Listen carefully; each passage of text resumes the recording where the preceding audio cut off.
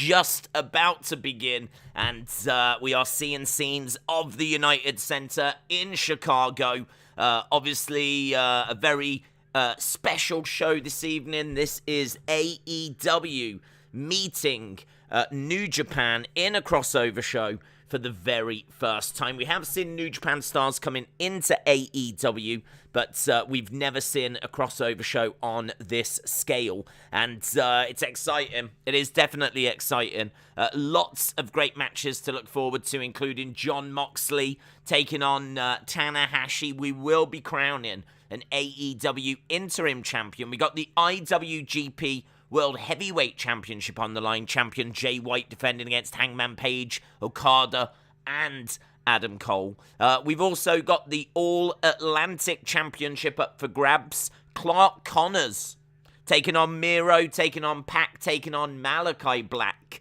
We've got Jericho, Suzuki, Sammy Guevara taking on Kingston, Wheeler Yuta, and Shota Umino. We've also got Thunder Rosa defending the AEW Women's World Championship. She's defending against Toni Storm. We got Bullet Club taking on Dudes with Attitudes, which is the likes of Sting and Darby Allin. We've got a winner-takes-all IWGP Ring of Honor Tag Team title match. FTR taking on Jeff Cobb, Great O'Khan, and Roppongi Vice. We've also got Will Ospreay taking on Orange Cassidy. A little bit strange, but it's happening. And Zack Sabre Jr. taking on a mystery opponent. Who is that mystery opponent? I will ask the question in the chat in a minute. We've got Keith Lee and Swerve taking on El Desperado and Kanemaru. I thought that was like a nice little, I don't know, little sushi number maybe that you had, a little Kanemaru. I don't know. Gun Club and Max Caster taking on New Japan's LA Dojo. Does make me want to do that, don't know why. We've got Lance Archer taking on the Factory's Nick Komoroto. No idea why that's happening. Maybe Dark was full this week. QT Marshall and Aaron Solo taking on Goto and Yoshihashi. So that is also, there's loads on the buy-in actually, so loads for us to get to, and as a result there's no waiting around, we've got to get to it. So we are going over to our first match this evening. Hello to everyone that is here. Welcome to what I like to call the Wrestling Escape Pod channel. So if you do want to join the chat, if you are watching and you want to join the chat, make sure that you hit that subscribe so that you can jump into the chat. It's a new way that I'm going to force people to subscribe to this channel. No secrecy about it. It's literally just, I've gone power crazy, and I'm just going to use that as a way of getting more subscribers on this channel. I don't even feel guilty about it. In fact, I don't care. So there we go. We've got our first match about to start. William says hello, Days. Right. Let's get, I don't know what I want to do first. I think what I want to do is I want to get our first Yoshihashi making his way out. Okay, so Yoshihashi making his way out. This is going to be the Factory taking on, what are they called? Bishamon. Bishamon. I think that's like a Dollar Tree Pokemon. You know, like how you've got Pokemon and then you've got, like, you go to Dollar Tree and they've kind of got the real thing, but it's not really the real thing. It sort of looks like it, but it's not really like it. You know, instead of Kane, it's Maine. Instead of Undertaker, it's, I don't know, Marilyn Manson. Like, it's the knockoff. So we've got the Factory taking on Bishamon. Bishamon made up of Goto and Yoshihashi. Factory made up of QT Marshall and Aaron Solo. So Bishamon have made their way down. They've got some lovely sticks. Lovely sticks. We got some breaking news. Lovely sticks by the Bishamon. They've gone over to both corners, loving those sticks. If you are a fan of sticks, this is going to be the match for you. Big opening match for all of you stick stands out there. And I know there's a lot. I get a lot of messages every day from stick stands. I tell you one thing I've noticed about New Japan, right? Because I haven't watched it in a while. The ring gear is just better. It's just better. It's like, it's more elaborate. There's more going on. Like, I really like the ring gears. I don't mind the factory ring gear, actually. That looks alright. Black with, like, the factory logo on it. Looks alright. Okay, so AEW against New Japan. We are up and running. We are underway. Welcome to the buy-in. Welcome to the Wrestling Escape Pod channel as well. I am International Superstar Wrestling Days. Internationally recognized superstar Wrestling Days is here to host this evening. Very excited about it. It's a great honor for me to be doing this, hanging out with you guys. Against the ropes goes one of the Bishamon, and he gets drop kicked down by Aaron Solo, who, fun fact, is not going solo this evening. This is a tag match. And he is in there with QT Marshall. Wrestle with Andy, hello. Hope you are well. How long do you think the pay-per-view will be tonight? I think they're going to, actually, I think they've learnt their lesson. I think they're going to cut it short. So, rumours are it's only going to be about 7 hours. So, rumours are that they are looking to really cut back. And they want to make sure that this is doesn't burn people out like the last one did.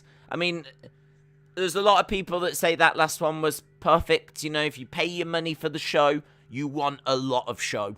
And I do understand that. But, I mean, I had to, like, cancel holidays. And, like, you know, rearrange, like, major life events so that I could get through that last show. So hopefully we can just, you know, chop a few days off. And the rumors are, as I said, we are looking at about 7 hours tonight, which will be nice and quick. Nice and quick. Won't even notice it. Just go by like that, mate. So, we got QT Marshall in there.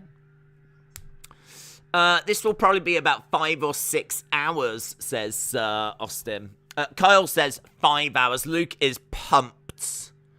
Won't be over till midnight. Tony said 4+. Media Scrum is scheduled in 4.5 hours from when the pay-per-view starts, says Corvid. So that means that, do you know what? I said 7 hours jokingly, but we are actually saying this could be 5.5 hours. Okay. Including the buy-in. Okay. Well, that's fine. I've got some pretty hardcore drugs that's going to help me get through. Yes, they might end up ruining my life, but it will help me through this stream. The Bishamon just went mental there, pounding away on the back of I think that was QT Marshall. I tell you what, hot crowds, but you always get a hot crowd from Chicago. Headbutt. We've got Solo over against the ropes. Nice reversal. Only 9 matches on the main card, so it should be shorter than double the time pay-per-view. You have complaints about AEW pay-per-view being long, but you watch UFC, which are longer, says Hasib. Oh, Hasib. Hasib, when will you learn? We spoke about this the other day. If you actually watch UFC, you'll know that UFC, we watched one yesterday that we streamed for like 6 hours, and Tim in the chat is really good at telling us actually how much fight time there's been. And out of a 6-hour show, there was around about, I think it was like 90 minutes, maybe pushing 2 hours of actual fight time.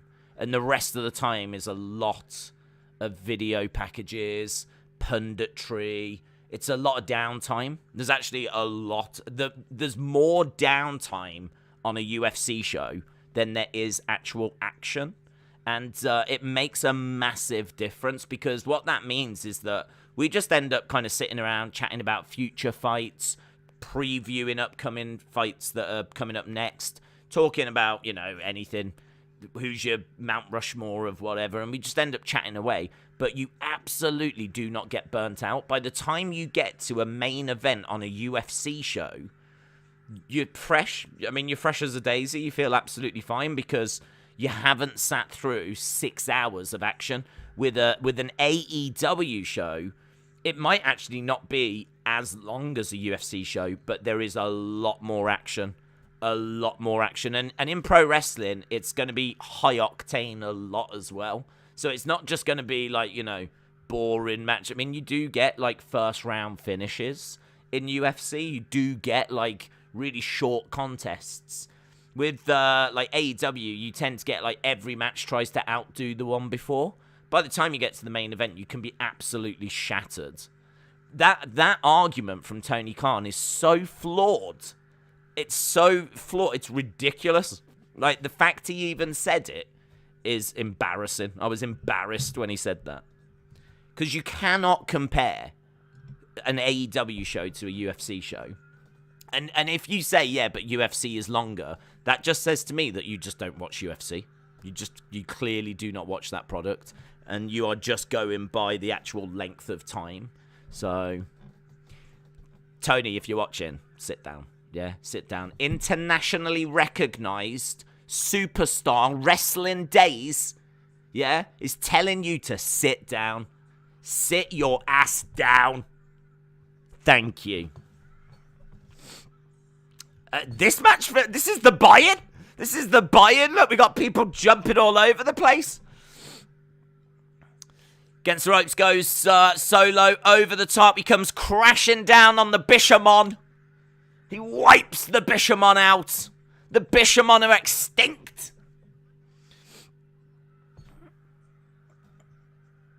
We've got QT Marshall. QT Marshall. He's going for a diamond cutter. He is, Against the ropes. Inzaguri. Diamond cutter by QT Marshall. And the other Bishamon makes the save. Bishamon everywhere. An unpopular opinion, but what if Karrion Kross is... Oh, I was going to do that. Poll, wasn't I? And then I got distracted by the diamond cutter. Right, here we go. Who is the mystery opponent? I think that's how you spell it. Who is the mystery opponent? Is it going to be... I did ask this on social media. It's got some interesting answers. Will it be Cesaro? Will it be Chris Hero? I don't know. I don't think Chris Hero would get a big reaction, but will it be Johnny Gargano? Or is it going to be someone else? Is it going to be someone... Maybe you think it's going to be Wyndham. Maybe it's going to be Wyndham. Charging over. Super kick. We've got QT Marshall coming up.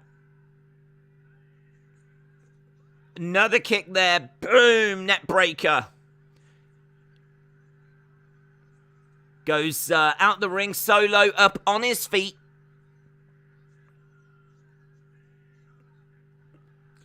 Plants Solo. 1, 2, 3. There we go.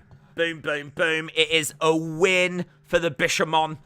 The Bishamon are victorious. What I'm going to need is a winner's scroll, aren't I? That's what I'm going to need. I can do this. Bishamon win. High octane first match. What color do I want? I think I want orange. I feel like this is a very orange event. Right. Winners. Bishamon. Bishamon have got it done, guys. Bishamon have got it done. Claudio is addicted to Elder Ring. Jeez. Well, there are a lot of guys out there that do like older people. He streams it. Streams it! Who does he think he is? Belle Delphine. Right. He's been off social media for 2 days straight. Right, let's get this scrolling. Keep scrolling. Keep scrolling. And I know you'll be loving this right here. Oh, Okada. I've got Okada on the screen doing a little. It's gonna rain in the United Center. Rainmaker. That's gonna be so good. I am genuinely really looking forward to seeing Okada.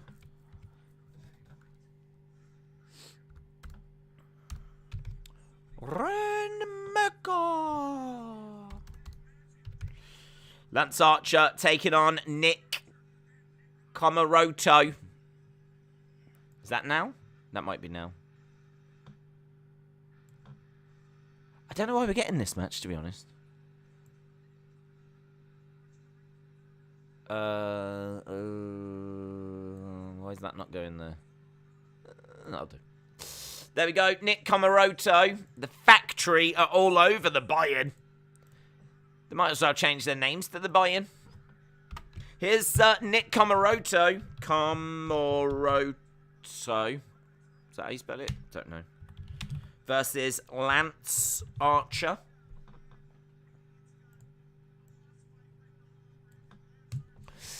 One person recognized him. Yeah, that's true. Anna, please feel free to let people know. For those that have not seen the Toy Hunt, first of all, I don't know why not. I genuinely don't know why not. It's one of the greatest videos on YouTube right now. Not my words. But, yes, I, thank you for mentioning. I was recognized. I don't leave the house very often. So, you know, I really don't get a chance to go to the shops. And then on the one occasion that I do, someone did come up to me and say, excuse me, are you wrestling Days? And it wasn't the police. It wasn't anyone that worked there. It was a bona fide member of the public. One of you little people. One of you little people. It was one of you little people came up to me and said, excuse me, are you wrestling Days? And I can't say I was surprised. I can't say I was surprised. It was, the only thing that surprises me is that it's taken this long. That's the only thing that surprises me. But yes, it happened. It's in the Toy Hunt. I don't want to talk about it. Emotionally, how did I feel? I mean, it was, you know what I mean? It's fine. Shoulder tackle by Komoroto as Lance Archer spills to the outside. We are underway with match number 2. If you are just joining us, you've missed the Bishamon. Not my fault. You've missed the Bishamon, and we are up and running now with Komoroto and Lance Archer. This match is unnecessary, says Austin. Little people. Where I used to be. You know, I was there. I was there. This isn't anything derogatory. I was one of the little people, but I elevated myself, right? I elevated myself. And now I walk amongst gods. So, you know, let's not get hung up over it. Jeez. Dave said, no photo and no footage. How are we sure that it's real? Listen, haters gonna hate, aren't they? Haters gonna hate. But I can tell you his name was Joshua. I can tell you that he was a really nice guy. I can tell you that there is a photo in the world but it was took on his phone. So I did say to him, I was like, if you put it on Twitter, tag me in it. And that hasn't happened. So I don't know. I don't know what's happened to that. But listen, the way Joshua's talking, he seemed like a big fan. So I'm sure he might be joining us now. Who knows? Could be any of you in disguise. I don't know. I don't know. But there is photographic evidence out there. Big right hand by Komaroto. Jilly said, I would rather meet Days than any of the Royals. A lot of people say that. A lot of people say that. Even the Royals. Right, we've got Lance. Duck underneath. Oof. Lance Archer in control. Big Time Baxter says, many fans are expecting the Usos to retain at Money in the Bank, but with Roman not at the pay-per-view, what if Brock costs the Usos the tag titles, adding a twist to the story of Brock trying to weaken the bloodline? I quite like that. I quite like that. I don't know that they would bring Brock down to do it, though. I don't know. That's a lot of work for Brock. Do you know what I mean? Brock, someone's going to have the conversation with Brock that he's got to go out there twice. And, I just don't know. You might get away with it if he's, going to win a Rumble. If it's like, listen, go out there, have the match with Roman, go out again, and you can win the Rumble. He might be like, oh, all right then. But if you say to him, go out there, you're going to cost the Usos the tag titles, and then come back and do a match, you might be like, what do you think I am? Charlie Charity. Like, he might not want to, I don't know. Do you know what I mean? He might be out back reading. He just might want to read Farmers Weekly. But I like the idea. And it also reminds me, do not forget that we are doing Money in the Bank watch-along next weekend on this channel. I don't want you go into that Wrestling Days channel thinking that you're going to find the Money in the Bank watch-along. It's on this channel. Okay, so that's why it's worth subscribing now, because not only if you subscribe now, you can get into the chat to comment and get your thoughts across, but also you can be subscribed ready for next weekend. Bish bash bosh, mate. Job done. This is why I am an internationally recognized superstar, because I think about these little details. It's just easy to me. I think it's experience, to be honest. I've been doing this. I'm not new to this rodeo. I am not new to this rodeo. Shoulder up by Lance Archer. Tell you what, this is two big men going at it. And, they've definitely captivated the crowd. Crowds are enjoying the action. Komaroto grabs the ropes, pulls himself up. He's up top. Big knee strike by Lance Archer. Lance has got Komaroto. And he's got him over in the corner. Big right hand by Lance Archer. He's looking for his finishing move. He's got Komaroto up. Flips him over. Drives him down. 1, 2, 3. And that'll do it. That'll do it. Lance Archer with the victory. Smile on his face. Was he representing New Japan? I feel like it probably makes sense if he was representing New Japan here. So, does that mean it's New Japan 2-0 at the moment? I need to keep tracks of that. New Japan Pro Wrestling. I believe 2-0 for them. Because Nick Komaroto isn't representing them, is he? And the Factory aren't representing them. So, I feel like Lance makes sense that he represents them. So, 2-0 I'm going to say. So, the Bishamon have won and Lance Archer has won. There we go. Shout out to you, Days. Thank you, Brenton. AEW game will still include Cody Rhodes per Kenny Omega. It's a nice gesture by them. Is it a gesture? Or is it a way to try and sell games?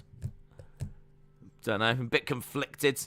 Is it a nice gesture of we're going to keep him in so that, the person that helped co-found this company, one of our original vice presidents, is still in the game. He was such a big part of our history that he's going to be in there as a legend. Like, is that what they've done? Or have they gone, wow, Cody's in WWE, it'd be great if he's in our game?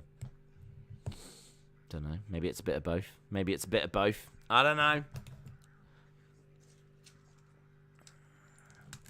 I suppose there's nothing stopping them. I was just thinking, would WWE allow that? Because he's not one of their stars, but they can't stop it, can they? WWE don't own the Cody Rhodes name. And he was in AEW. Cody, I think, would have to agree to it, though. I don't think AEW could put him in their game without his permission. Don't know. They've got no contract with him. So, yeah, I don't think they could put him in without the permission. Interesting. That's interesting, that is. That's interesting. Do you think the Usos' run as tag champs is getting stale because WWE is rehashing old feuds? Street Profits could defend against Judgment Day, heel Viking Raiders, and Los Lotharios.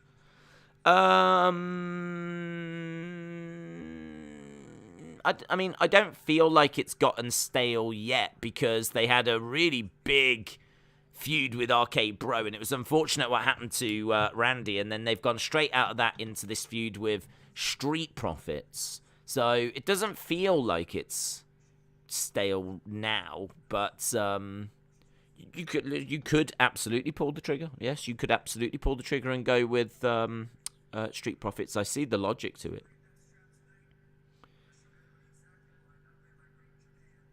Is this Connor Clark?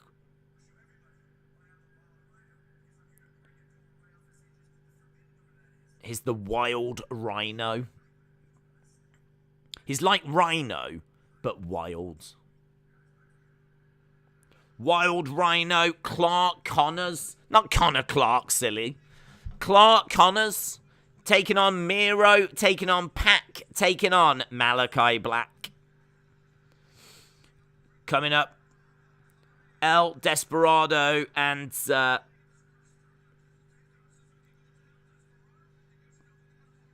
Kanemaru.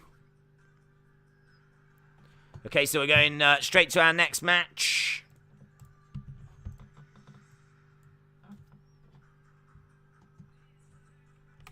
So, next match is Suzuki-gun. Oh, I never knew that. Swerve. Did you know Swerve Strickland and Keith Lee are called Swerve in Our Glory? Swerve in Our Glory versus Suzuki-gun. Right, next match. Match number 3 coming up.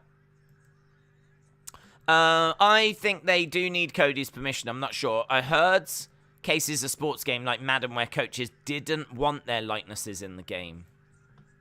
It's interesting. Yeah, it's interesting. I'm sure he would have given permission. He is only going to want the best for them, and him being in the game is going to be a positive. Options are good, aren't they? I mean, if you don't want him, if you just don't play with him. So, but there'll be plenty of people that loved what Cody did in AEW, and maybe even, still watch him now. Here's Swerve Strickland. Does Taylor Wilde know that Chuck Connors stole her catchphrase? Don't know, tweet her. Let her know. The exact quote from Kenny is, I was very passionate about making sure his legacy and position within the company were preserved. Corvid said, if the two companies continue working together and if Forbidden Door is a yearly thing, imagine the storyline builds we could end up getting when Danielson and Omega are back next year. Yep. I think they've just been really unfortunate, haven't they, with the timing and the injuries. So, Forbidden Door 2023, I have no doubts would be, even better. I mean, I still think tonight's going to be a good show. I've never doubted the quality of the show. It's just been question marks around the build and the unfortunate circumstances with the injuries. That's been the topic of conversation, to be honest. But at no point, I think, has anyone really doubted that the show was going to be a really good, high-quality show. Keith Lee is in the ring. We're about to get underway with match number 3, Swerve in Our Glory, taking on Suzuki Gun. I heard the show is going to be 5 hours, says Philip. Days doesn't know who Taylor Wilde is. I do, actually. She's a big fan of mine. Yeah. Internationally recognized megastar Wrestling Days has many admirers, and I believe I remember seeing she was one of them. So it's great that she's become popular in her own right. I'm all for that. I'm all for people elevating themselves. So I'm really pleased for her. But that's how I know her. Keith Lee is in the ring, and he goes for test of strength. Someone recognized me in a store. Does that make me famous like you? No. That's not how this works. Don't ask me for the specifics, details, and I don't want to get into it. But, no, it doesn't put you on my level. And I really want to be very clear about that. I want to make sure that we're all on the same page with that. Definitely not on my level. Days has let fame change him. I won't, guys. I won't. You know me. I'm very down to earth. I'm very down to earth and very humble. I mean, look, I'm here, aren't I? I'm here doing this watch along on a Sunday. I could have, arranged for someone else to do it. Just, do you know what I mean? You do it and passed it off. But here I am, putting in the graph myself. Desperado against the ropes. He's got Swerve looking for a stretch muffler and gets it applied, but Swerve has managed to get over to the ropes. Are you ready to be streaming this pay-per-view for a whole week? Just like Double or Nothing? I'm ready, mate. I am absolutely ready. I think if you go into an AEW show, you have to know that it's going to be a long-term commitment. It's a long-term commitment. It's not a fleeting. It's not a one-night stand. Another stretch muffler on the outsides by Desperado. There's a girl in the front row there. She's got her Thunder Rosa face paint on, ready for the AEW Women's Championship match. I wonder how many budget cut talents could have been retained with that $3 million hush money. A fair few. I think the main roster minimum payment is $250,000, so rough ballpark 12. But a good chunk of those probably were on more than that. So I reckon you could say roughly about 10%.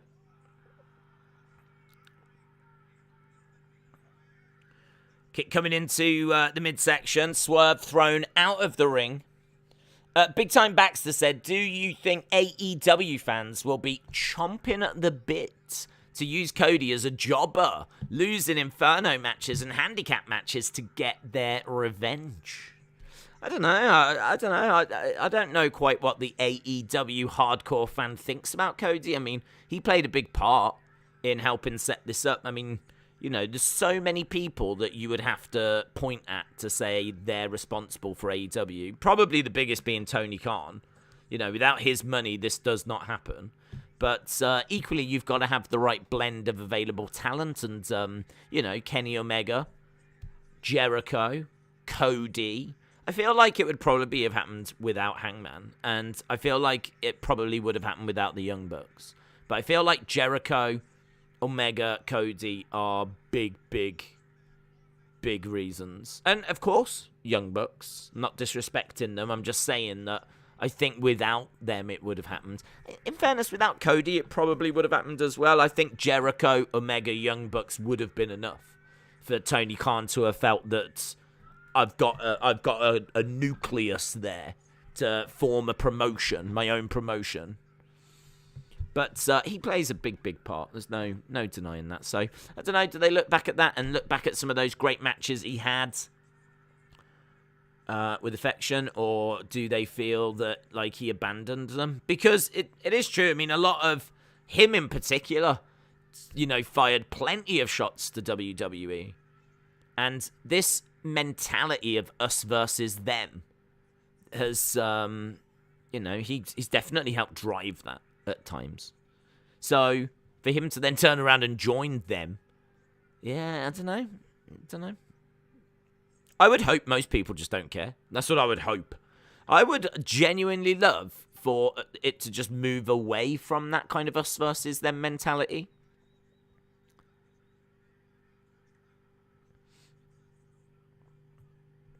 It's sort of like if you watch Nickelodeon being angry at Disney. That's what it's like. I feel like AEW is Nickelodeon. And it's got, you know, it does, like, some interesting stuff. You know, it's got some out-there cartoons like Ren and Stimpy. It's got things that pleases the masses as well. You know, your SpongeBob. You know, it's got all that kind of stuff. But, you know, SpongeBob can be enjoyed by adults, can be enjoyed by kids. I feel like it spans a wider range. Whereas with Disney, a lot of their kind of cartoon ones in particular, aimed more at kids. WWE's Disney. AEW is Nickelodeon. Imagine being angry at, if you watch Nickelodeon, imagine being angry at people that watch Disney.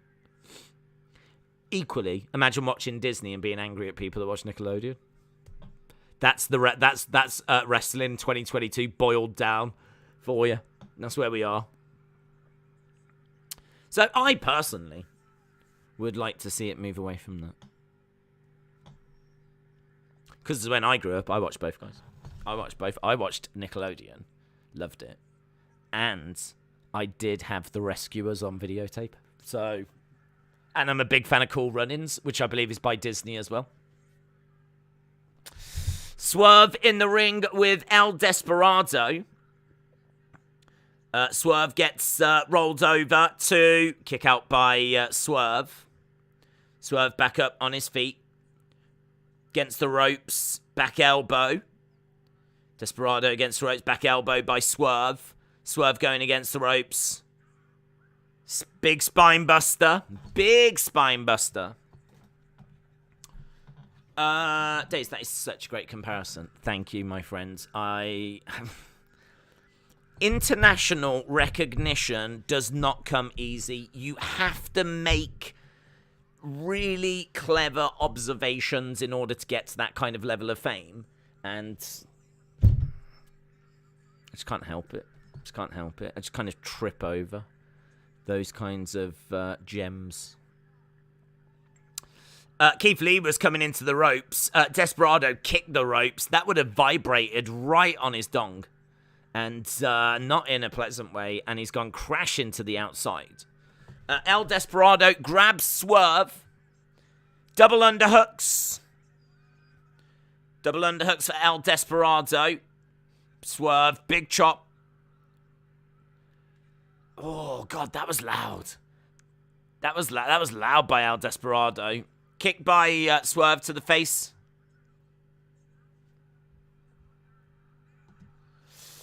And Backbreaker clothesline. Swerve goes down. It's like a flatliner by Swerve. So, yeah, we're not seeing much Keith Lee in this at the moment. At the moment, it's just Desperado and Swerve that are just going at each other.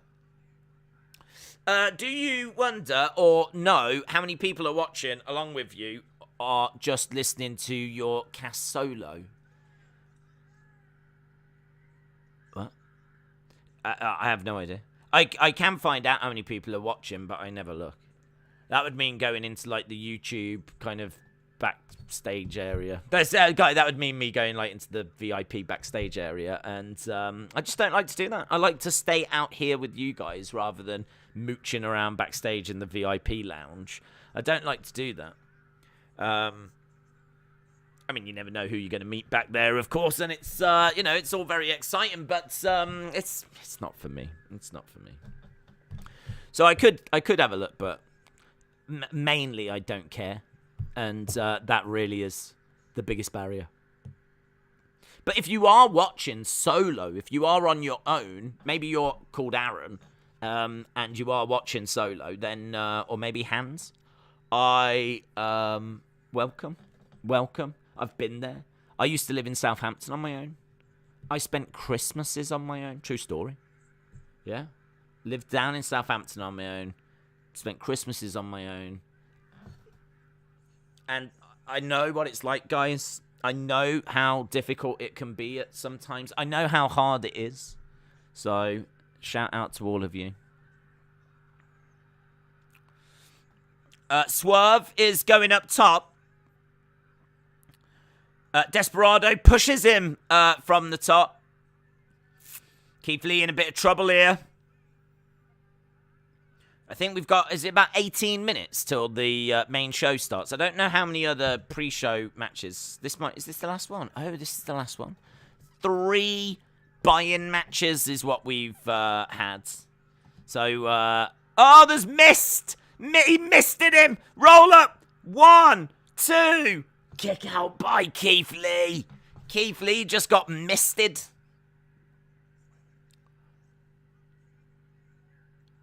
Kick to the side of the head.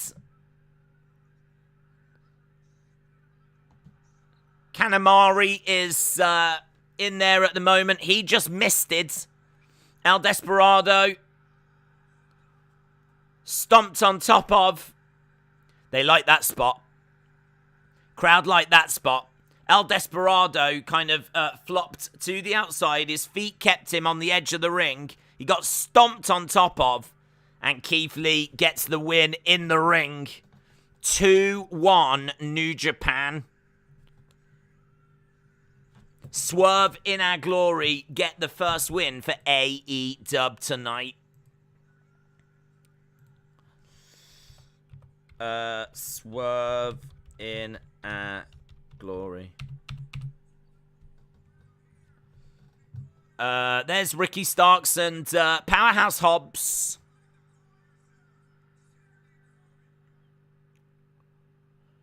Ricky Starks, Powerhouse Hobbs have got a microphone.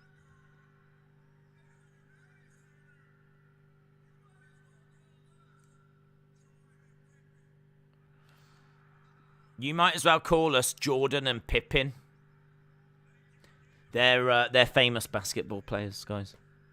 Very famous.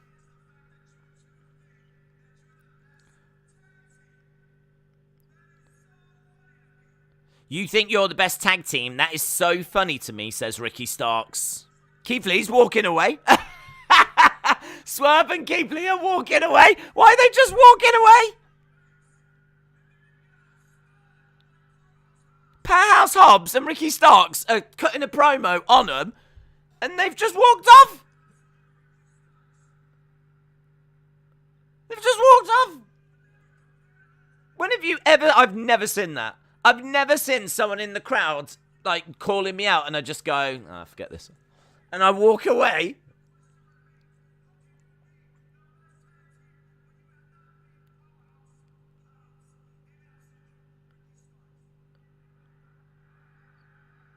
They've stayed on the entrance way.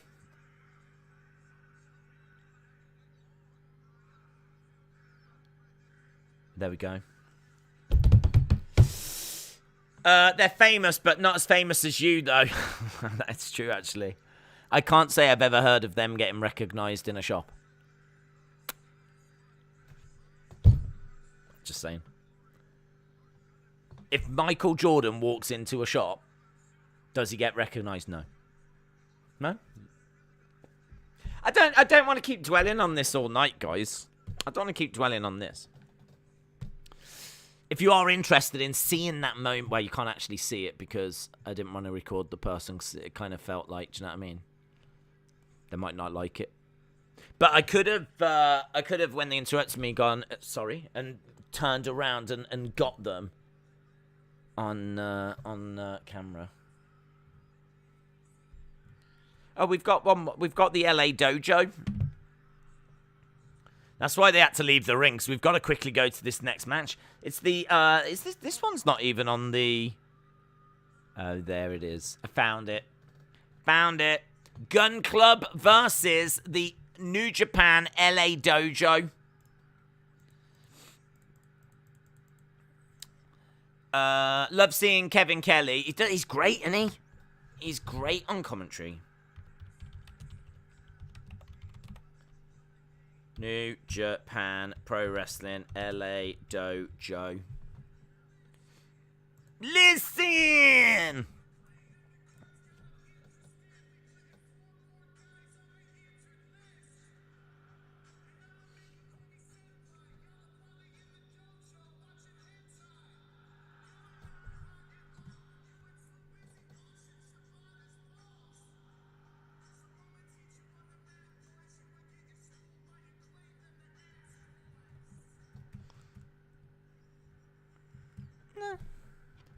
It's alright.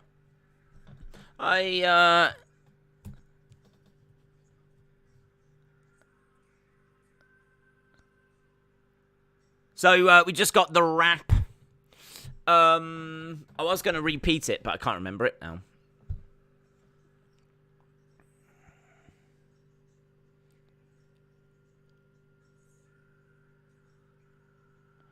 Okay, so we've got Gun Club and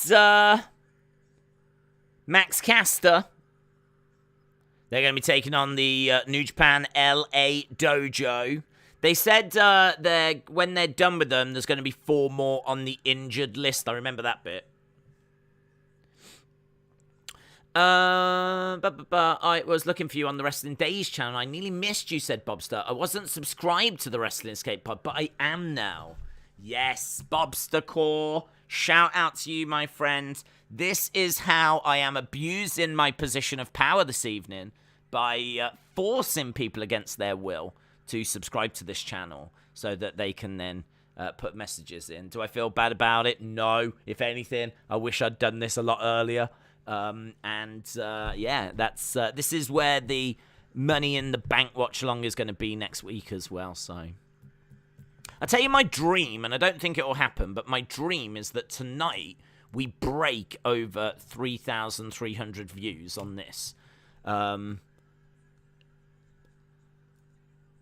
Danhausen has appeared on screen, and a couple of ass boys have gone running after him. So the LA Dojo at the moment have got a numbers advantage. What will be interesting is if WWE will want a piece of Cody's royalties from the AEW game, since he is a WWE wrestler. Look at the stingy behavior when it comes to Twitch and OnlyFans. I don't think they can do that, to be honest, because they don't own the Cody name, and I don't think they will... Well, I suppose what you're saying is that in his contract, I would guess it probably says that he can, like, get revenue from somewhere else. If they do take any kind of money, it would be from Cody. It wouldn't be from AEW. It would be what Cody received for it, so AEW won't have to pay WWE. I could see them paying Cody for allowing his likeness in the game. And then if WWE are like, no, you can't do that, they would take it from Cody. But I'd be surprised if that wasn't something that had been negotiated.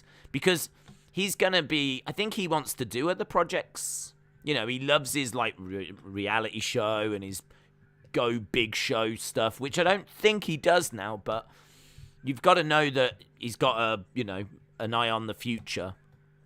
So I would imagine part of the negotiations would have been, I want to do these outside projects and you ain't getting the money from it. But I don't know what's in his contract. I don't know. I wasn't there.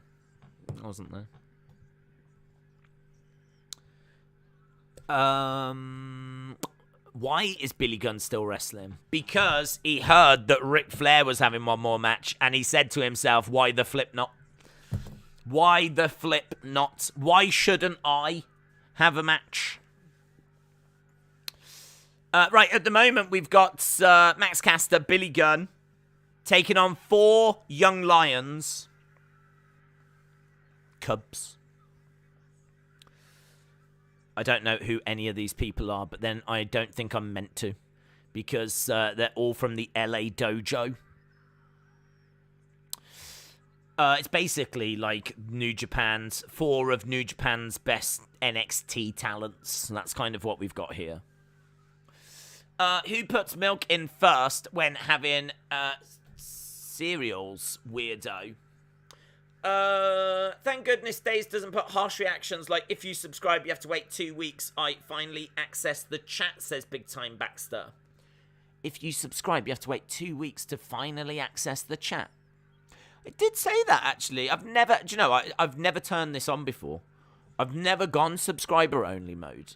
But I thought, well, let's do it. You know, I'm feeling heelish. And it did say, like, how long do you want people to have been subscribed for? 5 minutes. I don't know. I can't remember what my options were. I'm going to have a look at my options. I'm not changing them. But what are the options? It's 1 minute, 5 minutes, 10 minutes, 20 minutes, or custom. You can customize it. So I don't know what if you went custom, I don't know how long you could go for. But yeah, it's interesting. I like to put breast milk on my cereal, says William, and that will come to the surprise of no one. Brenton said, how long will we see Roads to the Top battling Miz and Mrs.? Funny to think about. I don't know if they're still doing Roads to the Top, to be honest. I think they've kind of moved away from it. I don't know if that's still a thing. It might be. I never watched it. I don't know. But that'd be a fun little battle. You could do, oh god, we'll definitely get a mixed tag if that happens. Oh my god. We are 100% going to get Miz and Maurice versus Brandy and Cody. That's so happening. Reality show on a pole match. Against the ropes goes one of the young lions. He gets slammed down by Billy Gunn. Oh, another lion got slammed down as well. Isn't it cool to think he used to be one of the smoking guns? That's cool. Why can't they reach out to Bart Gunn? Imagine if we get a Smoking Guns reunion in AEW. That would be the best. That would be the best. Billy and Bart Gunn, the Smoking Guns. 1, 2, 3. There we go. Ding, ding, ding. Ring-a-ding-ding. Ring-a-ding-ding. I did have there, look at that. I've got a Hasbro. I might have shown this before. Bart Gunn. There's my Bart Gunn Hasbro. Still in its packaging. He does the rodeo roundhouse move. Rodeo roundhouse. So you can get Billy and Bart, the Smoking Guns, on the back there. Look. Billy Gunn, Bart Gunn, the King of the Ring.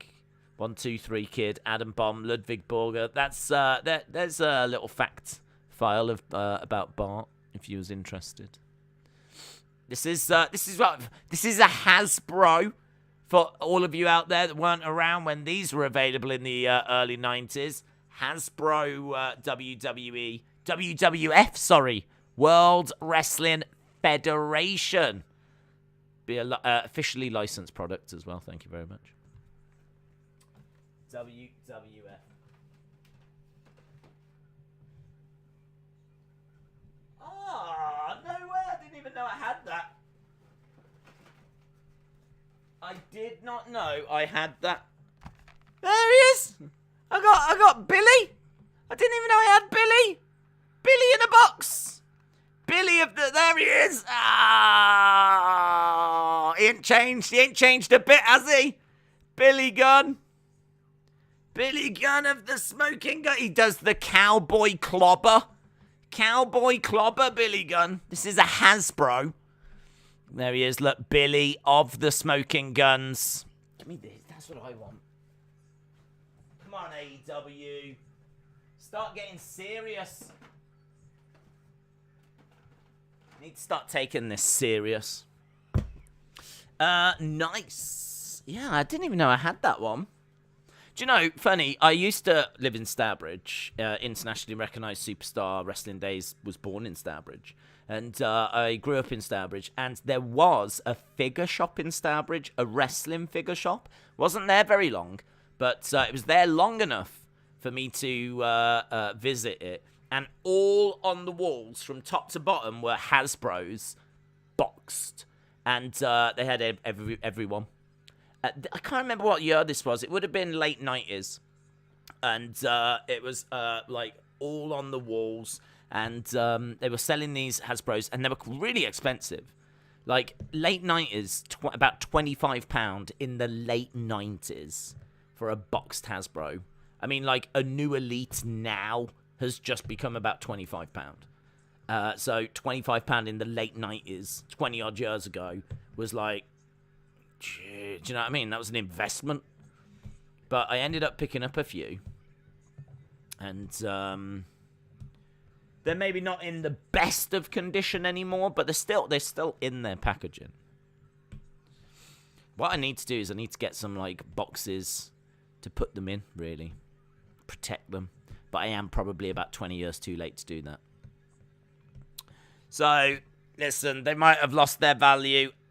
Whatevs. But I still pretty cool. I still like them. Days fans are pressing the panic button after seeing Judgment Day on main event 2 weeks after Balor just joined, said Big Time Baxter. Oh, I wouldn't worry about it. Russell Andy said, Days, is Billy Gunn the last remaining Hasbro figure that's still wrestling? No, Ric Flair. Woo! The Nature Boy! Ric Flair. But, yeah, on a reg basis... On a reg basis, yeah, maybe. I'm just having a look at... I've got all my Hasbros over here. And... I can't see anyone. I can see a lot of people that are dead. But I can't see anyone that's still competing. Yeah? Huh? Right, we are going to be going over to... We are going over to the main show. The buy-in is over.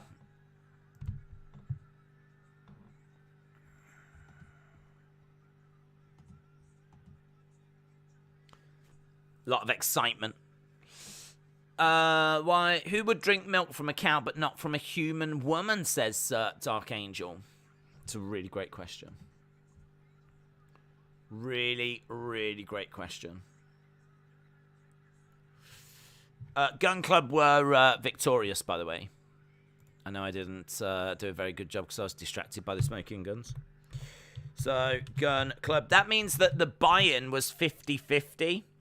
So, 2-2. 4 matches, both won 2 each. Right, we are done with the buy-in. Let's go over to Forbidden Door. Let's walk through together the Forbidden Door. That's what William Hensey says to his fiancée, and she gets very nervous when he says that. Very nervous, and rightfully so. Let's walk through the Forbidden Door. It's my birthday.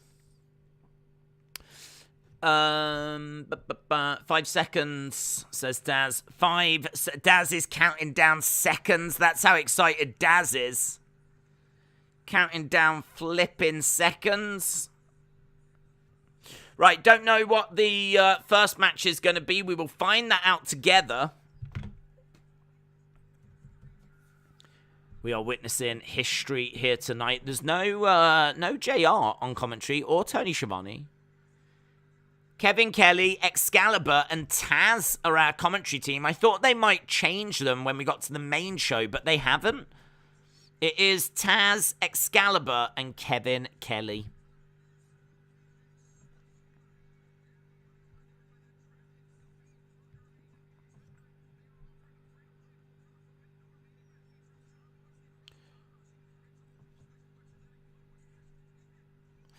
Did you see the tweet I tagged you in? AEW is seeking $2 to $6 to fill out the last remaining seats on the hard cam side.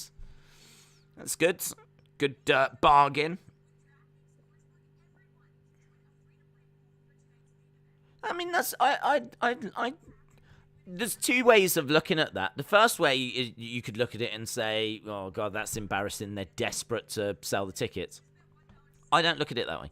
I look at it as the way that they are basically allowing as close to free entry as possible. I mean, I would imagine to go through the system, you would have to pay something. I don't know if there was a way of just giving out free tickets through like the online system. So a couple of dollars is basically free. But, you know, there's some money that's still going through the system. So, you know, why not? Why not? Did you know that Raw had just, I think it was like 5,500 people? Someone sent me a tweet that said, how many people were at Raw? How many people were at Dynamite? How many people were at SmackDown? I think Raw and SmackDown had 5,500. And Dynamite had 4,500. And surely they're going to be in arenas that can hold more than that. So, it begs the question, why don't they kind of throw the doors open, if you will, or why don't they reduce ticket prices? You know, rather than charging $30 or however much it is, why don't they drop it down to $20, and then you'll sell out? You would hope. Got to think that you know, that little bit. It's got to be better. It's better for the atmosphere to have more people there. It's better for your merch sales to have more people there. It's better for beverage sales. It's better for everything, isn't it? If there's more people there. So, yeah, I applaud that.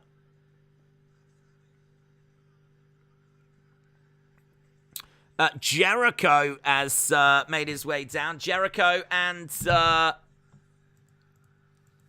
Sammy and Ty Conti in the ring.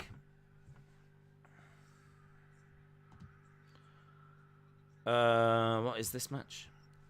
The Sex Gods. Sex Gods. The Sex Gods and Suzuki. That's a bit harsh, isn't it? I kind of feel like what they're saying is we are Sex Gods and we're teaming up with Suzuki, who isn't. If I'm Suzuki, I'm taking great offense to that. If I'm Suzuki, I'm like, hang on.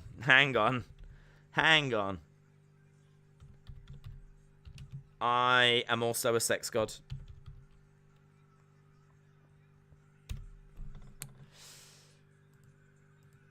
Another reason to get into Brian Last 605 podcast, he collects figures. He talks about his Andre figure being a focus of his, says Brenton.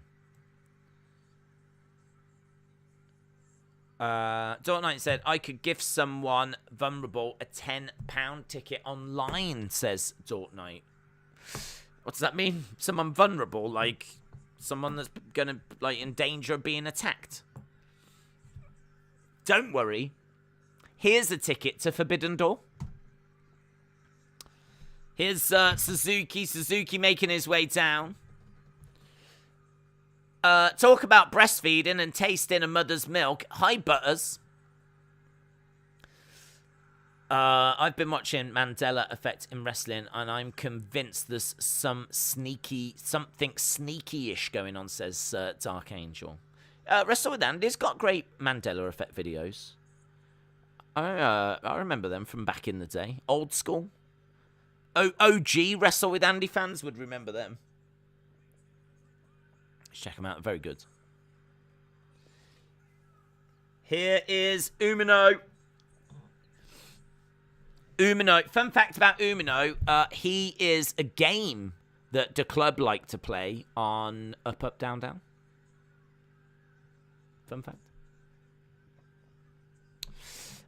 No, Days. He means vulnerable, as in sick or disabled. Oh. That makes more sense. Wrestlers. Brian Keane, AEW. Talk good, says Brian Keane. Brian Keane, hello. You said that loud. Did I? Am I loud? I don't know. I don't know what the volume levels are like. I don't know. Wheeler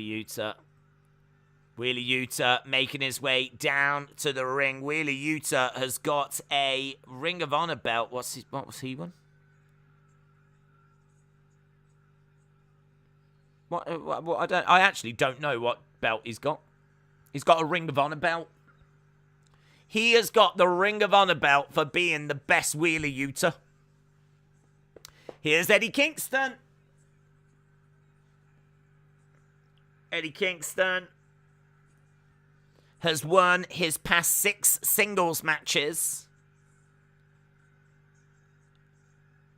Getting a really good reaction from the crowds.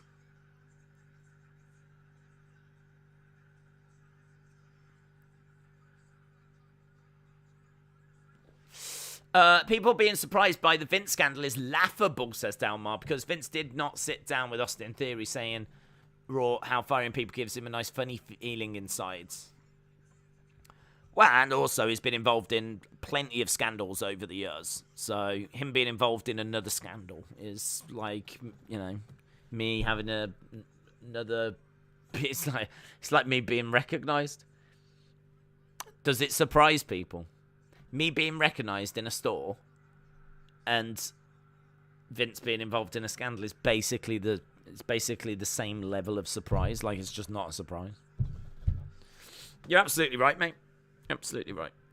Right, we're going to start off with Yuta and Chris Jericho. The heel turn by Days is disheartening. Whoa, hang on. What heel turn? What heel turn? Just because I've gone subscribers only mode, that is for your benefit. That is for your benefit, because come next week, people will want to watch that Money in the Bank watch along, and they'll be like, oh, I can't remember what that channel's called. Do you know what? I am finding a way of making it easier for you. I'm doing this for you, not for me.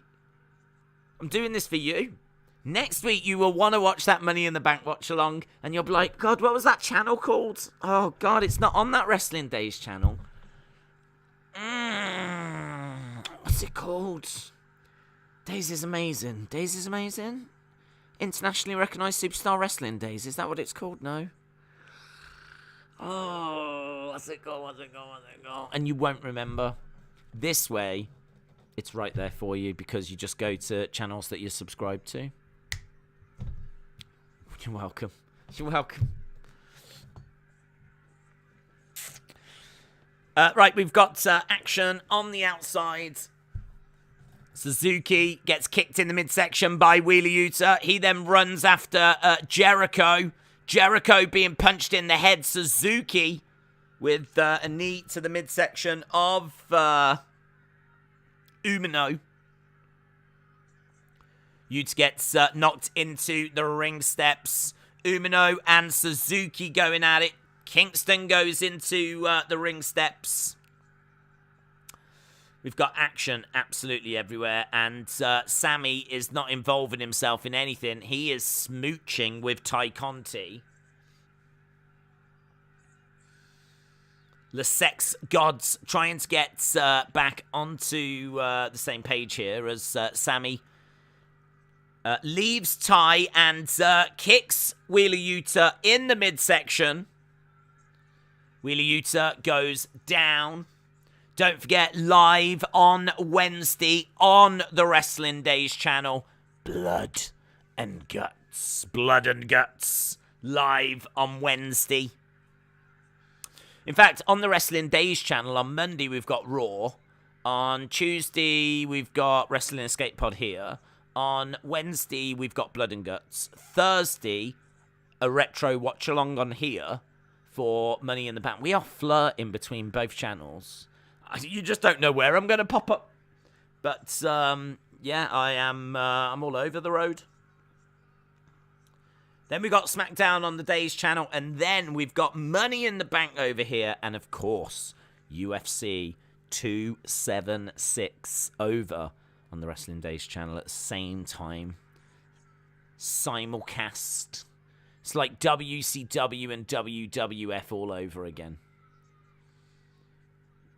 The contract does say days, but it says Shane Days. Drop toe takedown. Drop kick by Umino. Reed Williams' last comment. It will blow your mind. Okay. Nothing weird about that, Wes. Didn't do it for me. I was expecting more. Brenton said trios match leading off. That's interesting. Do you think Punk appears to confront as they are in Chicago? Brenton, interesting points. Could do. I'm sure they would like to see their hometown hero. I'm sure he could provide a distraction, make a bit of a save. Not come running down to the ring, but even if they just hit his music and he comes walking out type thing. Punk in Chicago is always going to be a pop in it, so yeah, there's a chance. There's definitely a chance. I think it'd be cool if we get Kenny, but I did hear reports earlier today that Kenny is not there, so I don't know how true that is. I suppose if you can't actually build to anything, what's the point? But it'd be a nice moment though, wouldn't it? Do you know what I mean? Kingston is in the ring. Kingston is in there with Jericho. Jericho tags in Suzuki. Strap comes down. Strap comes down by Eddie Kingston. Eddie Kingston and Suzuki. This is what people have been waiting for.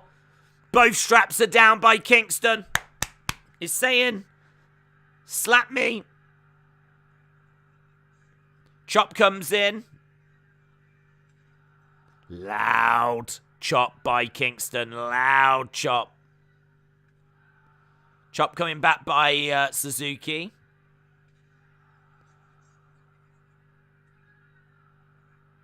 Kingston's chops sound way louder. Way louder.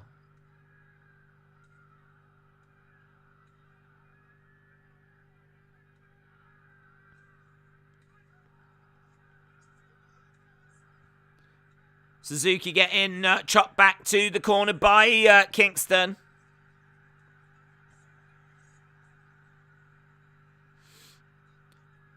Kingston chopping away as Suzuki moves forwards.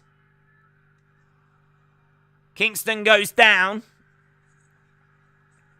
Kingston goes down and Suzuki standing in the ring as everyone applauds. It's people praying for Vince's downfall. Ryback was tweeting how he wants to see Vince in jail. Well, that'll come to the surprise of no one, will it?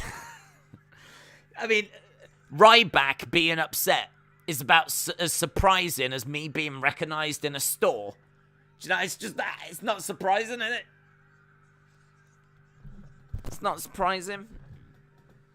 He's a bitter boy. He's a bitter boy. I just hope he finds joy in his life at some point. Chop coming in by Kingston.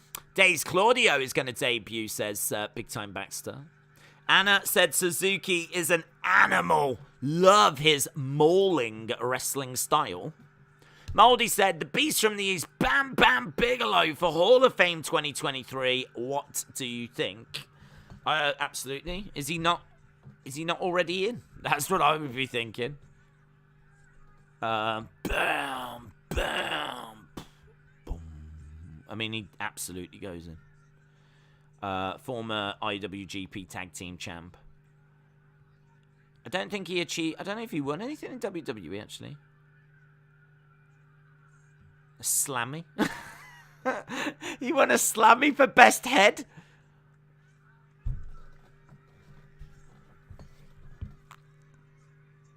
I heard the Paralegal won that in 2021.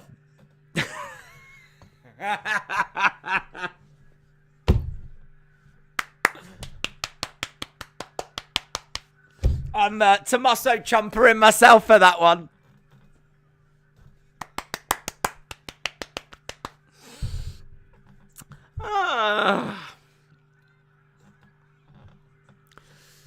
Yeah, he absolutely should go into the Hall of Fame. One-time IWGP Tag Champ with Big Van Vader. That's all he won, though, in New Japan. WCW Heavyweight Hardcore Champion. WCW World Tag Team Champion twice. Once with DDP and once with Chris Kanyon. Was Rookie of the Year in 1986. That's amazing. He was Rookie of the Year in 86. Best Head in 87. Amazing. Right, we've got... Suzuki has got a stretch being applied to Kingston. Got a crossface being applied by Sammy Guevara. Tell you what, this is all good work by the Sex Gods and Suzuki. The heels are in control. Is Ruby Riott wrestling today? No. Well, she might be. I don't know. But if she is, she's doing it in the comfort of her own home. She's not on this show, I can tell you that much. The comment I referred to by William was saying that his fiancée has got pregnant friends and he would ask to squeeze their boobs into his coffee for breast milk. Yeah. It's fine. Comes out at quite a spurt, though. I mean, you'd have to go milk first. That's my only concern. If you're going to do that, it needs to be milk first because it comes out at some force. So you're not going to want to have the coffee in there and then you're going to have to try and, do you know what I mean? Unless you can, like, angle it downwards, maybe get the friend to, like, bend over a little bit. But, I don't know. I feel like you're asking a bit much. You're already extracting. I don't know if you want to angle as well. But, yeah, you'd probably go milk first, get it in, and then like, put the coffee in after. I mean, I would imagine the nutritional value is just off the charts. Do you know what I mean? You're probably getting all your vitamins, probably getting omega-3, Kenny omega-3. You're probably getting good proteins. Probably really good. Dropkick. I've been on the channel waiting for an hour, and then I remembered it's on this channel, says Harry. Damn it, Harry. We did say, Harry. We did say. It's all right. You're not alone. You're not alone. I probably should have put some up on the Wrestling Days channel that sent people over here, but I don't know. I'm above that level. Really, I need people that do that for me. Dropkick by Umino. Jericho to the outside. Umino comes crashing down onto Jericho. Jericho goes down. Here's Sammy Guevara. Guevara going up top. Guevara perched. Oh! Shooting star! Shooting star by Sammy! Over the top. Oh, Wheelie Yuta. Yuta comes crashing down on Sammy. Against the ropes goes Kingston. Suicide dive! I thought he was going to do a shooting star. That's what I was waiting for. Now here's Suzuki. Suzuki wants to give it a go. Suzuki against the ropes. Yeah, good. Suzuki shouldn't be doing that. He goes against the ropes. He doesn't bother. Umino comes into the ring. Suzuki pulled to the outside, gets hurled into the railing. Yuta running round, tag. Wheelie Yuta going up top. Crossbody. 1, 2. Elbow drop by Jericho. Drop kick by Wheelie Yuta. German suplex roll up. 2. Kick out. Wheelie Yuta in control against Sammy Guevara. Sammy trying to get back into it. Yuta. Oh, Spanish fly. Oh, like a German suplex there by Kingston. Kingston has got Sammy Guevara. Like a dragon sleeper applied here by Kingston. Suzuki comes in. He starts kicking Kingston in the head. Against the ropes goes Suzuki. It's like a spinning back elbow. Jericho's in. Snapdragon. Then he gets drop kicked down. It's just absolute non-stop. It's just different people coming in doing different moves all the time. Everyone is down. That woman is in shock. She can't believe it.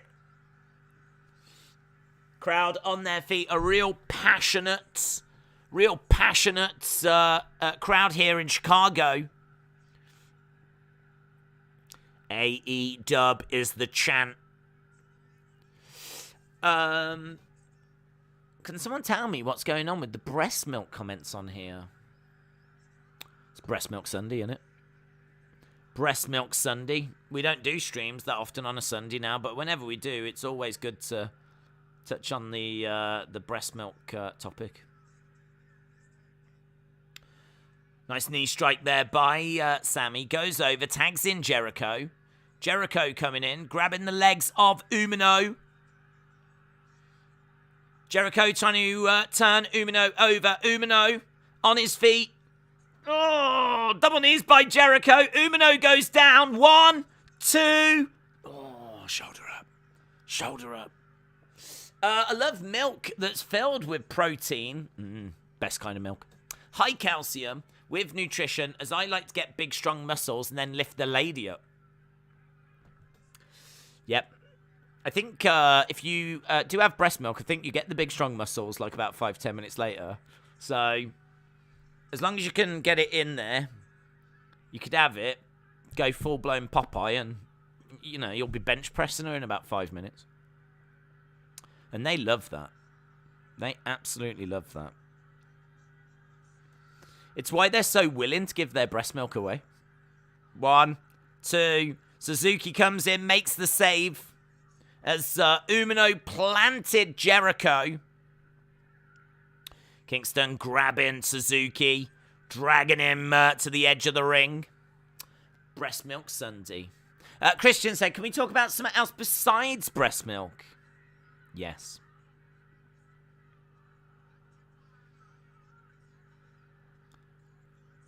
Vaginal discharge.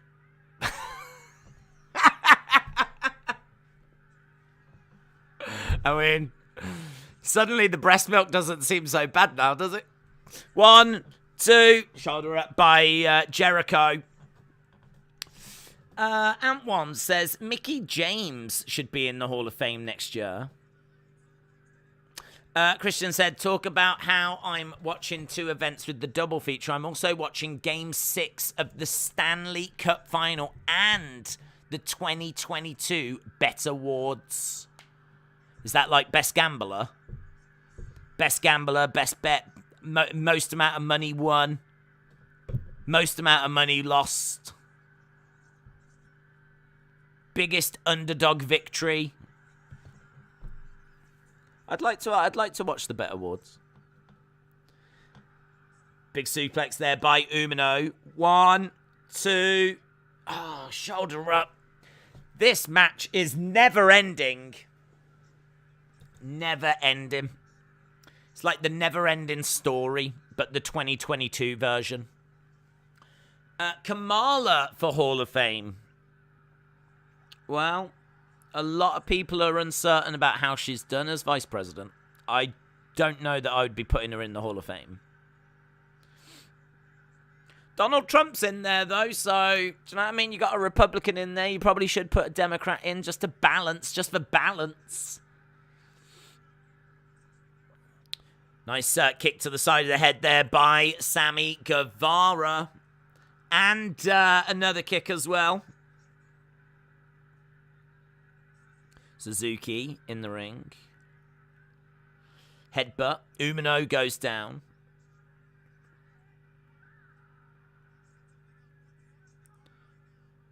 Right, we've got Suzuki in there with Kingston. Pile driver.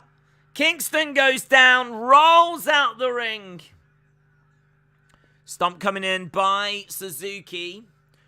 What's your favourite breast milk chocolate?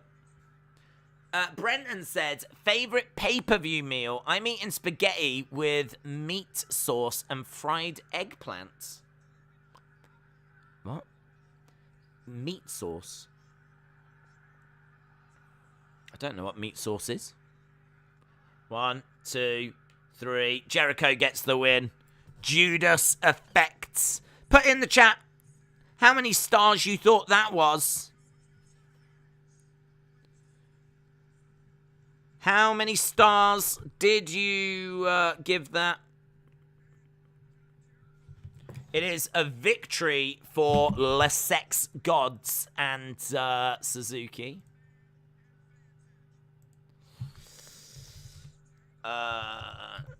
Le Sex Gods and Suzuki. Oh.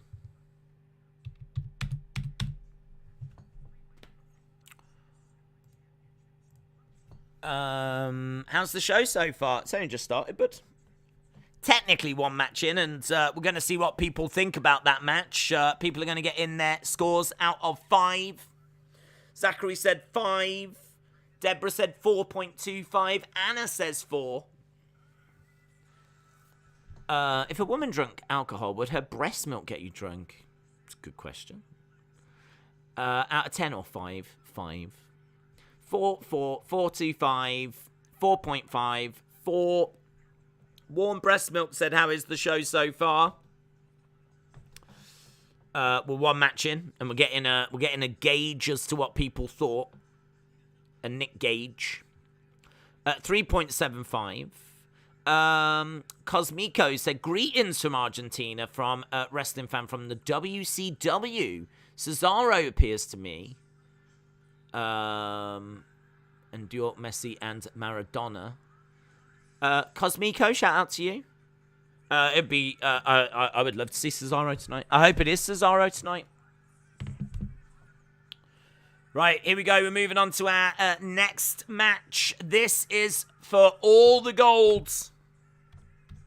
FTR taking on Roppongi Vice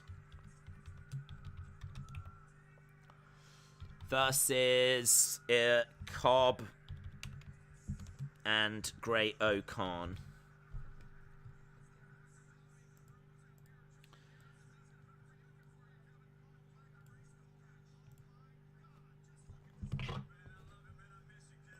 Not out of naught because I can't watch it, says Larry. 4, 5, 6 out of 4. Corbett says, it appeared that Jericho legitimately injured his bicep during that match. I wonder if it will affect Blood and Guts.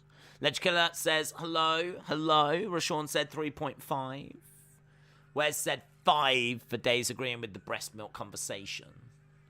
Is aubergine called eggplant in the USA, or do you call that an aubergine as well, says Dortnight? Big question. Hope you're well, Dortnight. Days just milks jokes. Nice. Here's Great Okan. I've always appreciated his entrance attire. I like how he comes down with that question mark over his face, like we haven't got a clue who it is, but maybe one day it gets taken off and it's not Great Okan.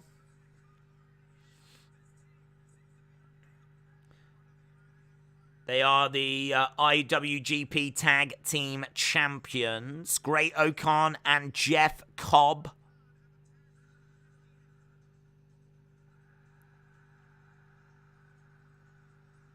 Here's FTR. Big reaction for FTR. Top guys.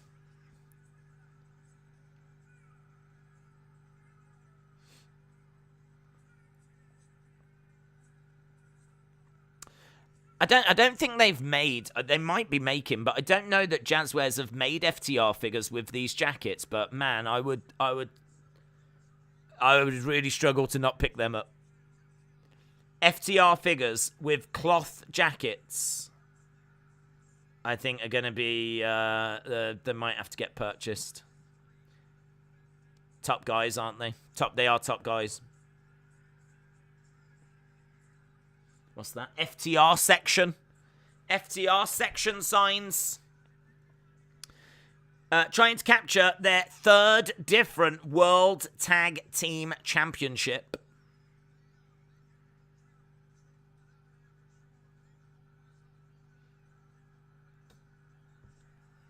FTR in the ring.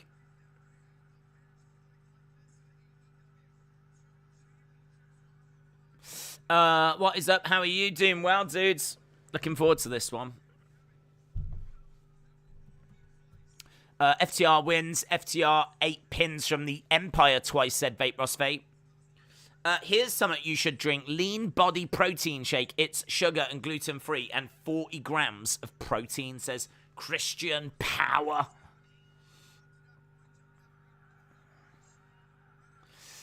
Have you ever milked a goat or cattle? If so, would you take a little sample of milk or drain the lot? Is it safe to drink straight from the cow? Oh, do you know what? I genuinely wouldn't know if I could even do that. Don't you have to, like, pasteurize it and stuff? I wouldn't try any.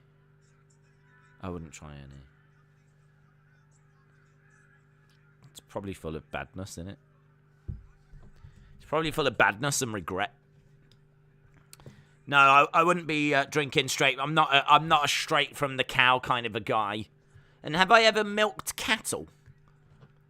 I mean, of all the questions I thought I might get asked on this stream, that's absolutely not one of them. But no, I have never milked cattle. But the dream is still there. You know, it's good to have a dream.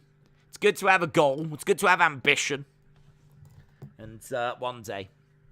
I think what I would love is to meet up with William Hensey and have William Hensey dress up as a cow. And then I would like to milk him. That's where I am. That's what internationally recognized superstar wrestling days would like to do. What's actually in a protein shake? Protein. Chop coming in by Dax. I actually have a 50-gram protein drink, which I am debating getting up and getting, but I can't be bothered. And it would mean me leaving the stream. So that's where my mind was wandering off to. I was like, shall I go and get it? It's where the conversation's gone and it's over there in the fridge. And I'm like, nah, forget it. They can do without. They can Google search it. Headbutt by FTR. FTR in control. Farming escape pod needs to be a thing. Huff Sports Media said, I was not expecting that answer. Is that my fault? Then maybe it is, I don't know. We are underway with match number 2 on the main card. If you are just joining us, so far we've had 4 matches. This is match number 5 overall. And so far it is... No, is this match number... Hang on, what match number is this? I'm getting all confused. This is match number 6. Match number 6, I tell you. So there was 4 matches on the pre-show. It ended 2-2. 2 wins for New Japan, 2 wins for AEW. Now here we are on the main show, and AEW are winning 1-0. So at the moment, it's 3-2 to AEW. 3-2 to AEW after 5 matches. But I was getting myself all in a tiz. But this is match number 6. Great O'Khan is in the ring right now. Forearm strike by Cobb as Cash goes over to the ring post on the outside. Jeff Cobb in control. FTR is going to win and set up a rematch with the Bucks for the AEW tag belts at All Out. FTR will win the AEW belts, says Brenton. Larry said, have you ever milked a cat? I'm going to tell you something. I've never milked anything. Before we start going down every animal, I have never milked anything. So it is... not something that I've had the opportunity to do, to be honest. If the opportunity presented itself, I would probably do nothing but milking. It would be Milkomania. Wow, we've got... Is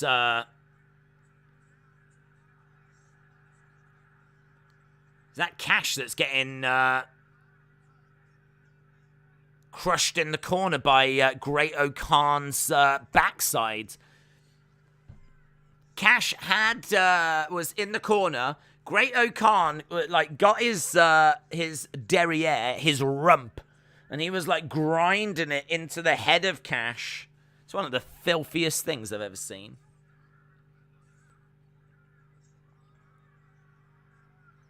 Cobb standing on the back. I tell you what, there's a lot of disrespect for Cash here. Lot of disrespect. I know that payment is moving to digital, but we do not need to disrespect Cash in this way. Love that move. Love that move from Jeff Cobb, where he actually goes to slam them, doesn't, and then spins around the other way. It's such a good move. Cash didn't look happy there. Why would he? Why would he? All hail Milkomania. Come on, FTR. Daze is milking that international recognition for all it's worth. I don't like to mention it, to be honest. Don't like to mention... You know me, I'm humble. I listen to the words of Kendrick Lamar. Although, I did not watch him at Glastonbury today, which I need to check out. I'd like to see Kendrick at Glastonbury. But I did see a little bit of Paul McCartney, and I did see a little bit of Diana Ross from earlier in the day, and that was all good. I haven't seen loads. I've just seen little bits, to be honest. I did watch a bit of Little Sims. She was great, as always. Love Little Sims. I saw a little bit of Billie Eilish, but it looked rubbish. I saw a bit where she was like, guys, just close your eyes. Yeah, we're going to have a moment now. Just close your eyes. And I was like, click. Not here for that soppy stuff, yeah? Give me Bad Guy, or You Should See Me in a Crown, or the Bond song. If you're not doing that, I ain't listening. But she was being all, young and believe in yourself. Suplex by Jeff Cobb. You are humble, says Typical Summers. Thank you. Thank you. I think if you are an internationally recognized superstar, it's really important to stay grounded and be humble. And I never lose sight of that. Never, ever lose sight of that. Rule number 1 of being an internationally recognized superstar is don't let it go to your head. Stay humble. Remember where you came from. Forearm strike. We've got the action on the outside at the moment. Forearm strikes being traded back and forth. Knee strike. Big knee strike. Duck underneath. Oh, down goes Great O'Khan.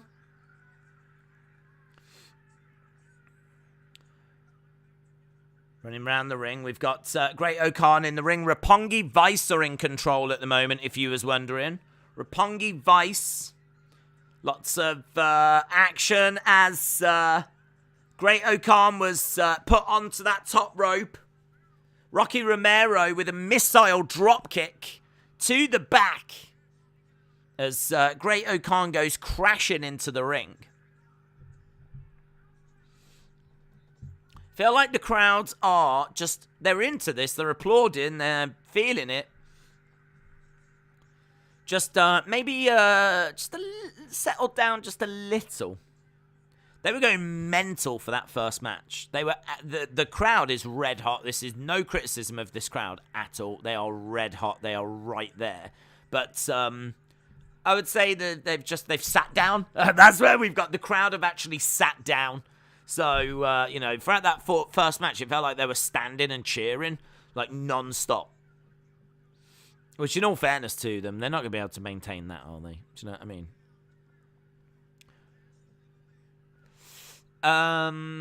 Dave still hasn't noticed that Dax is not there. No, where is he? Where's he gone to? Is he on the outsides? Cash is trying to go over to make the tag. He's being attended to by the medical team. Poor Cash. Poor Cash. He's being disrespected and there's no one for him to tag. Chop coming down by Great O'Khan. Here's Dax. He's got his shoulder taped up. He's making his way back down. Great O'Khan actually blew him a kiss. That's nice. That's nice. Cash makes the tag. In comes Dax. Big right hands by Dax. Big strikes to Cobb and Great O'Khan. What's your current favourite AEW finishing move and least favourite? God, I don't know. Do they have finishing moves? I thought it was just every move ever, like 5 times over, until someone gets tired and just falls asleep or something. Didn't realise they had finishing moves. Nice German suplex by Dax. And again. Looking for another. Oh! Do you know what I really appreciate there? The way that Dax, grabs Jeff Cobb and... Oh, it's a real strain to get him up. That was nice. The move, I mean, it's not an AEW move, but I love that Jeff Cobb one where he puts their weight over that side and then flips rounds. It's so good. I really love the look of that move. I think it's brilliant. Judas effect's a bit lame, and it's just a back elbow. And back elbows are cool, but... yeah.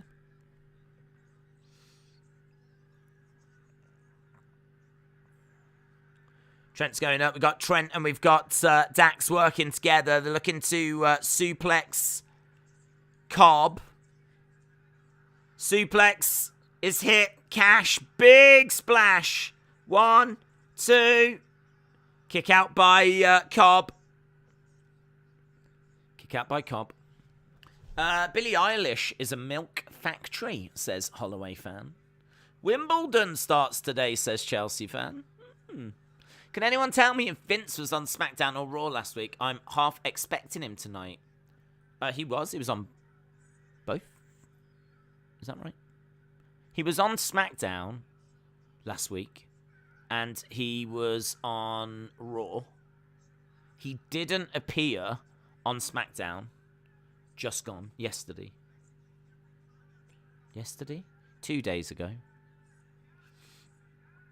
That's how much I'm not used to shows on a Sunday. I'm sat here watching a show on a Sunday, and I'm like, what day is it? In my mind, I have to go, what day was it that I was recognized? And then I have to work from then. Is that a Meltzer driver? That look like a Meltzer driver? Look like a Meltzer driver from Rocky Romero and Cash that were momentarily working together. Cash goes to the outside. They deliver it on Jeff Cobb. Jeff Cobb is back up on his feet. Double knees. Lex Luger's forearm is better than the Judas effect. Yes. That's true. Cobb's finisher is cool. It is cool.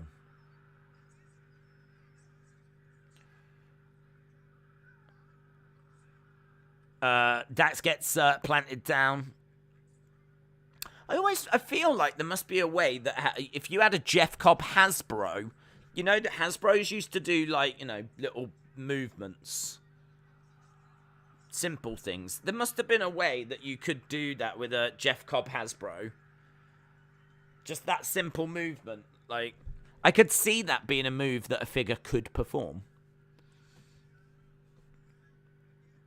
I feel like I saw a Jeff Cobb Hasbro. Not a Hasbro, but is it Chill? Well, I can't remember the company. There's a company that make knockoff Hasbros. And I feel like I saw one for Jeff Cobb. But I don't think it did that action. I want to say Chill Toys or something. I don't know. It's not. I don't think it's called Chill Toys.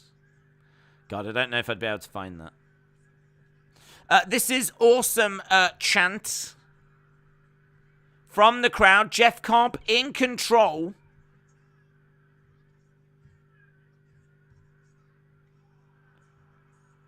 Tope Suicina.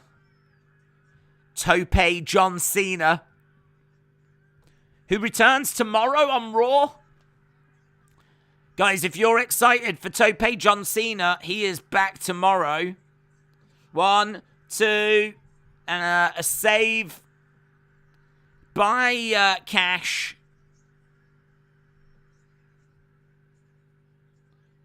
No, I can't see any evidence of this Jeff Cobb thing. Perhaps I mentally made it up. Perhaps I just made it up to be popular. Not that I need to, but... Coffin Drop looks suicidal, says Holloway fan. I don't know if I can stay sub to you anymore. This heel turn was unexpected. I can't believe you would turn your back on us. How have I turned my back on you? I am right here, communicating. You know, if I had turned my back on you, I would not be here now. I would have a look-alike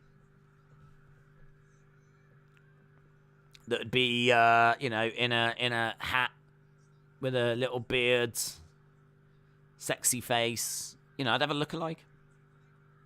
Keep coming in, but instead it's me. It's actually me spending my Sunday, my precious time, sat here chatting with you guys. When I could be out getting recognised more. FTR have got the win. FTR have got the win. That means that AEW are 2-0 on the main show. Tonight, an actual portal is going to open and Vince will walk out. Right, getting your thoughts for that match. What did you think about that match? FTR are the IWGP Tag Team Championes. They've got the IWGP ones. They got the Ring of Honor ones. FT2 belts. Actually, haven't they got have they still got the AAA belts as well? Or did they lose those? I feel like they did have those, didn't they?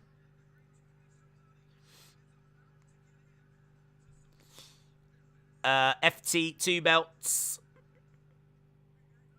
We're backstage with Juice.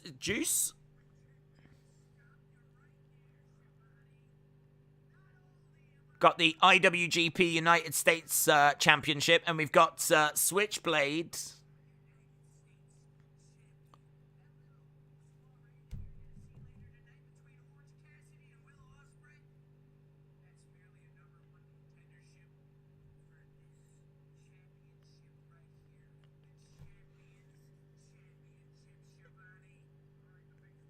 Okay.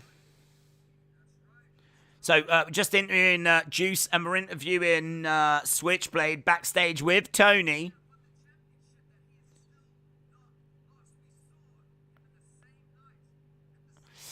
First match on the main show should go to both sides. Teams were 2 AEW stars and 1 New Japan, says Jason. Was that the same on both? Suppose that shouldn't count, should it? It's a good point. Rainmaker. It was the same on both. Yeah, I'll give it. I'll void it.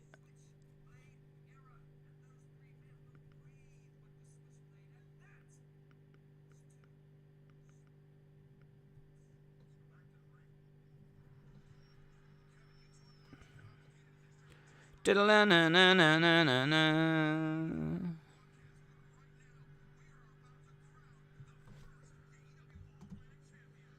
Atlantic Championship coming up now. All Atlantic Championship. This reminds me a bit of bragging rights, says Wrestle with Andy. Here we go.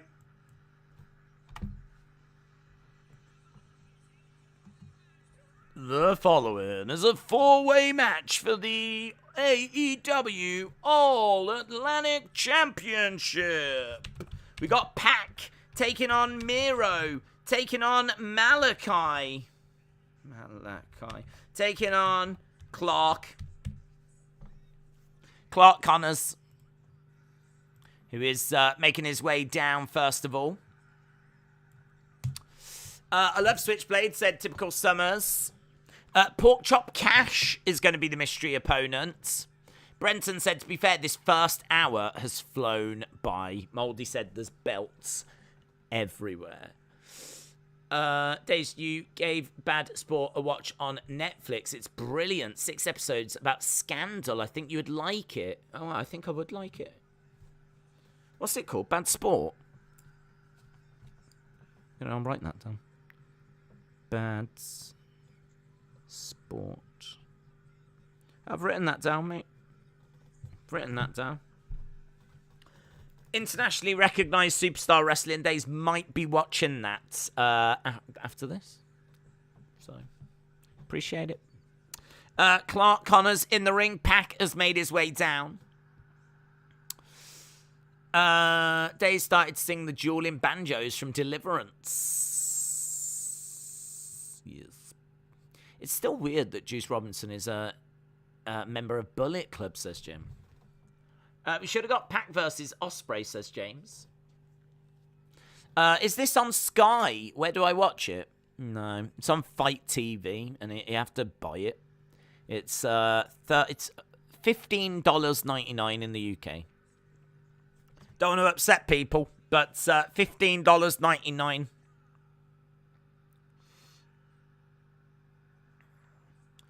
Here is Malakai Black. Malakai Black making his way down to the ring. For a second, I thought that was going to be Wyatt 6. Do you think all the Wyndham fans will have Wyatt 6?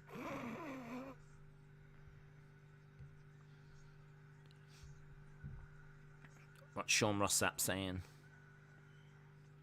I rewatched the confusing pin. The ref counted 2, but his hand hit the mat 3 times. FTR, all the belts.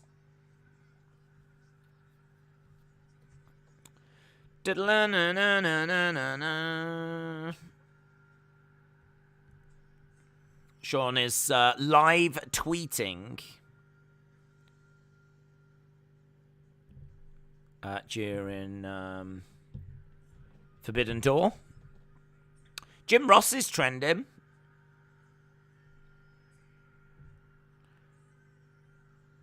Why is Jim Ross trending? Is it because he's not here? Is that why he's trending? Jim Ross is off Forbidden Door. The commentary trio for the show is Excalibur, Taz, and Kevin Kelly. First AEW pay-per-view without Jim Ross. They did not bring Jim Ross out. Yep. Jim Ross is not on commentary.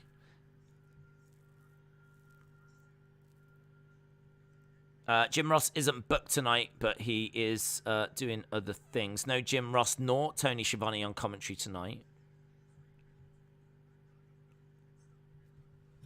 So Jim Ross is trending right now because he's not on commentary. Claudio is trending. 20,000 tweets for Claudio Cesaro. According to this, just over 1,000 for Johnny Gargano. So, yeah, not...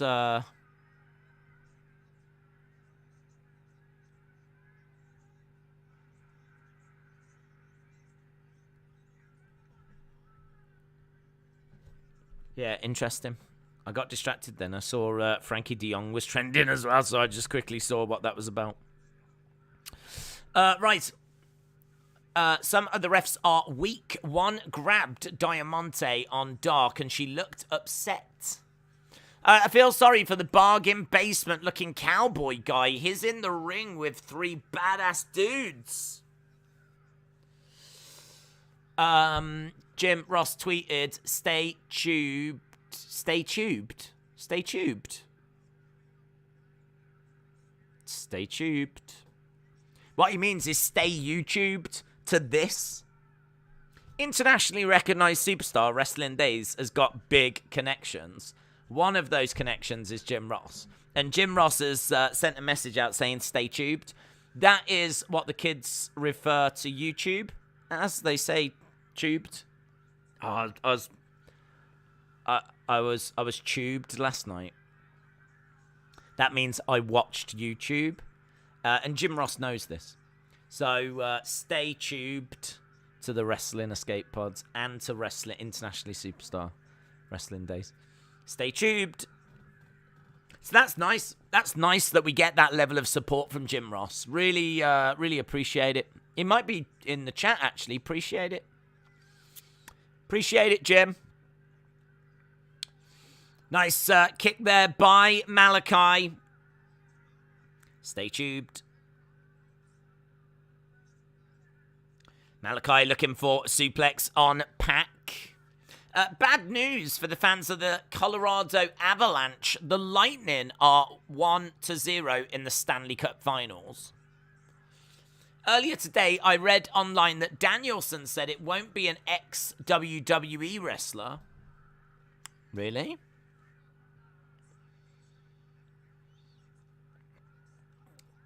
Kick coming into the midsection, and again. Nice right hand by Miro. Uppercut by Miro.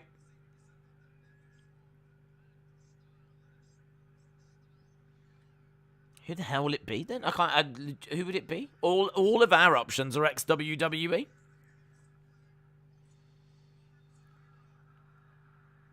Nice moonsault. Yeah, I saw people were mentioning Timothy Thatcher, but even that would be ex-WWE.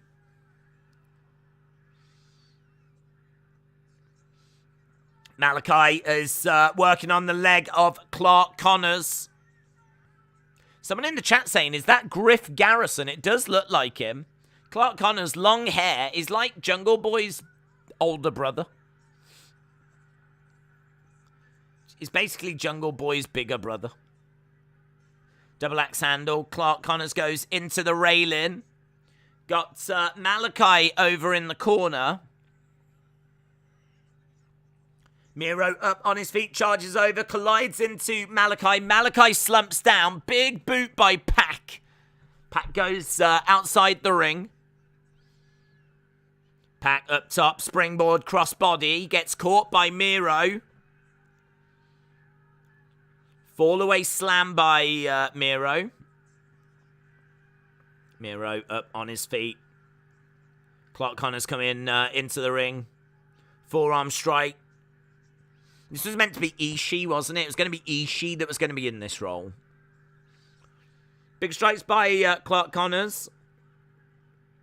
Against the ropes. Crossbody gets caught. Planted down by Miro.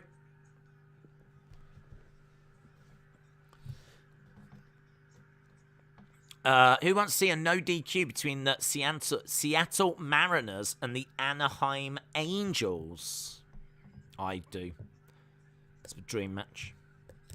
Shibata is going to be Zack Sabre Jr.'s opponent. Maybe his lion, says Christian. Daniel Bryan doesn't lie. Daniel Bryan doesn't lie. He's all about doing the right thing. He's all about the climate. He's all about recycling. So I can't see someone like that lying. Days, I'm going to head to Vegas from Scotland to attend UFC 276. It's an 11-hour flight. Here I come. Wow. Are you going to UFC X? Are you doing that? If you're spending 11 hours on a flight, you should. I think you get to go into an octagon, get your picture taken in there, meet some of the fighters.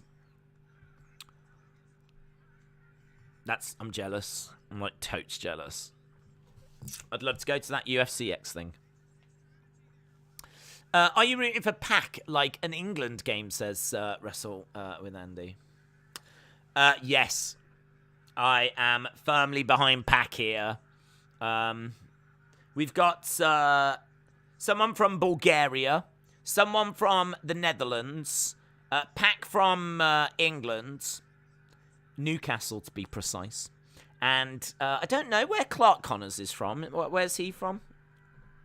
Guessing, I don't know. Is he Australian? American? American. He's American. He's one of them Americans. He's from Snoqualmie, King County, Washington, in the US. Snoqualmie. Weird.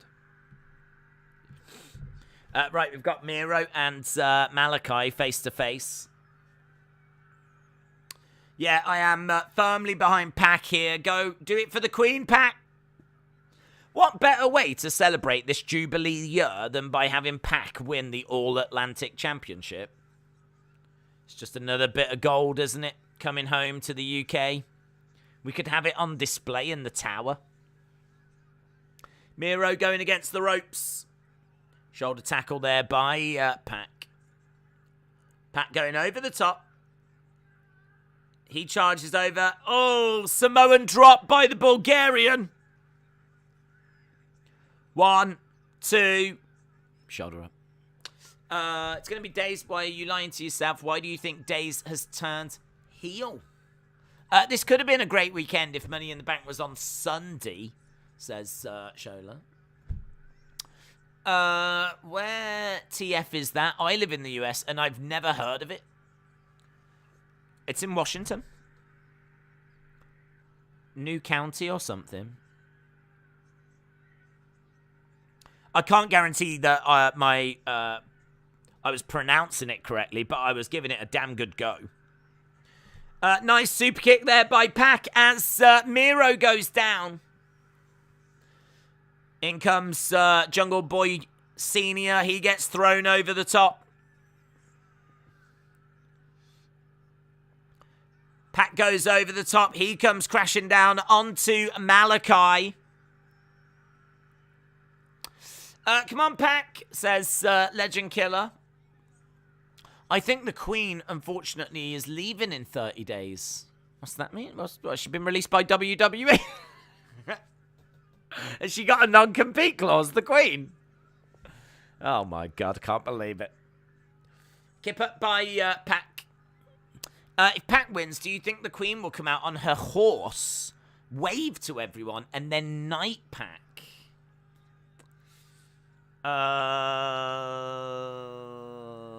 Great question. Great question. She doesn't really come out too much now. She's old. She's a boomer, isn't she? So, I don't know. Maybe just the horse would come out. Maybe the horse would have to do it. Perhaps the horse would come out and he'd have to knight Pac. I don't know. I don't know how it would work. But I think she, like, legit just locks herself away and wins a castle now. Which, if you have got a castle, why not?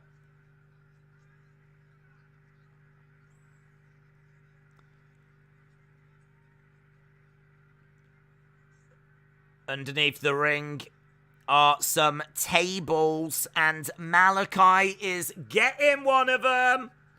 Malakai, get the tables! Big crowd reaction for the tables.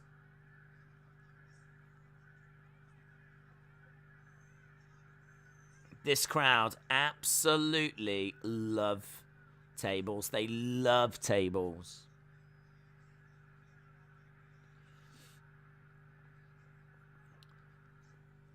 They just love to go to, like, homeware, office wear. They like to go to office stores where they sell office equipment. And they just spend whole weekends looking at, like, the different desks and tables that are available. They like to get catalogs, just browse through. Have a look at all the different tables and desks and, like, oh. Have you seen the Delta 2577? It's got reinforced hinges. Oh.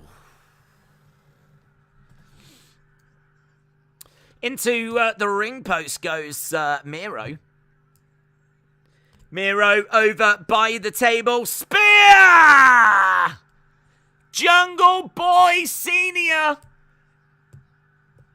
spears Miro through the table.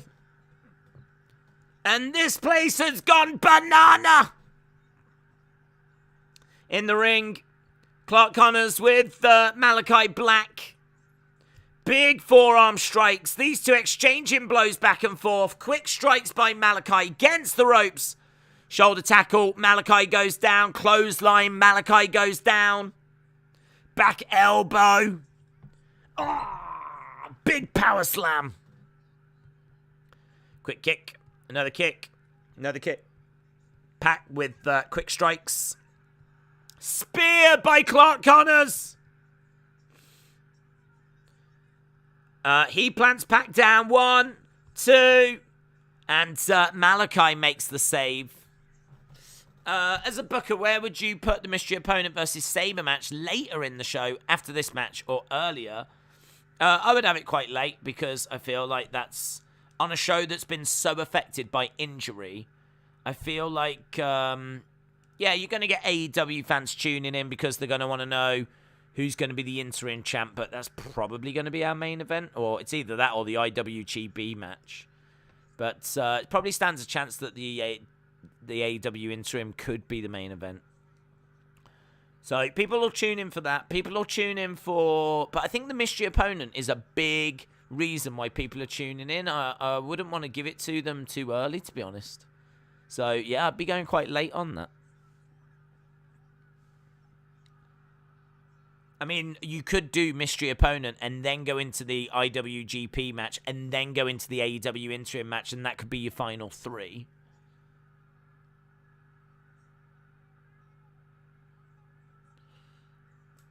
The only thing is, you'd want a bit... I really do feel like you might want a bit of a sleeper match somewhere. But they don't have sleeper matches. They don't have matches that are like the bathroom break matches that allow you to, like, catch your breath. Malakai gets thrown out the ring. Miro back in the corner. Miro urging Pac to get up on the feet. Miro! Big kick, big boot. Game over! There is the game over. The accolades. Don't tap, Pac. Don't tap. Think about the Queen. Think about the Queen, Pac. Think about the Queen. Don't do it, Pac. Don't do it. He's trying to get over to the ropes. Come on, Pac. Come on, Pac. Oh, he had one hand on the ropes. Stomp to the back, and he's put back into the game over. Here's Malakai. Missed. Missed by Malakai. There was loads. That wasn't really missed. It was more vomit. There was loads. He had so much mist, then it just came out as, like, not a mist. It came out like he just spat in his face, like black liquid. Pac's going up top. Come on, Pac, do it for the Queen. Pac up top. Oh, splashes down on Malakai. Yeah! Pac wins! Pac wins! Pac wins! Pac's done it! The All-Atlantic Championship is coming home! It's coming home! It's coming home! It's coming! The All-Atlantic Championship is coming home! It's coming home! It's coming! The All-Atlantic Championship is coming home! It's coming home! It's coming! The All-Atlantic Championship is coming home! He did it for the Queen! He did it for the Queen! Oh, I tell you what, her breast milk is going to taste extra sweet this evening. Pac is bringing back the All-Atlantic Championship. Absolute scenage. Absolute scenage. I bet Windsor Castle is rocking right now. Yeah, I bet it is rocking. It's coming home. It's coming home. I can't believe he's done this for all of us. Wrestle with Andy has done this for the UK. It's just like when the British Bulldog won the Intercontinental Championship against Bret Hart at Wembley. It's exactly the same. They should have got that. Yeah, it's a girl, isn't it? Have you still spoke to her? Wrestle with Andy. That girl, that young girl that's like, the British Bulldog's going to win whether he wants to or not. Pac's going to win whether he wants to or not. And he did. Toni has been added to the commentary table.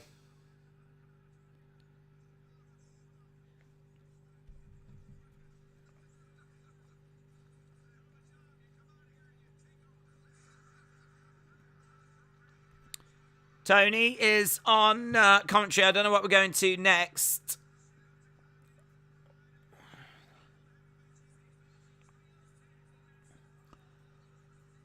Trios tag team match.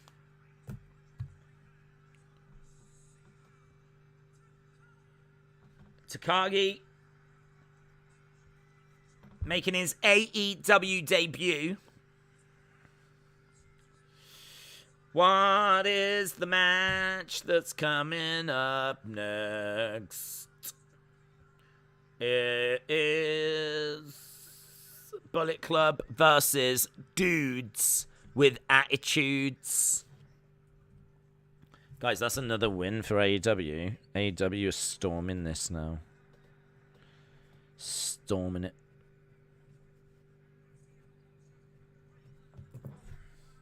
Darby Allin, Sting, and Tagaji taking on El Phantasmo, Matt Jackson, Nick Jackson, Michael Jackson, Janet Jackson, Randy Jackson. It's a hell of a match. Bullet Club versus dudes with attitudes. Rivy, hello. Hello. Thoughts on Booker T saying Adam Cole needs more weight. Cole is my favourite, but I wouldn't mind if he toned up. He's a great wrestler. His appearance doesn't matter, says Hoff Sports Media. I feel like for those that see it as a problem, it's going to be a problem. For those that don't see it as a problem, it's not a problem. So it depends really where you fall on it. If you look at Adam Cole and think, I'm really struggling to like buy into him because he's small. Like, he doesn't have that kind of body definition, or so it's all well and good being small, but if you're going to be small, then at least try and get jacked. If you're someone that needs that, then and it bothers you, then you will be on the side of the argument that he needs to, get jacked.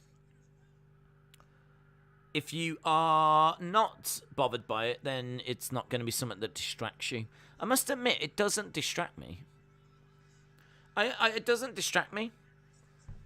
I'm not bothered by it. I don't feel like he's lost any size. I don't feel like he was bigger in NXT, but now he's come to AEW. He's got smaller. So I can't say that I'm bothered. I think that if he was to add a bit of muscle mass, it's not going to hurt anything, is it? So I would be fine with him doing it. I would encourage him to do it. I'm a very encouraging person. Very encouraging. I'm like Gandhi. But, so yeah, I'd encourage him to do it. But if he doesn't do it, it's not a problem. It's not an issue. Still, he's a great wrestler, isn't he? Days Jackson. We're up in the rafters. There was a spotlight up in the rafters, but I didn't see him.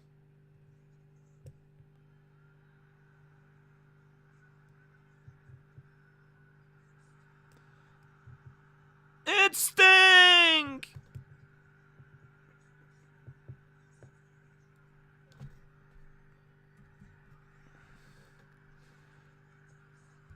Sting jumped off the top of one of the tunnels with a crossbody.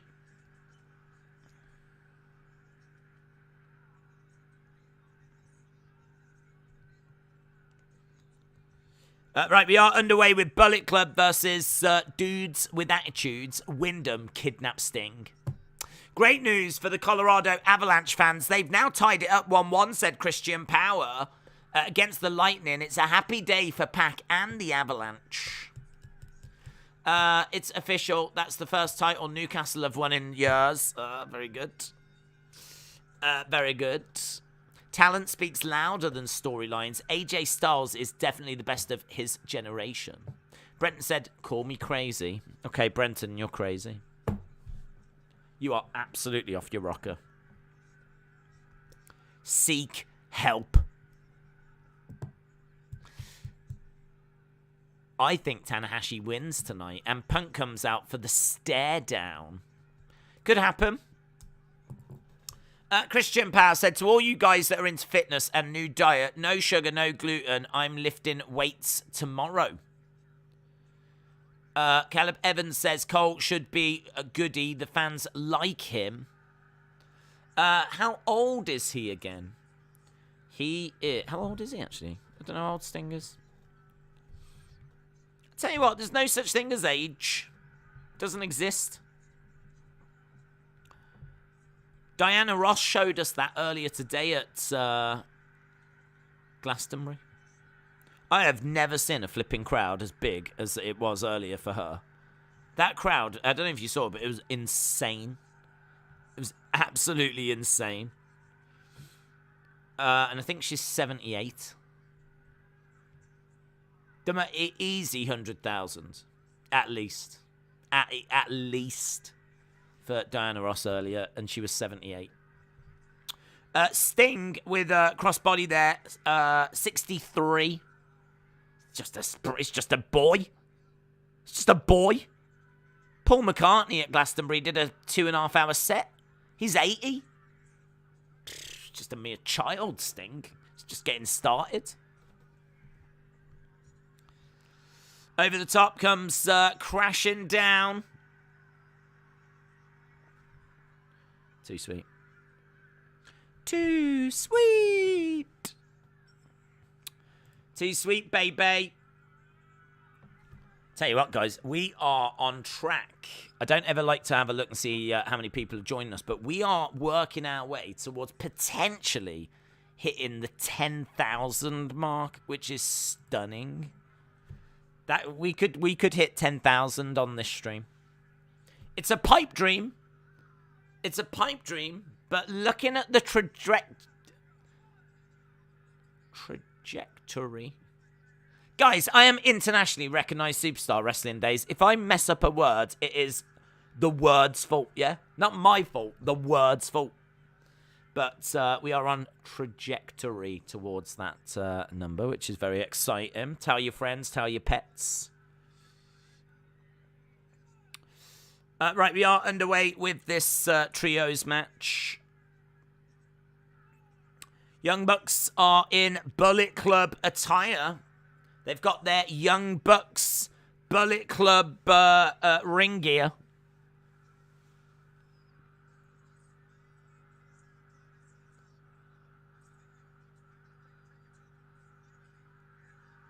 Rake of the back there.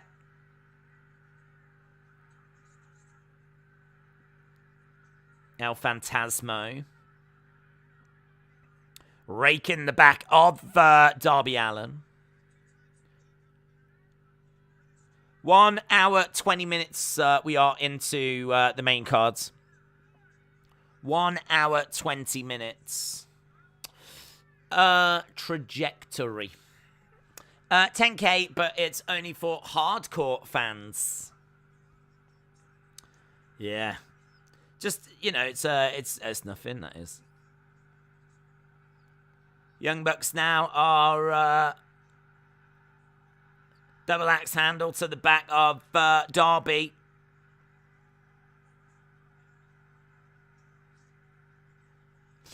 The Dumb Bucks annoy me. False finish, unbelievable. The O in Great Okan stands for Oreo. Could it lead to him making some Oreo commercials? Yes, but they would probably want to highlight the fact that it did stand for that, so he'd have to be Great Oreo Khan. Like, I don't think that they would allow him to stay as just Great O. He'd have to be Great Oreo, and he'd probably have to wrestle as Great Oreo as well.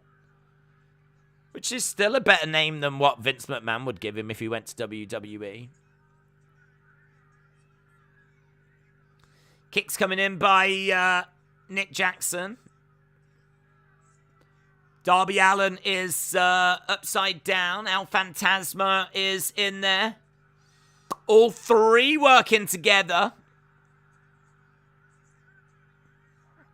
El Phantasma is jumping on Darby Allin's dong. I know that sounds like I'm making it up, but that is true. Darby Allin is hanging upside down in the corner, and El Phantasmo just went over and just got his foot and started bouncing up and down on the dong of Darby Allin. Unbelievable. The O stands for Cheerios. Oh. Larry said, take your time. Projectory. Projectory is not a problem. Trajectory was the issue. But as I said, that's the word's fault, not my fault. Takagi is hoping to get tagged in. The crowd is so loud. Do you think, depending on where Toni Storm, Thunder Rosa are placed, that the match gets the quiet crowd? Yeah.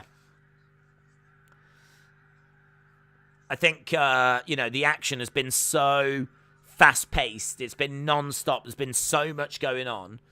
I think that the Thunder Rosa Toni Storm match is going to really struggle. Because I can't see it matching the intensity or the pace that we've seen from these matches. I mean, it is just going to be slower.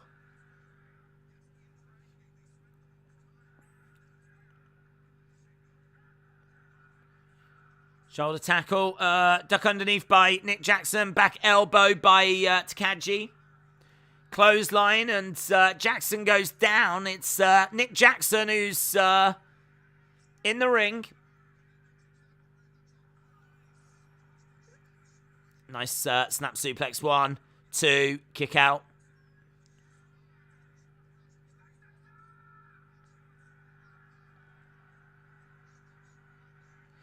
Tell you what, the Chicago crowd red hot for this. And they're still right there with the show. They've been great. Kick to the midsection. Against the ropes. Back elbow. Against the ropes goes Takagi. On the shoulders. Planted down. Tell you what, Takagi has been really great since he tagged in. Goes over and he tags in Sting. It's Sting! Sting in the ring.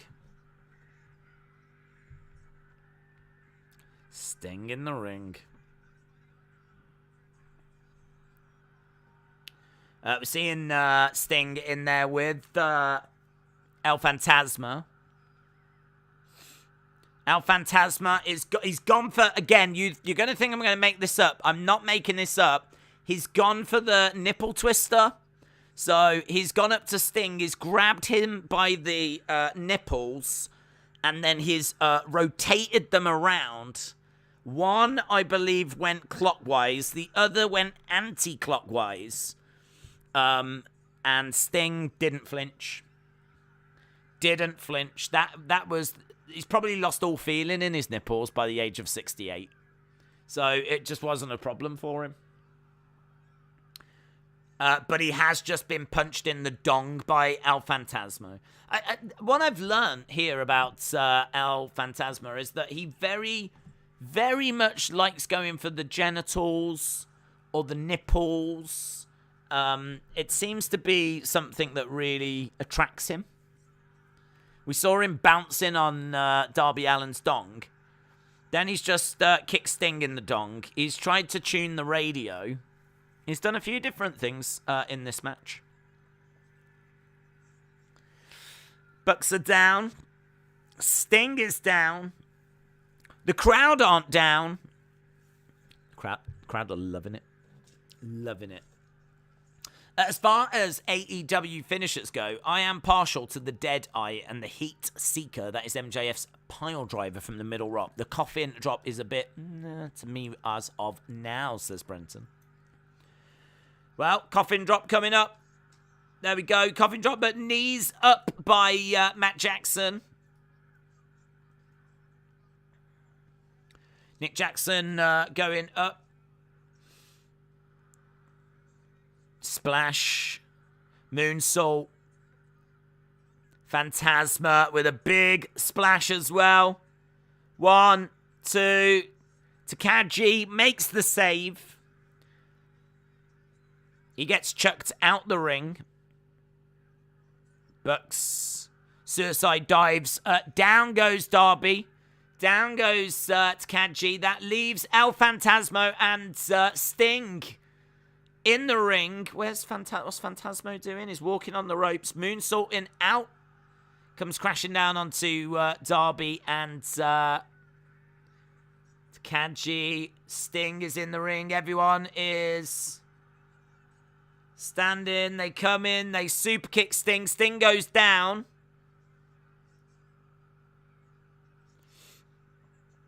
Built up an engine and floored it from school in my sophomore year, says William. I honestly would want Moxley to win the AEW World title because when he was champion, that's when AEW was actual canon. Kai and Tai said, if Adam Cole wins tonight, he will make WWE's light heavyweight champion proud. That dude would make a good sign holder in the crowd. The dude looks like he changes your oil at Walmart.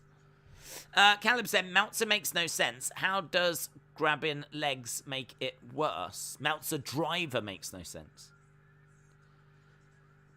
Sting on the outside. Oh, he's grabbed the nipples! He's grabbed the nipples! Unbelievable! The year is 2022, and we are seeing Sting in the ring, grabbing the nipples of his opponent. Love to see it. Coffin drop to the outside by Darby Allin. Forearm strikes by Takagi. He's in there against El Phantasmo, who comes back with a big chop of his own. Takagi, big clothesline, big lariat.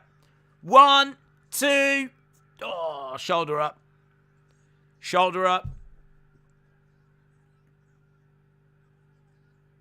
El Phantasmo is down.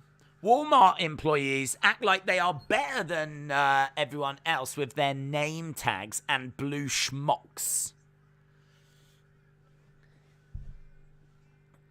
Takagi with El Phantasmo. Oh, it looked a little bit botched, to be honest, but either way, it is a victory for the dudes with attitudes. Dudes with attitudes. Dudes with attitudes. Well done, Darby. Well done to Takagi. Well done to Sting. It's Sting.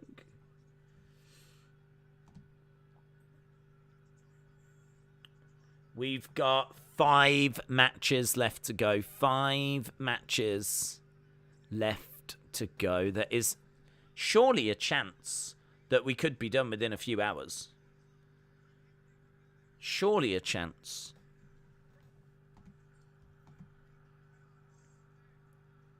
If this thing goes for like if this thing goes for 3 hours, that would be immense.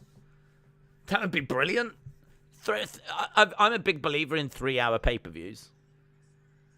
3-hour pay-per-view would be lovely, but if it goes like 3.5, fine. 4.5's too long. 4.5's too long. I don't care what company you are.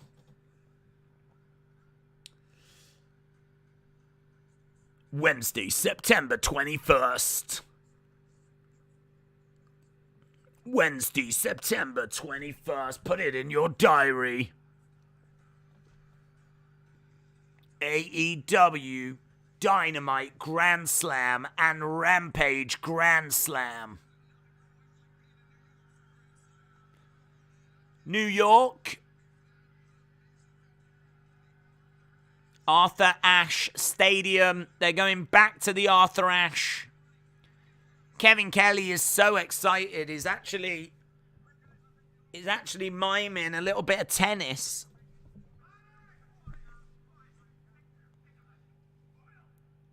Umino.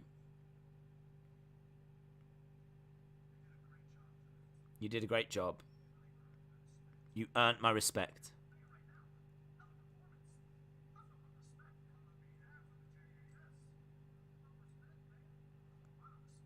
Lot of respect. Fire in the face by the Wizard!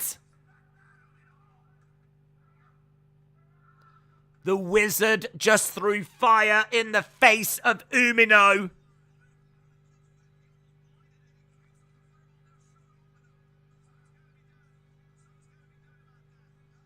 Kevin Kelly said something has got to be done about that.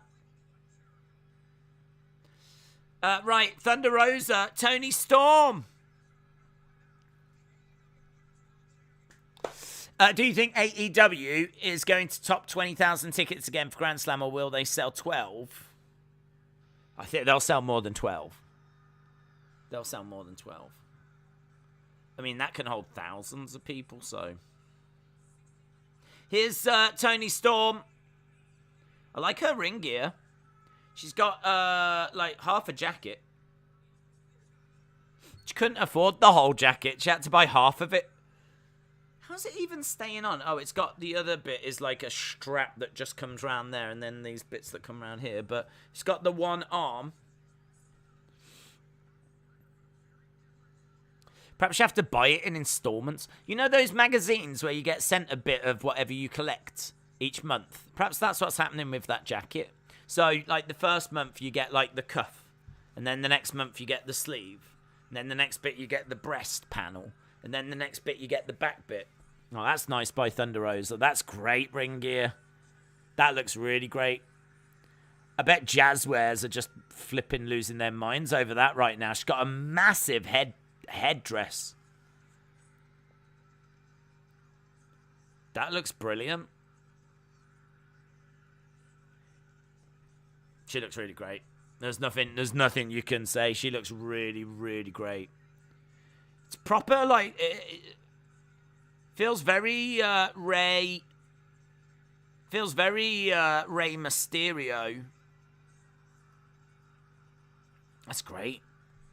Tell you what, that puts Toni Storm's half jacket to shame.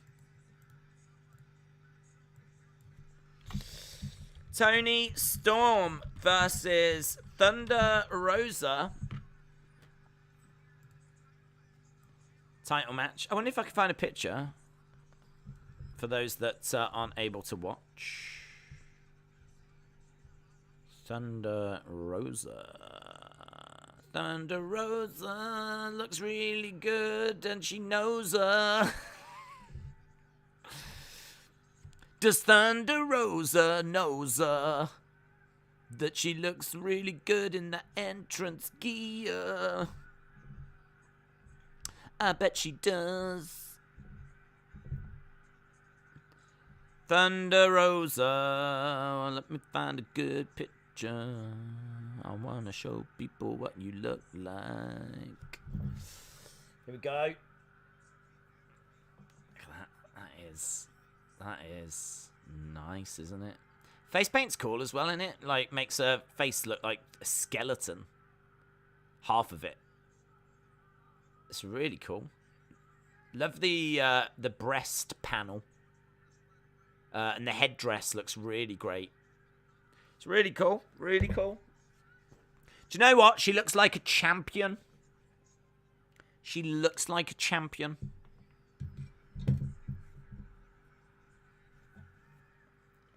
Right, we are up and running with Thunder Rosa against Toni Storm.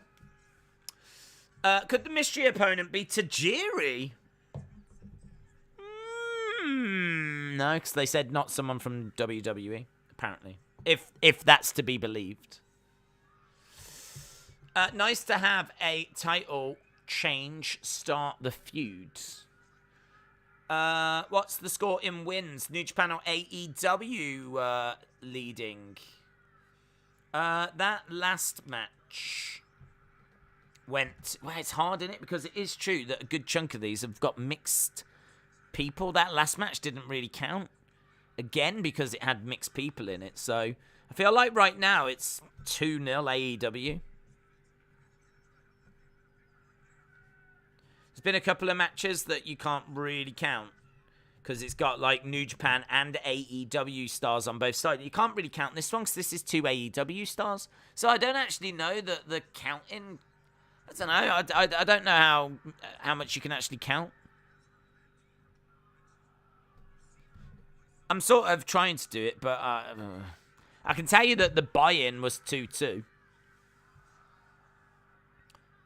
Big chop coming in by Thunder. Big kick by Toni Storm.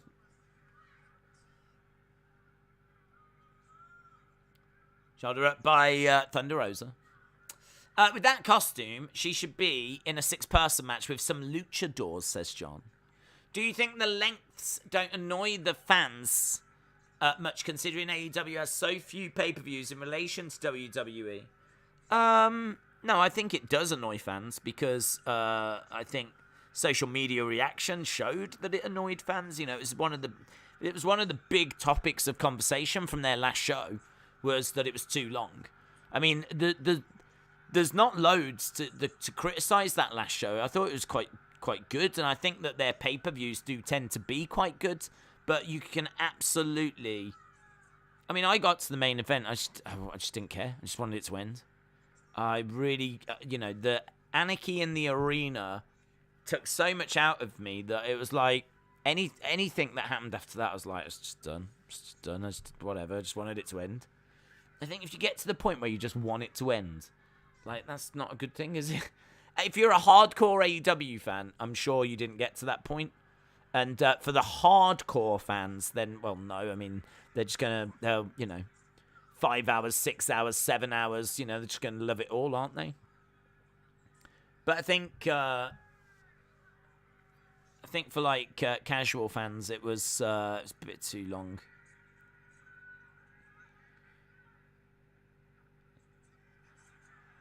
Nice stunner by Thunder Rosa.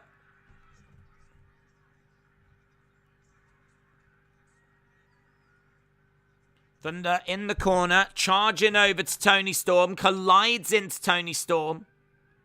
I think, didn't even CM Punk say it was too long?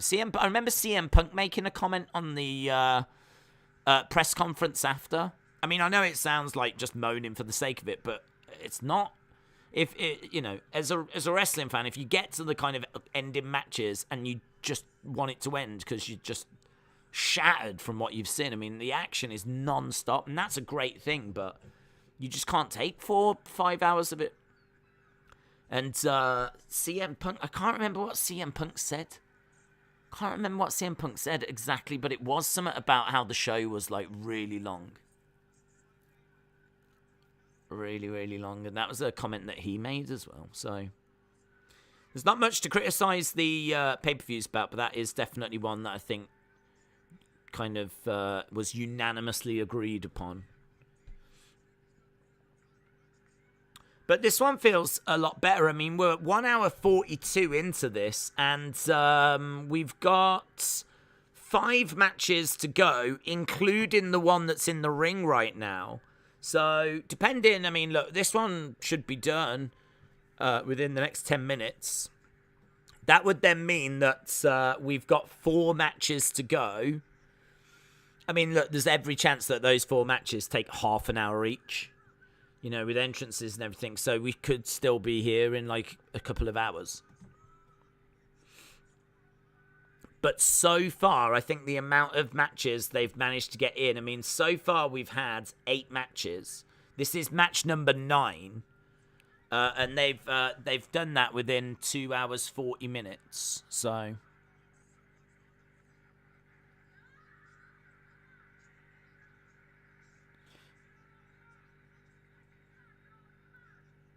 Thunder Rosa on the outside.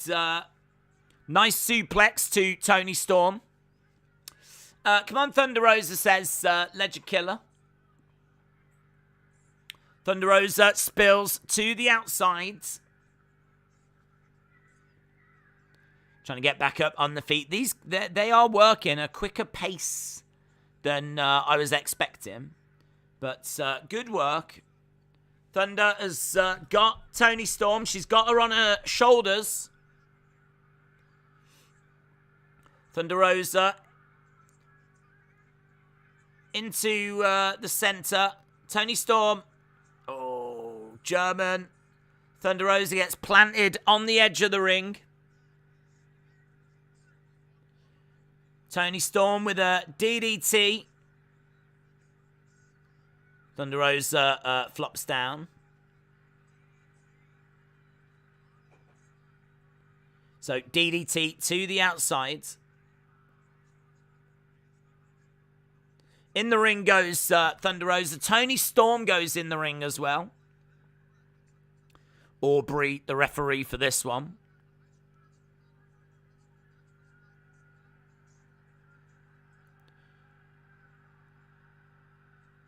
Toni Storm has got Thunder Rosa in the corner, and she collides hard into Thunder Rosa. DDT by Toni. And kick out by Thunder Rosa. Tell you one thing, the crowd are staying loud for this. Fair play to them, says Daniel. Edward said, is the WWE Network down? I have no idea. Haven't been on it in quite a while. I cannot give you the information that you are looking for. This is not the droid you're looking for. That's from Blade Runner. This is a thunderstorm, says Dave in real life 2. The Revenge. The Return. Nice double knees there by Thunder Rosa. Against the rope. She's got Toni Storm down. Picks her up. It's got her on her shoulder. Death Valley Driver. Death Valley Driver by Thunder Rosa.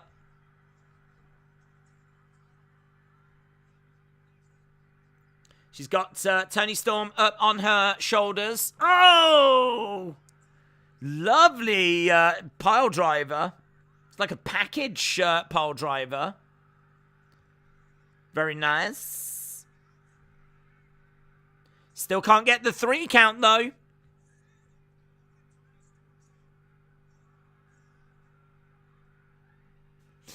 At least this match is nice to watch. Peach, says Master Chief. Kicks coming into the back by Thunder. Another kick. Another kick.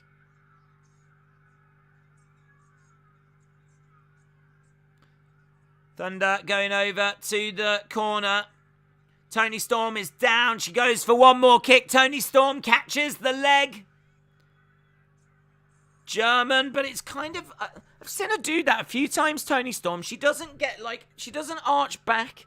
She kind of, when she does it, she throws them over to the side.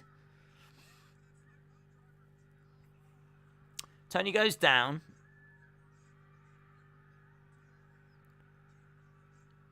Thunder Rosa again in control. Oof. 1, 2, 3. Thunder Rosa wins. Thunder Rosa gets the victory. It's another win for AEW. Thunder Rosa!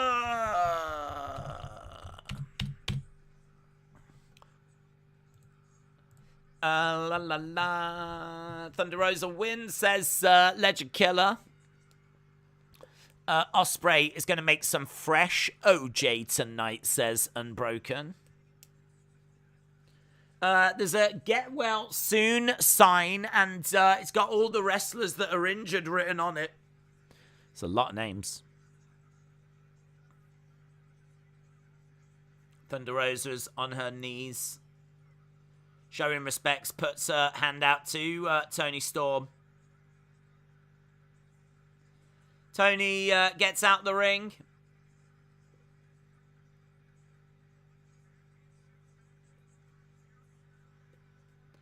Will Ospreay, Orange Cassidy. Is that going to be our next match?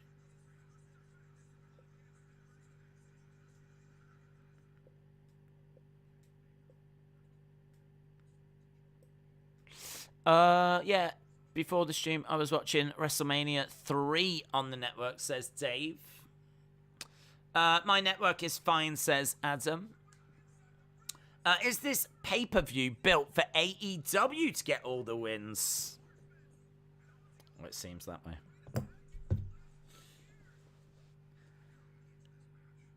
Will Ospreay up next.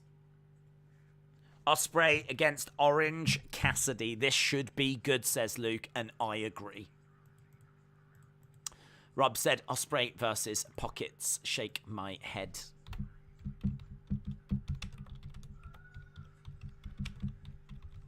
I honestly thought when this match was made that it was going to be a like multi-man match. Didn't realise they were doing it as one-on-one. Right. Jim Cornette should be Booker. What's happening to wrestling, says Anthony. William said college was so amazing. I was not there long. I jumped into the service. I wanted to be G.I. Joe, but man, what a few months. Never went to one class. Just got drunk. Stayed drunk, and I did it.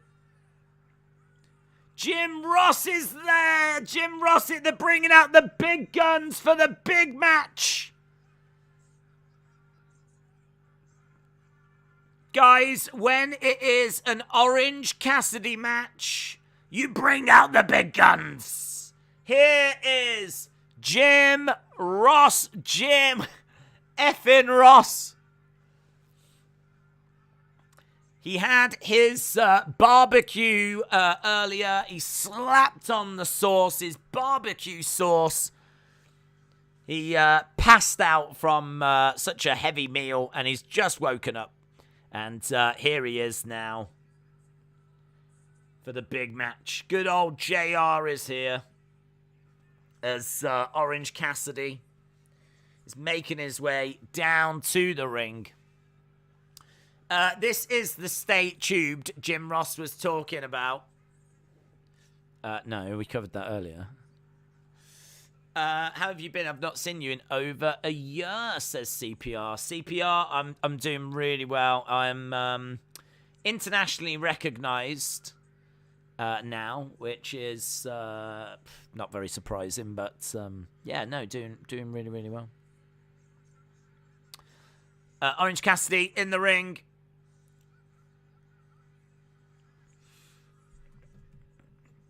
Gives thumb up. And here's Ospreay. Sting's first trip down from the rafters was in this arena. It was a cool shout-out with the spotlight pre-match, says Master Chief. Corbin said Cassidy's new music is Jane, but they're saving it for AEW only. Here's Will Ospreay. Great ring gear.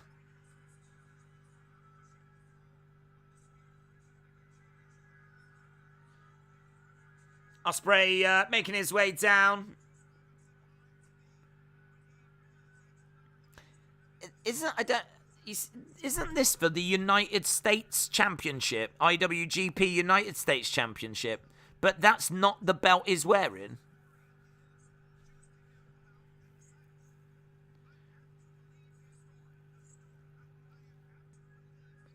So Ospreay taking his jacket off. I swear this... Didn't they say this was for the IWGP United States Championship? But where is it?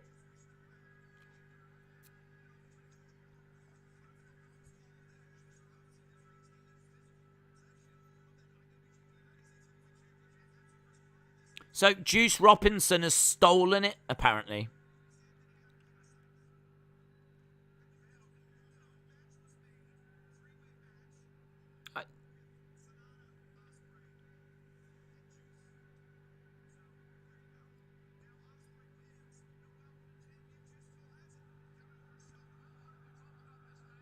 Yeah, JR's like, why don't we just talk about this match rather than messing around with who's got the United States belt?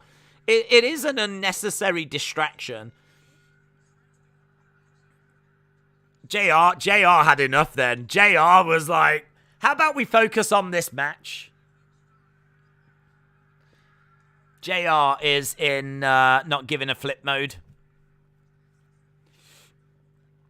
Wrestler with Andy said they love a good jacket in New Japan. Well, don't we all, mate? Don't we all? Nothing like a good jacket. Orange Cassidy is keeping his hands in his pockets. Kip up by Orange Cassidy.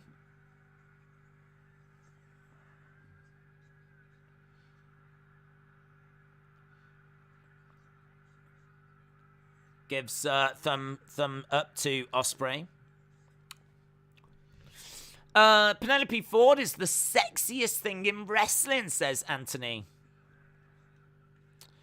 Clearly, Anthony has never seen Tony Khan. You can get a belt from Tony Storm's house. Against the ropes goes Orange Cassidy. He stops. He decides not to do anything. He rolls backwards. Mocks Ospreay.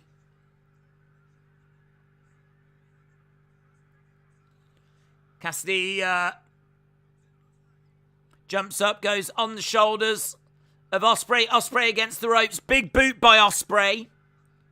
As Orange Cassidy goes down, the belt has gone. That means that Pockets will win. It's same old vintage, says Caleb.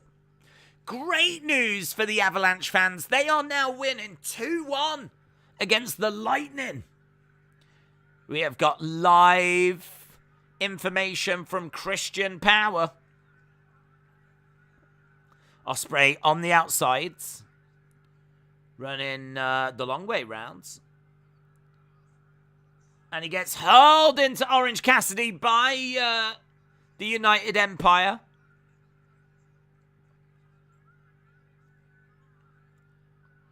Hurled into Cassidy. Cassidy goes hard into those railings.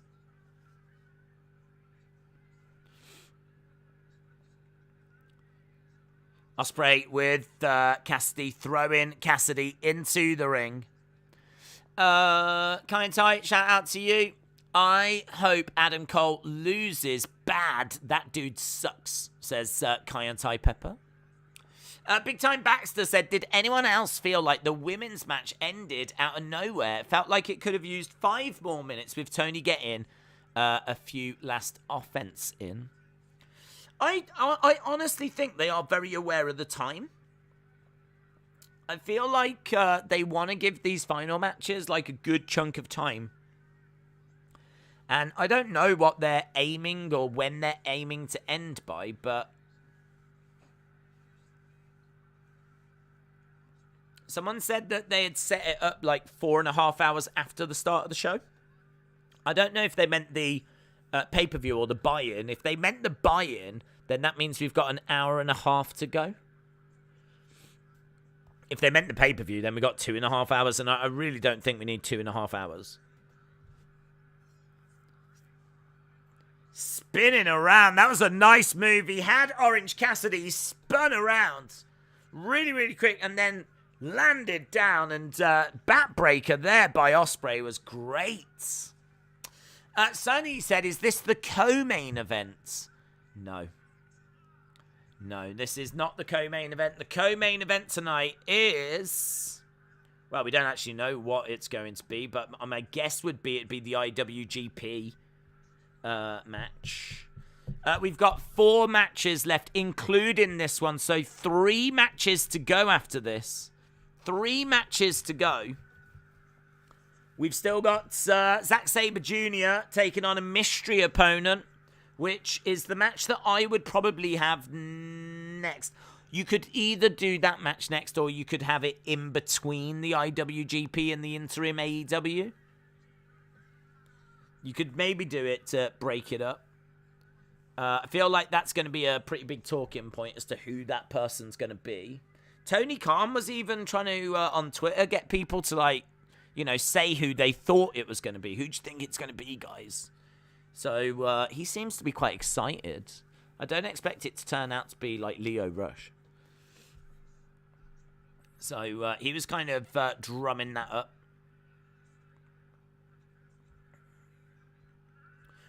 So yeah, we've got just three more matches after this. Ospreay has put his hand in Orange Cassidy's pocket.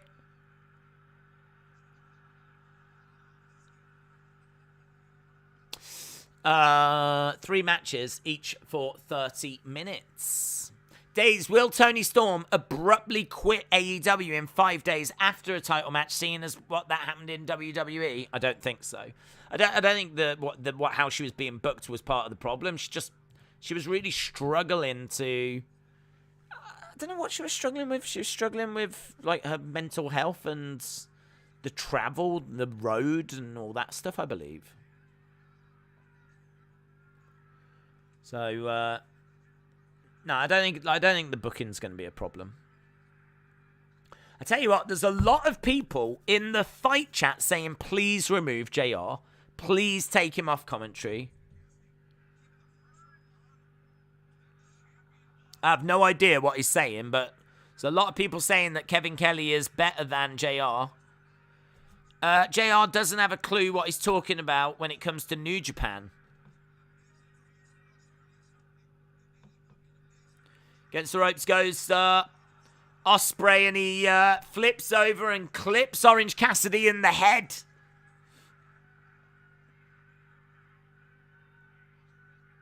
Ospreay rolling to the outsides. Do you think there are holes in Cassidy's pockets? That is a question for the community, says Jason. Cassidy landed hard, says Anna.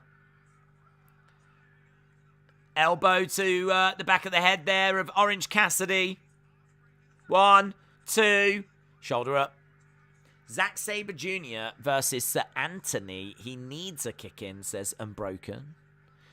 Bullying in the female locker room, says Caleb.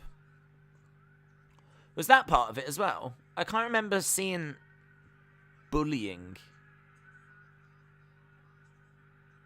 But I believe you.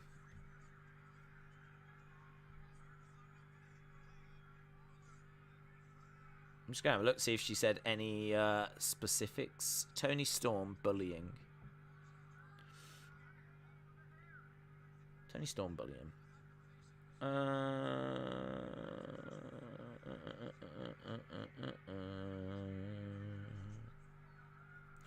Just says, talks about her OnlyFans.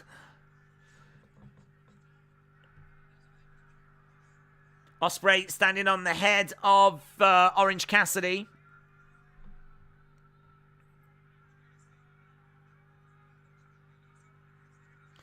This is what she said on Busted Open Radio. When I left WWE, I wasn't banking on going anywhere else. I left suddenly and I wasn't prepared for life outside at all. I'm thankful for Tony Khan. Storm went on to say not being able to travel home and the WWE road schedule factored into her unhappiness. I'm not saying I have a problem with WWE. I'm actually grateful for the time I had there. I learnt so much. It was cool. It was real and it was cool. Something just happened and I left. I feel like I was having an out-of-body experience. The stress of not seeing my family and just so many overwhelming things at once. I've been a lot happier ever since. I guess I just freaked out and I went home. There was a moment where I realised it just wasn't for me as much as I might be having romanticized it as a kid. I thought it was my dream. I realised maybe not. Maybe it's not the place for me. And there was no point in going further. I didn't leave on bad terms or anything like that, but it became abundantly clear it wasn't the place for me. Lots of quick kicks coming in by Orange Cassidy to Ospreay. Cassidy going over. Big strike by Ospreay. Kick coming in by Ospreay. Ospreay looking to go against the ropes. Springboard. Went for a springboard stunner. Ospreay looking for the pin, but no joy. Looking for a standing guillotine here by Cassidy. Stun Dog Millionaire by Cassidy. Cassidy picks up Ospreay. Plants him down. 1, 2. Oh, God, that looked close. That looked real close. Poor Tony, says James. Does Cassidy do pulp or no pulp? He seems like a pulpy guy, says Unbroken. A pulpy guy?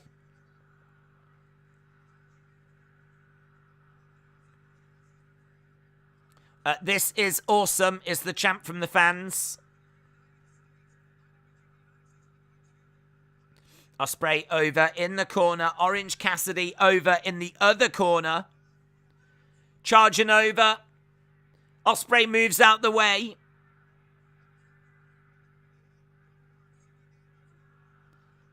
Cassidy kicks out at Ospreay. Goes up, looks for a moonsault. Gets caught into a DDT.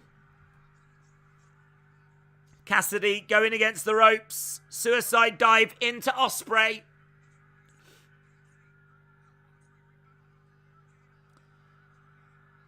Cassidy manages to bounce up. Comes crashing down onto the United Empire. Orange Cassidy going up top. Comes crashing down and grabs Ospreay into a DDT and shoulder up by Ospreay.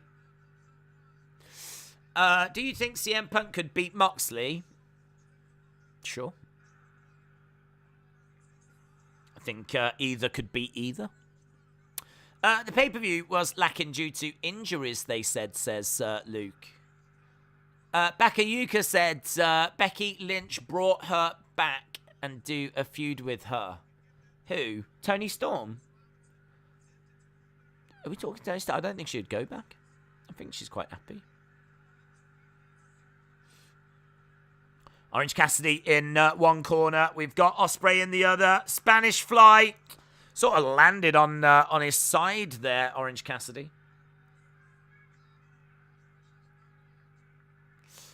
I was listening to Talkers Jericho a couple of days ago. She said on Busted Open was different. Toni Storm said she wasn't excited to go to work and wanted the WWE stink off of her. Jeez.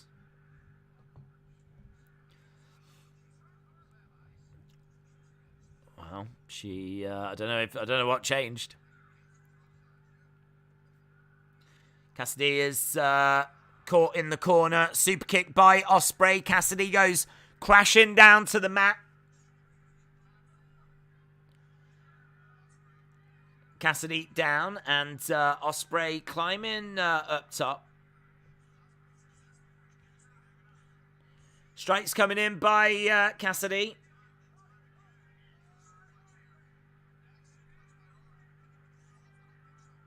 Elbows coming into the back of the head by Ospreay. Whoa, Ospreay goes face first into that camera that's on the top of the ring post. That camera's broke. He went face first into that camera. It's proper bent it over, look. Back elbow by Ospreay.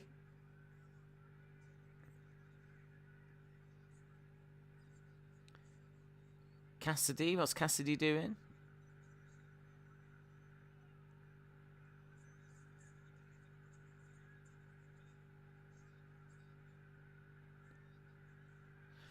Orange Cassidy is laid down. I think he's trying to fool Ospreay into thinking he's injured. Ospreay.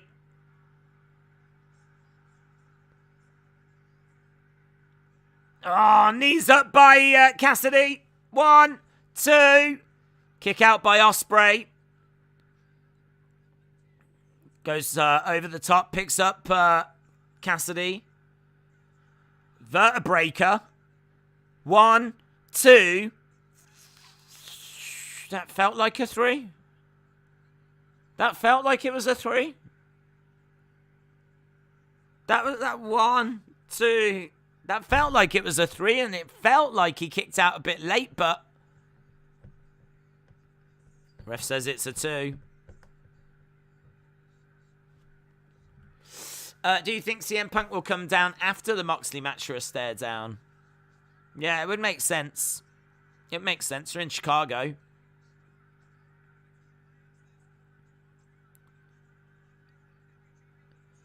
Orange Cassidy going back to the corner. Charges over. Cutter by Ospreay. Ospreay springboard into another cutter. Down goes Orange Cassidy. 1, 2. Kick out by Orange Cassidy. Ospreay cannot believe it. Cannot believe it. What's he got to do to put Orange Cassidy away? How many WWE employees do you think are watching this tonight? I haven't got a clue. How would you ever answer that? They got, like, I don't even know how many employees they've got, but if you think about all their offices, I mean, we're talking hundreds, if not thousands, of employees. I reckon there'll be a decent percentage that would check it out. 1, 2, shoulder up.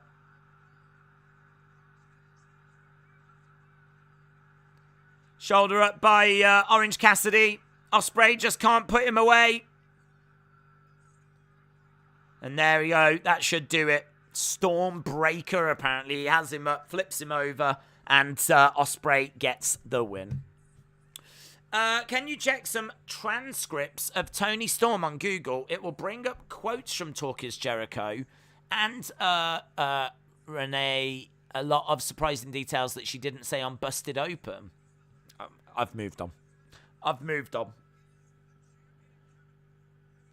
If people want to research and look into that themselves, then I would encourage it, but I don't give a flip. I am internationally recognized superstar wrestling days. I've moved on. We've not been talking about me enough, and I'm starting to get a little bit irritated because, so I mean, I could be doing other things on this Sunday night, and we've gone a long time without talking about how great I am. Ospreay has picked up the victory. Ospreay, and now they're ripping the pockets of Orange Cassidy. That's where he gets his power from.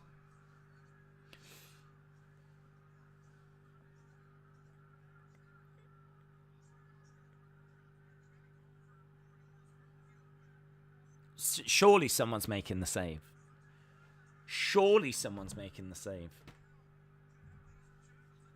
Will it be best friends?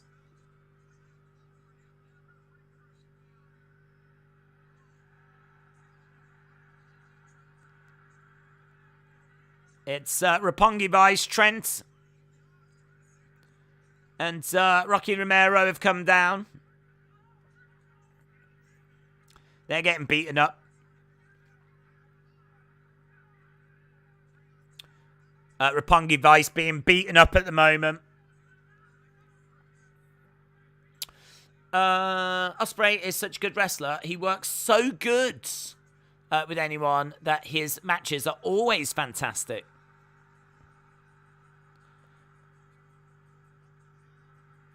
People are excited.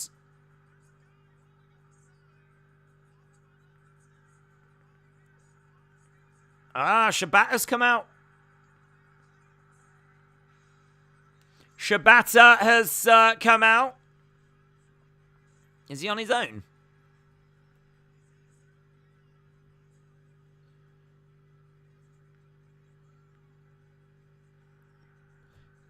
Big strike there as Shibata gets into the ring. Knee strike to the midsection by Ospreay. Ospreay and Shibata. Shibata had a head injury and he was out. I mean, he was in a bad way. He ended up coming back when it didn't look like he would be able to come back. And to be honest, I don't know what he's been doing. On the final night of the G1 in October 2021, Shibata wrestled Zack Sabre Jr. Shibata spoke to the crowd, said that he feels good. Next time he steps in the ring, it'll be for a proper match. In December of 2021, Shibata made the announcement he would return at Wrestle Kingdom. That was his first match since April 2017. So he had his first proper match back. Wrestle Kingdom earlier this year. And that was his first match in 5 years.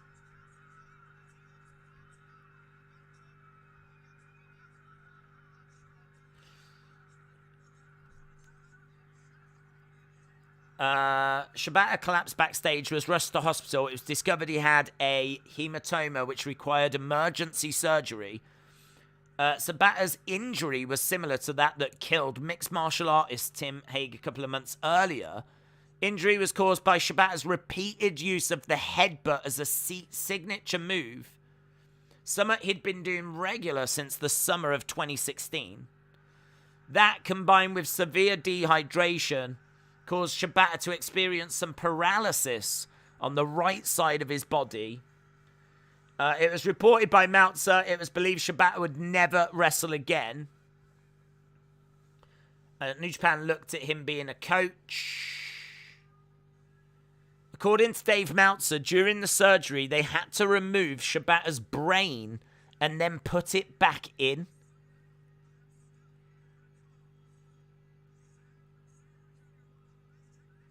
They had to remove his brain, do the work, and then put it back in.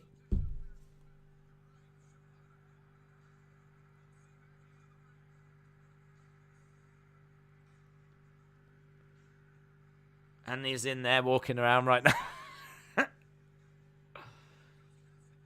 There was a time in that man's life where his brain was not in his head. Jeez, flipping Louise. He's got shades on. I mean, there's literally nothing cooler than what I've just read. He doesn't need shades. But, this is why there's so much affection for him. And he was an incredible wrestler anyway. Who is the newest member of the Blackpool Combat Club? We're going to find out. Mustafa Ali was kept off TV for a month, then requested his release. Gets declined, kept off TV for 3 months, brought back to job to Via, Miz, Ciampa. Theory, is Vince making him suffer? No. I don't think Vince is making him suffer. If Vince wanted to make him suffer, he just wouldn't use him. I think putting him on TV and allowing him to have, matches and all of that kind of stuff, I don't think that's... I mean, look, I could be wrong, but I really don't think that Vince is petty like that. I don't think that he's... I mean, I just don't think he's that bothered. I mean, I think he's got someone that's a wrestler that wants to wrestle. And the worst thing you could do would be to not have him out there. Not have him out there and not have him wrestling. The worst thing you could do would be to keep leaving him in catering and not have him in any kind of storylines. To be honest, I don't think Vince has had any... anything really for him to do. So I think he's just having to find stuff for him to do now, and that stuff might not be the best stuff. I'm sure that Ali, when his contract expires, won't re-sign, and Vince has to bear that in mind as well. What's the point in putting someone over and building them up if when their contract expires anyway, they're going to leave you? So it's a tricky situation for the paralegal lover. Here's Zack Sabre Jr. making his way down. Zack Sabre Jr. Who is this mystery person? That's what the world wants to know. Zack Sabre Jr. representing the UK. UK representing.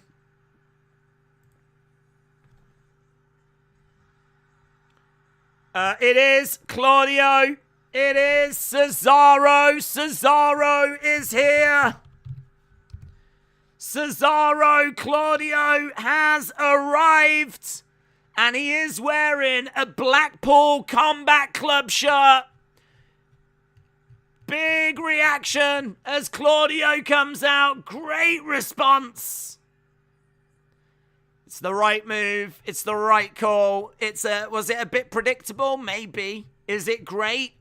Certainly. Claudio makes his way out with that Blackpool Combat Club shirt on. It's a great addition. It's a great pickup.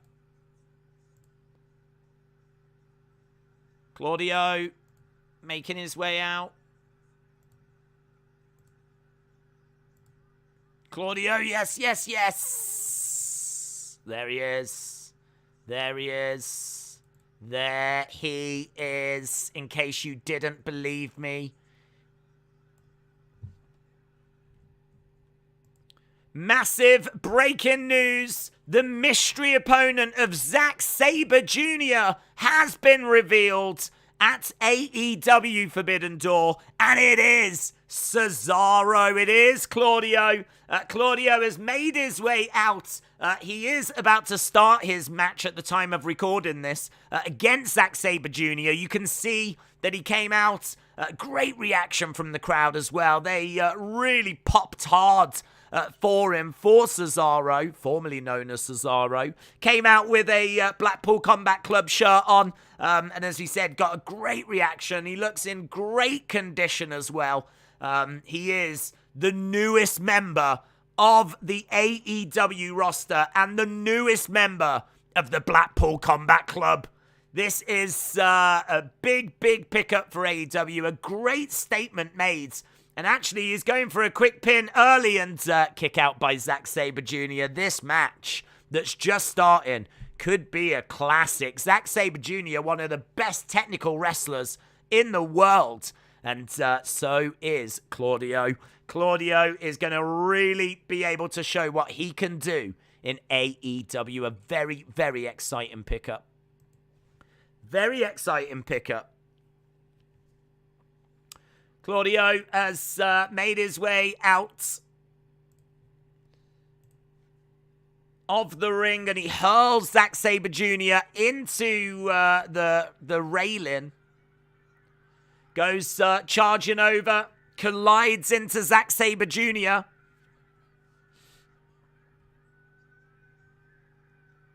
Is interacting with the fans.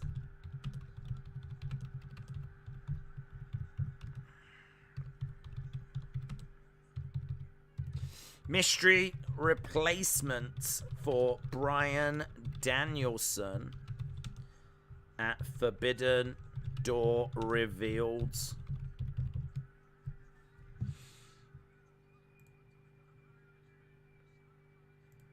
God, someone's screaming their head off. I don't know if you heard that. All of a sudden, there was someone that was just like, proper screaming their head off. I don't know why. Oh, it's very exciting, don't get me wrong, but jeez Louise.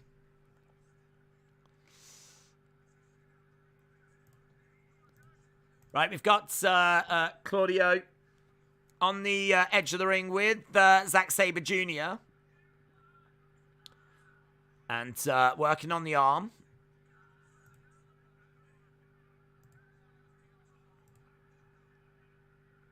Kick coming in.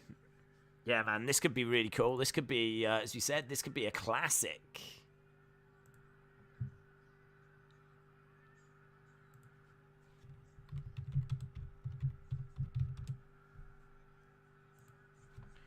Delayed standing, vertical suplex. Nice suplex, though.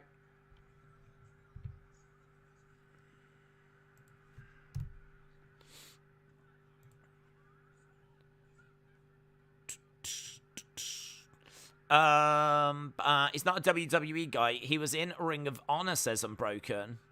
It was obvious, but still great, says James. Well, you lot predicted it. 68% of you. 68% of you went with Claudio. 68% of you thought that it would be him. Internationally recognized Superstar Wrestling Days has actually been on a toy hunt with Claudio. Had the opportunity to meet him in Smith's. There is a toy hunt on the Wrestling Days channel where we actually do that and we spend some time together. It was a great thrill for him to meet me. I think it was a bigger thrill for him to meet me than it was for me to meet him, but I am a big fan of his, actually. And all joking aside, he was absolutely fantastic. I've said it many times, but it always bears repeating that he is a really top guy. He is a really top guy. And it was an absolute pleasure to spend some time with him. Any question that I asked him or anything like that, he was just great. Nothing was a problem. If we needed to film a little bit more of something in a certain area, not a problem. He was brilliant. He was brilliant. Zack Sabre Jr. in control.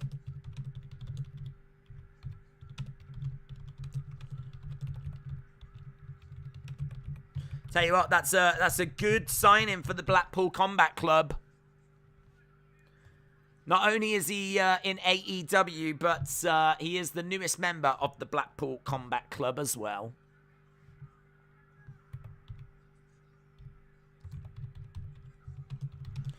Cesaro is all elite.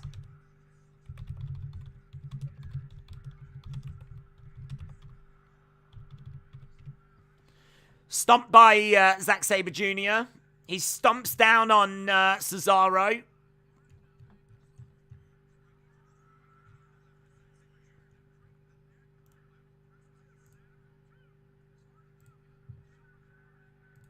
Right, we are underway with, well underway with this match.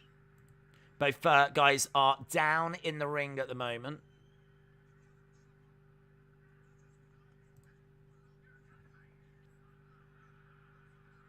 Putting a stretch on. He's got a stretch applied.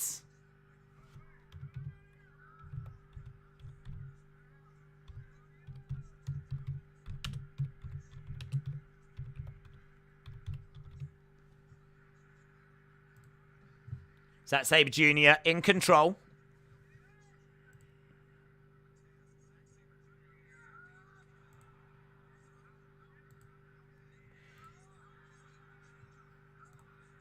There's no chance Claudio will lose this match, with Blood and Guts being his very next match. They'll want to book it strong, says Corvids.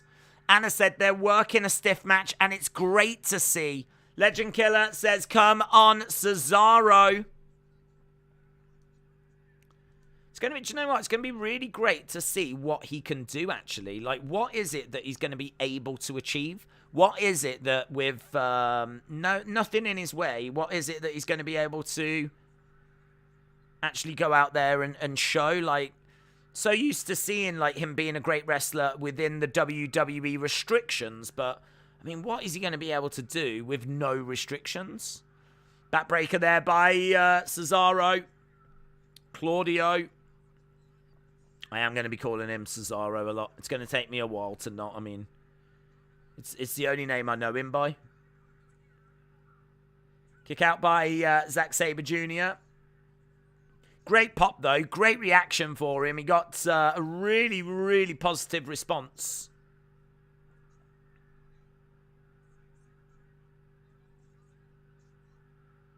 He's got Zack Sabre Jr. up on his shoulders.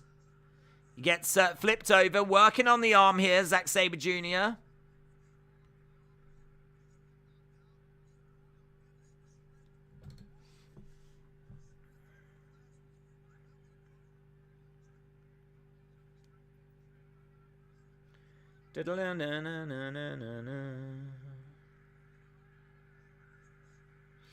Claudio joins the Blackpool Combat Club. He's got Zack Sabre up in the air, takes him over to the ropes. Cesaro goes to the outside. I think they're still interlocked at the moment as they're outside the ring.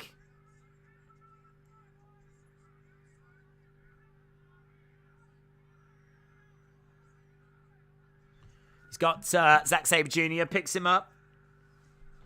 It's good that I think it's a really good placement on the card as well, because that kind of shock moment just gives you that little lift, you know? The power here of Claudio is amazing. He's picked up Zack Sabre Jr. and now he's walked up the steps and he's just hurled him back into the ring. Crowd are absolutely on their feet. They are so impressed with what they've just seen here by Claudio.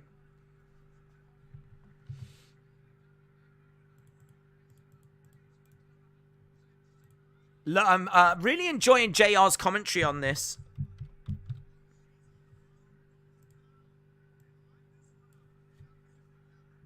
He was really putting him over quite hard there, and it was great to hear. He's grabbed the leg of Zack Sabre Jr.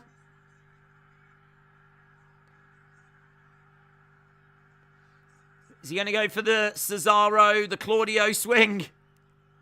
Oh, he can't get it. Guillotine by Zack Sabre Jr. Guillotine by Zack Sabre Jr. Zack Sabre Jr. continuing to put that tight squeeze on. Goes over to the corner, plants him over in the corner. We've got 2 matches to go after this. This is showcasing. Will we get the swing, says Corvids. Just a little advert for Blood and Guts. He's not doing anything different than he did in WWE, says Tommy.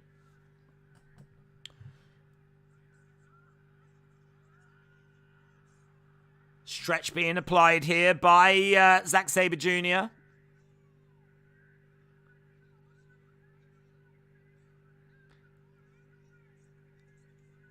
Zack Sabre Jr. patting Claudio on the back of the head. Forearm strike by Zack Sabre Jr. Another forearm strike. Another forearm strike as Claudio goes down. Charges over. Massive uppercut.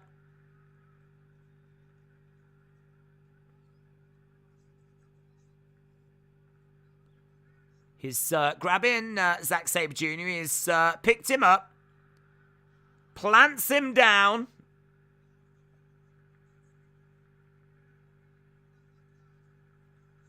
So he's got him down in the center of the ring. Claudio in control. Cesaro, before getting in the ring, posed next to the cameraman, who people think has been Cesaro ever since he left WWE. The cameraman has been wearing a balaclava for months. People thought that it was him. I did see the picture of him posing with the cameraman. I didn't know people thought Cesaro was the cameraman.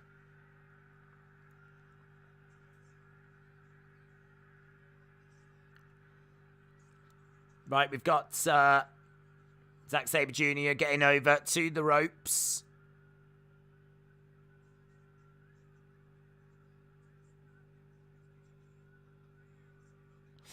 Come on, Claudio. What match has stood out to you so far?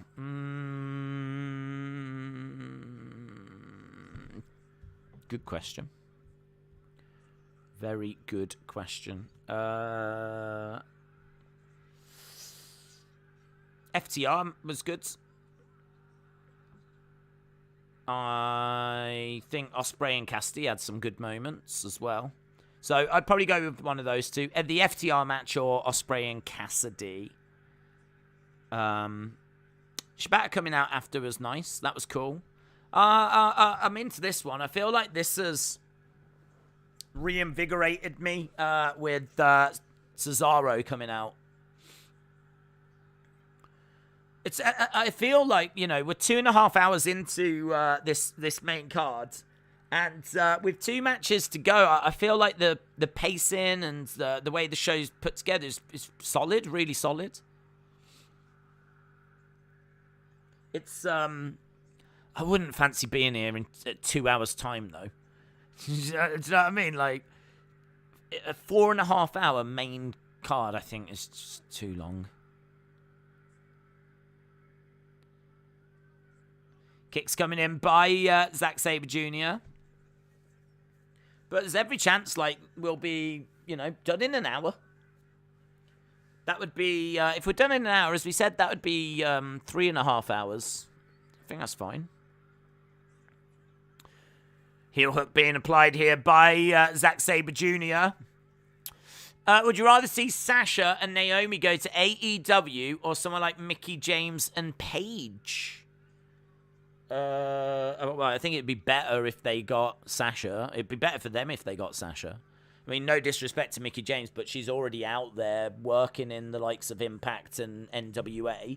So if she went to somewhere like AEW, I don't know how big of a splash that would be. It would be big, but she's already out there.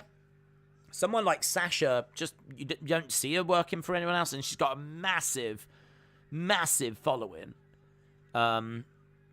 So, like, it would be bigger for AEW to get Sasha.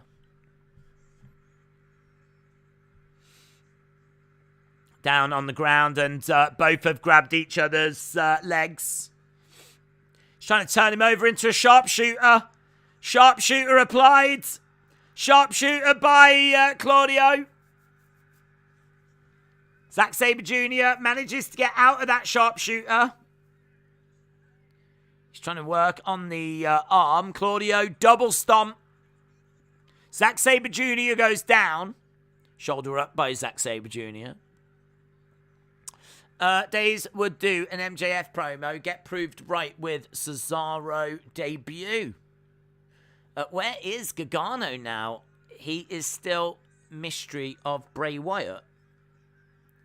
Well, I mean, he's with Candice. They've had a baby, haven't they? And I think he genuinely is trying to figure out what his next moves are going to be. I don't think, and I could be proven wrong, but I said at the time when he left NXT, I genuinely believed him when he said he didn't know what his next move was going to be. Like, I genuinely believed that. I think he felt like, you know, his time had come to an end with NXT. Like, it had all moved on. And I think that with Candice having that baby, he wanted to spend time with her, spend time with the kids. And I think that was his focus in the short term. But long term, I believe him. I don't know if he plans to go to AEW. I don't know if he goes back to WWE. I've got to think he'd go back to the main roster and not back to NXT. So, I don't know. I don't know what the future's going to hold for him, but I wish him all the best. I really like him. Double axe handle there by Cesaro. Sleeper hold being applied by Zack Sabre Jr. Sleeper being applied as Cesaro gets up to his feet. He's trying to get over to the ropes. Good work here by Zack Sabre Jr.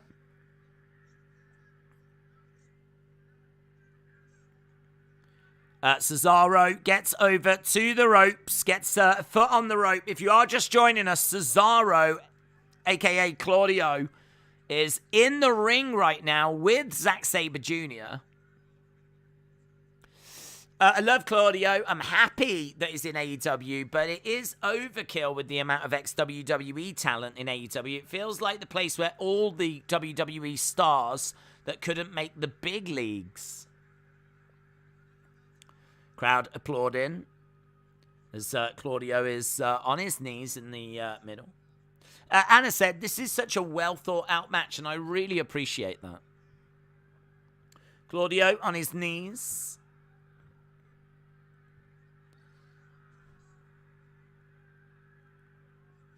Claudio again wanting kicks from Zack Sabre Jr.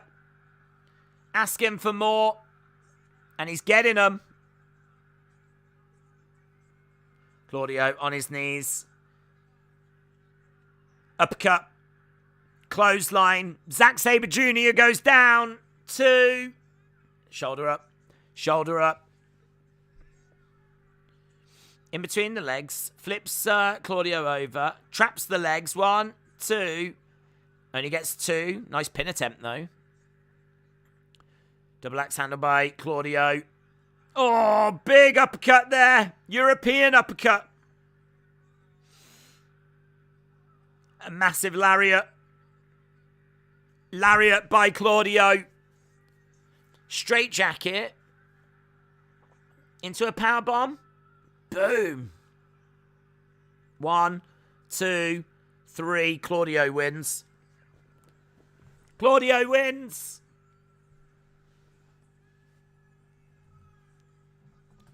Claudio gets the win.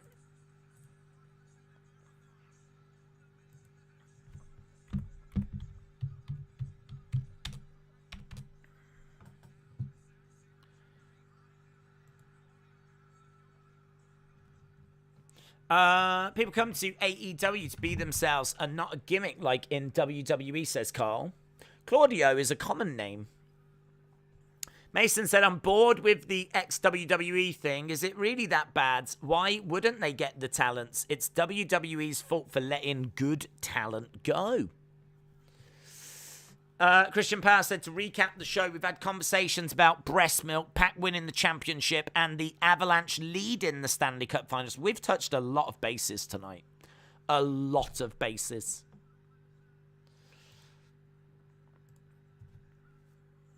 Music still blasting out as Claudio waves to the fans. Jumps out the ring, and we've still got 2 big championship matches.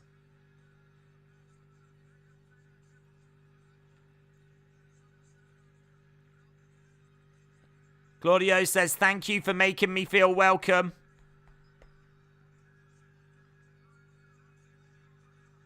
Is someone going to attack him from behind?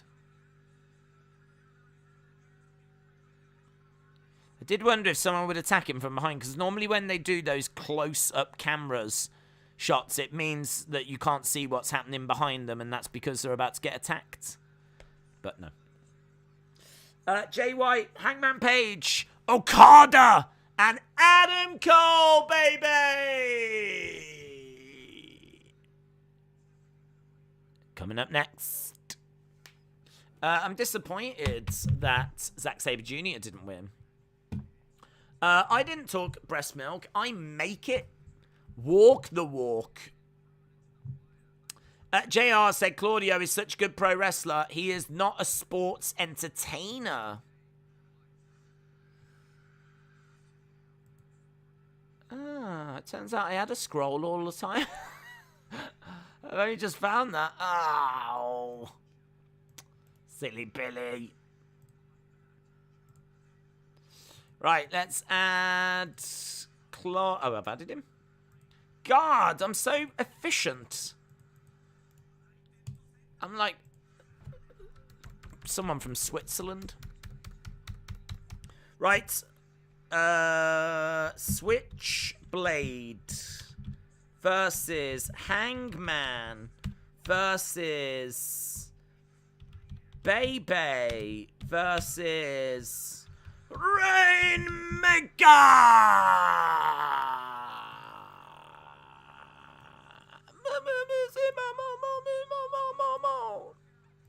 I don't know what he's shouting at this time. Switchblade versus Hangman versus Bebe versus Rainmaker!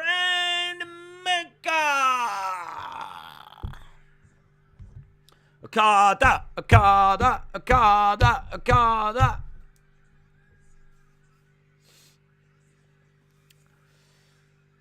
I am such a big fan of Okada. It's the only place I get my online shopping from.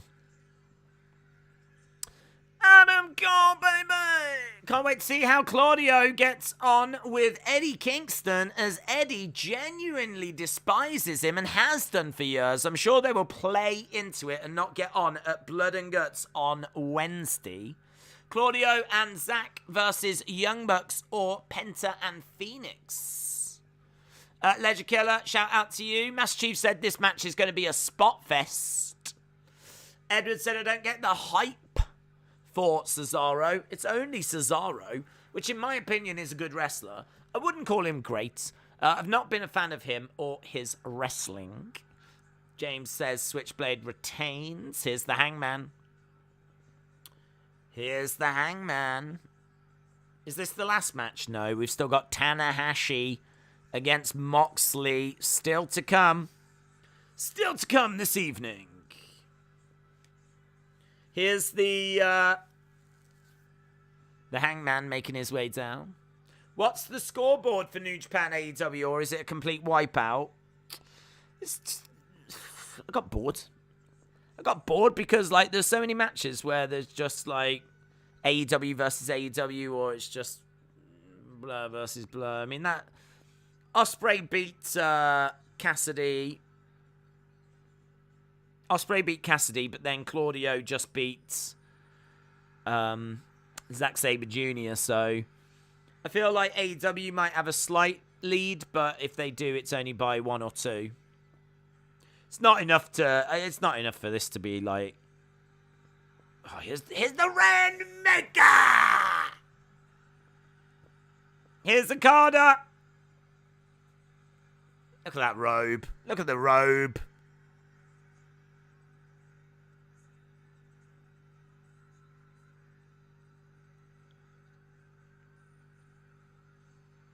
Okada making his way down to the ring.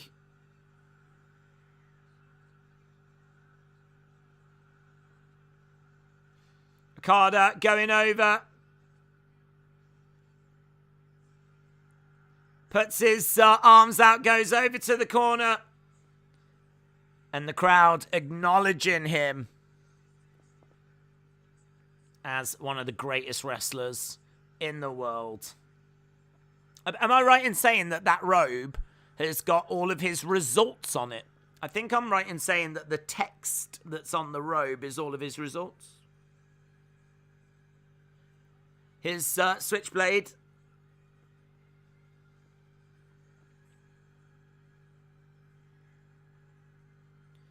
Thank you, Jay White.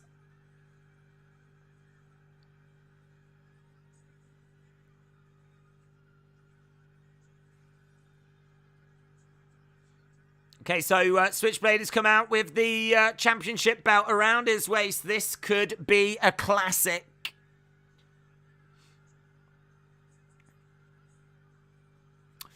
I'm going to win this, says J14. I say that either Hangman or Okada gets the dub. Should we do a quick poll? Might as well. God, why not, guys? Why not? We're all friends. Who wins? Who's going to win? Is it going to be the Hangman? Is it going to be the Baby? Is it going to be the Switchblade? Or is it going to be the Rainmaker?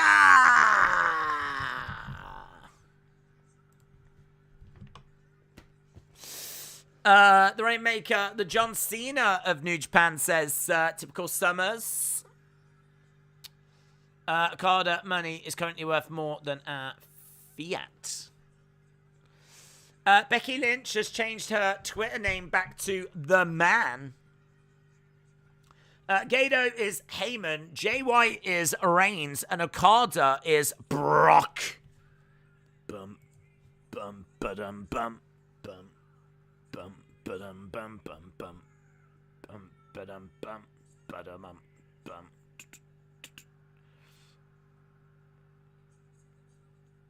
Introducing the challenger. Right, we're getting the announcements. Imagine if AEW takes this belt, then New Japan takes the AEW Interim belt. That would be wild, says Rob.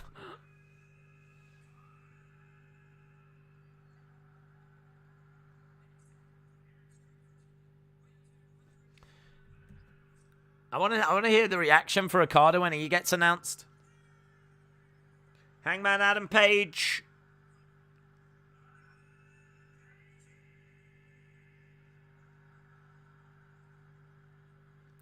It is weird having them both announcing. Massive cheer.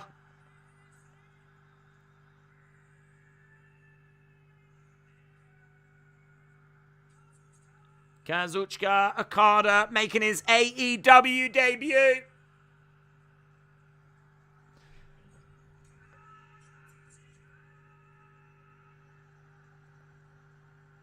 It's like a competition between two guys that can shout.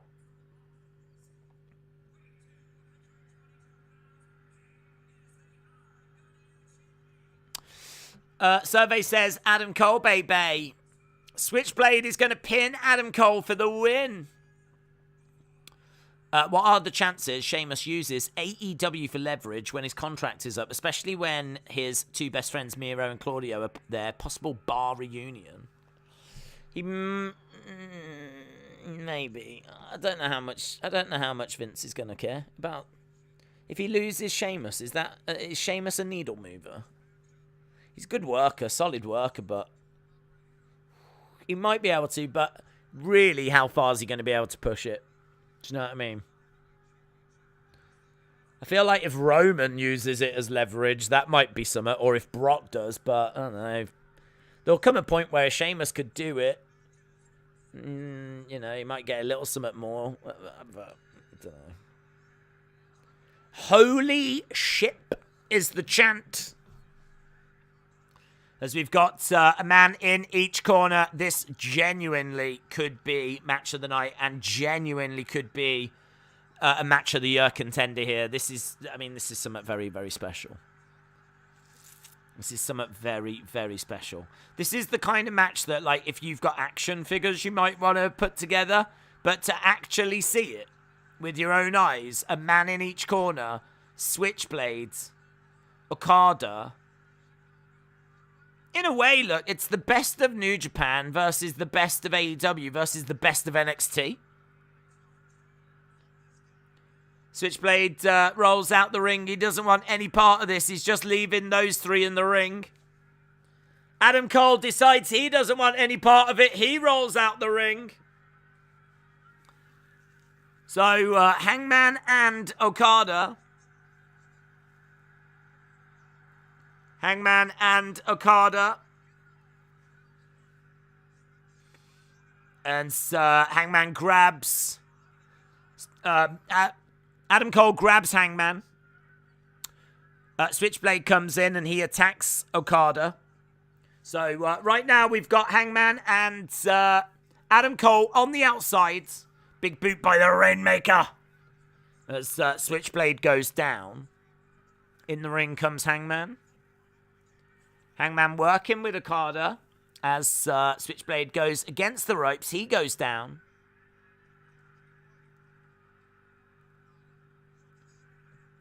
And Cole grabbing Switchblades. I think he's having a word with him outside the ring.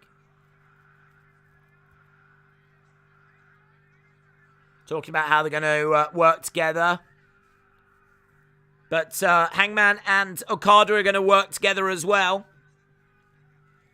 Elbow back at the head by Okada. Big forearm strike there by Okada. Into the ring goes Hangman. Against the ropes, Hangman suicide dive. Tope Suicina. Over the other side, Switchblade and Okada are going at it. Into the edge of the ring goes Okada. He gets picked up, planted onto the ring. He slumps down. Enjoy it, spend the money, don't lose it in the parking lot. Shout out to Avalanche fans. They've won the Stanley Cup Championship, defeating Tampa Bay Lifting. I'm a big fan of the Tampa Bay Lifting. Tampa Bay Lifting, they're going to be gutted. Losing to the Avalanche 2-1. Double suplex here. Adam Cole, Switchblade on Hangman on the entrance ramp. Got Hangman up in the air. Hangman. Oh! Onto that entrance ramp that's got like LED flooring. Very nice. Very nice. 3 Bullet Club members in this match, says Corvid.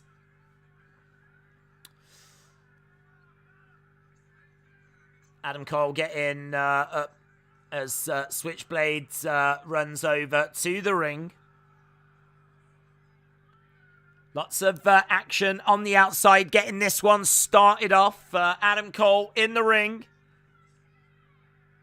Okada gets thrown in. Adam Cole jumps on top of Okada, rains down strikes.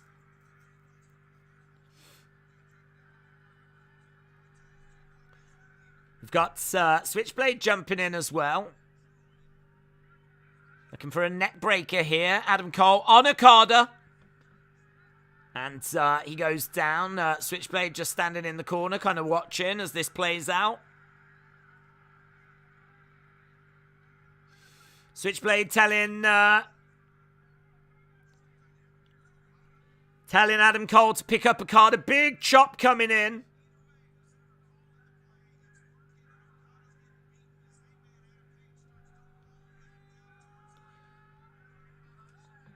Big chop again. Over in the corner goes Okada.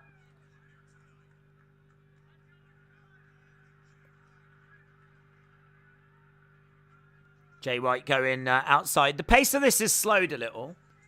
But it's just whilst the heels are taking control. Okada should stand around and watch. Everyone else, says Unbroken.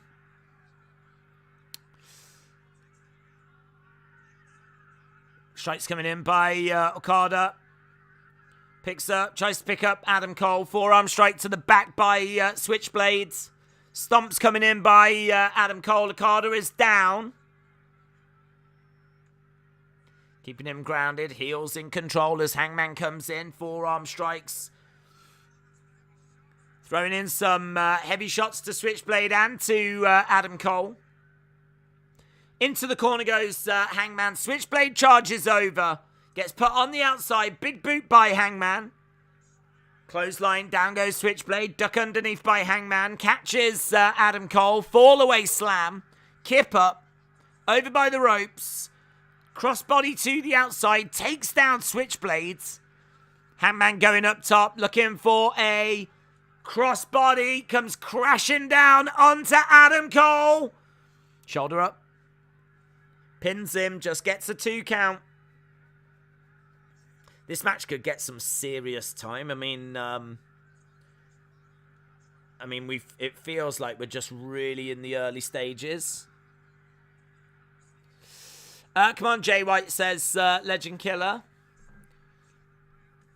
Rainmaker comes from making it rain, as in making money.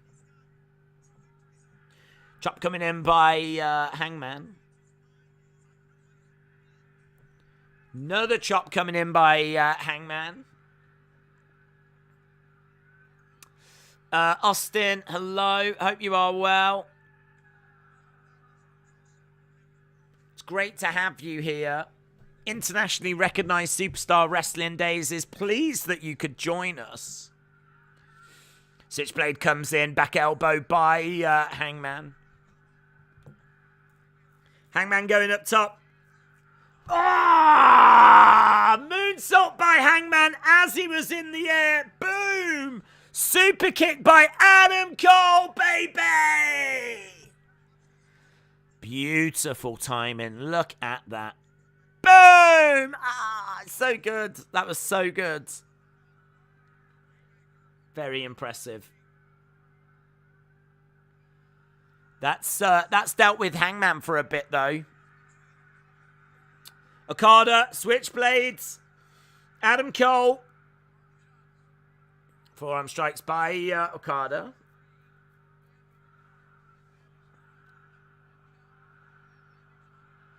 Against the ropes goes Okada. Back elbow by Okada.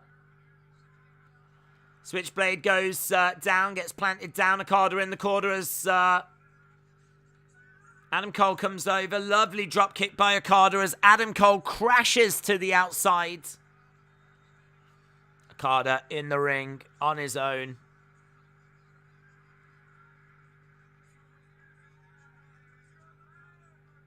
Jumps out the ring. Grabs Switchblade. We've got Hangman down. We got Adam Cole down. We got Okada. He drives Switchblade into the railing. Boot by Okada as Switchblade goes over that railing. Okada going over, grabbing Adam Cole. Chucks Adam Cole over that railing, and he lands into Switchblade. Don't know where Okada's going here, but what's he going for? Running. Crossbody by Okada. He jumps over the railing. Crossbodies into Switchblades. They go crashing into a load of seats. Sign in the crowd for the Rainmaker. What a night. We've had breast milk conversations. Pac winning the championship. The Avalanche winning the Stanley Cup.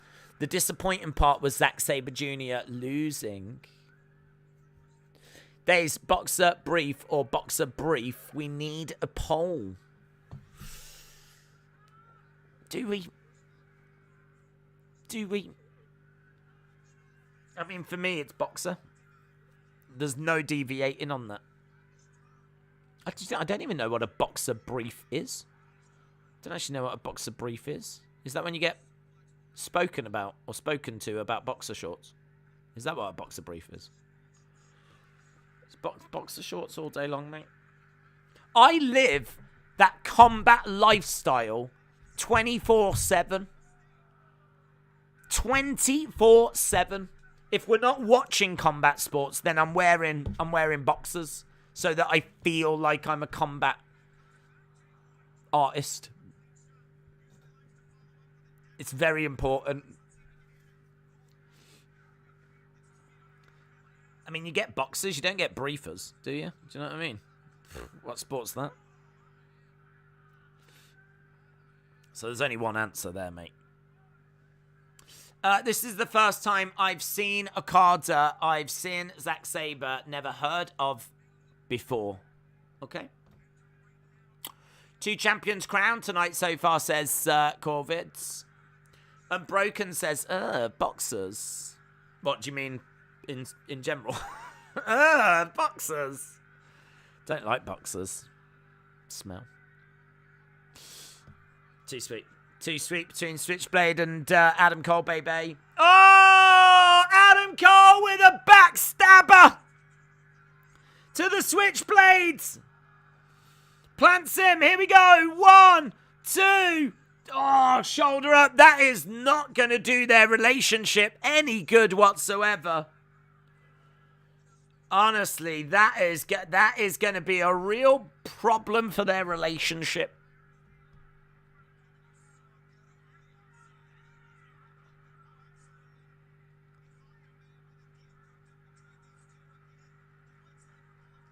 Against the ropes. Ooh. Oh, plants him down. Big, big power move. Adam Cole down in the ring. Combat lifestyle, but never been in a fight. Listen, James, every day is a fight. Every day is a fight. I am constantly fighting to get the recognition that I deserve. That is the fight that I'm in. International recognized superstar Wrestling Days does not get the level of recognition that he deserves. Every day is a battle for that. We all have different battles. Mine is just the most important battle. And it is a battle for recognition. A battle that you'll be pleased to know I'm winning. As highlighted by this new toy hunt that you can watch on the Wrestling Day, internationally recognized Wrestling Days channel. All 4 guys are in the ring right now. Drop kicks, knee strikes. Discus lariat by the Hangman. All 4 wrestlers are down. And the crowd are on their feet. The crowd are loving it.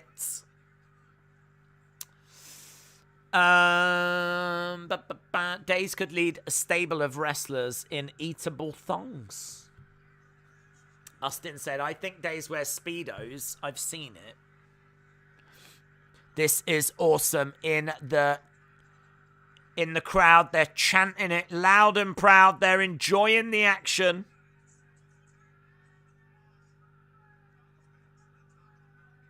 Adam Cole over in the corner. Switchblade getting to his feet. Okada the first to his feet. Adam Cole is up to his feet. Charging over. Forearm strike by Adam Cole and Switchblades. Another forearm strike coming in by both of these guys. He's just trading blows back and forth.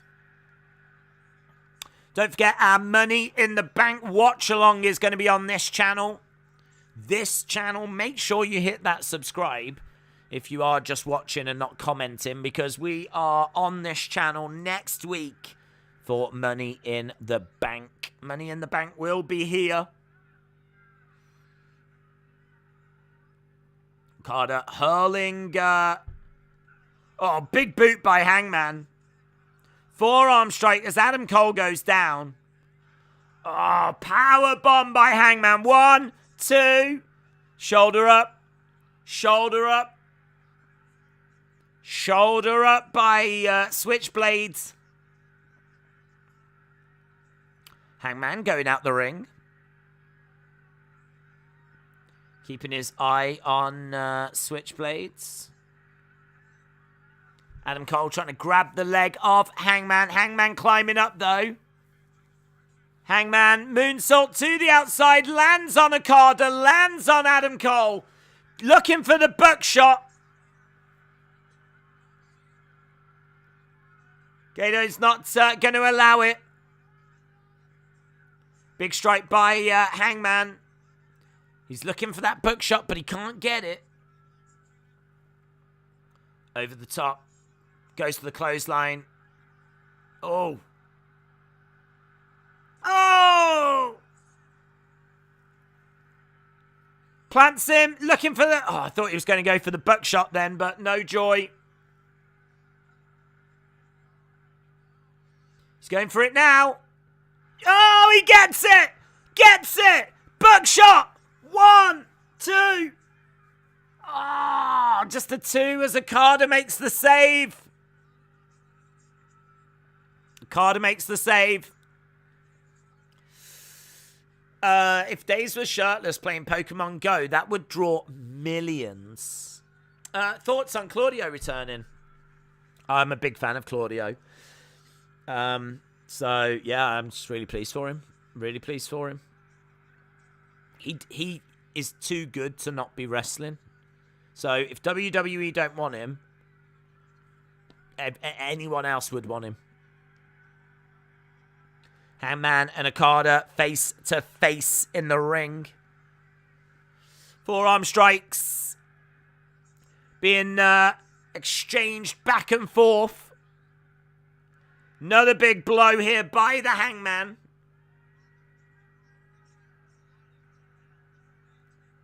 Uppercut. Adam Cole, baby. AEW New Japan might swap world titles. Boom. Down goes Okada. Rolled through by Hangman. Hangman has got Okada. Duck underneath, round the back. Lovely suplex. Discus lariat. Jumps out the ring. Adam Cole hurling Hangman into the ring post.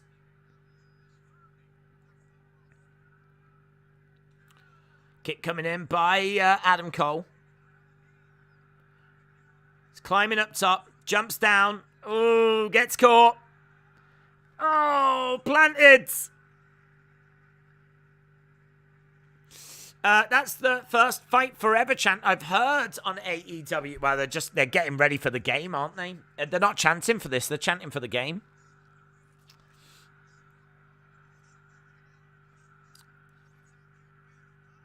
Okada going to the outside. Ledge Killer says, come on, Jay White. Come on, Jay White. Okada going up top.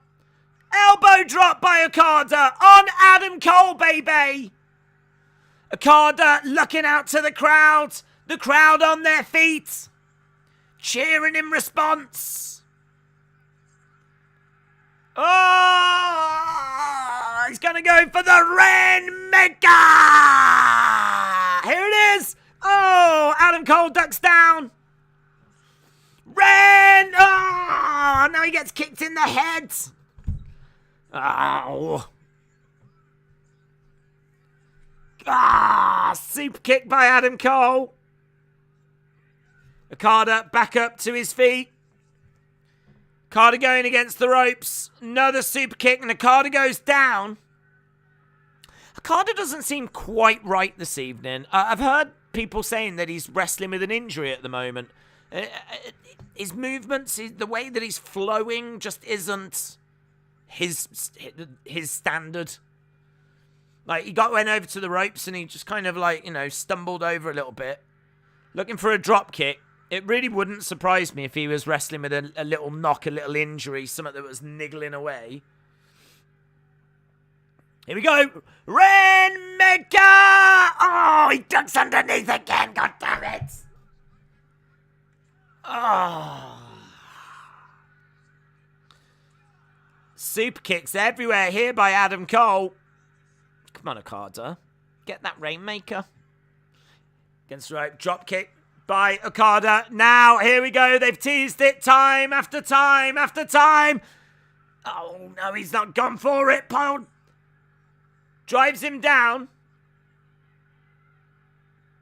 Hits a driver. Here we go. Rain! Ah! Still not got it.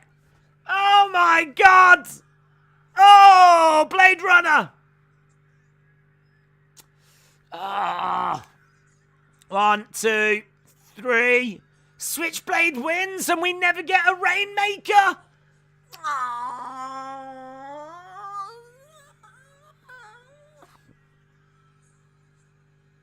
Boo!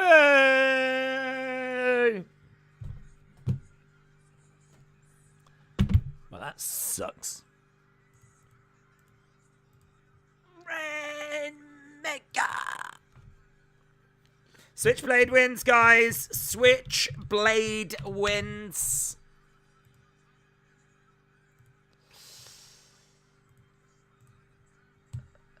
Cole got pinned.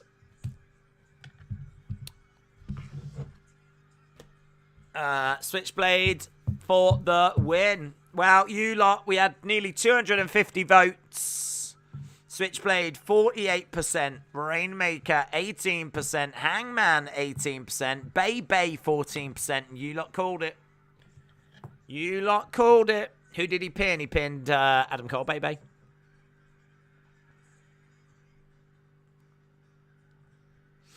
Switchblade walking to the back as he walks past the Bucks. Okada.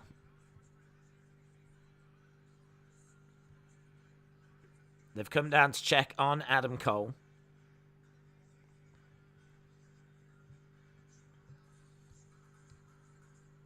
We've got someone actually in there. Hopefully that's not too serious. I think it's all right. Just a ringside official, just check in there to make sure that things are all right.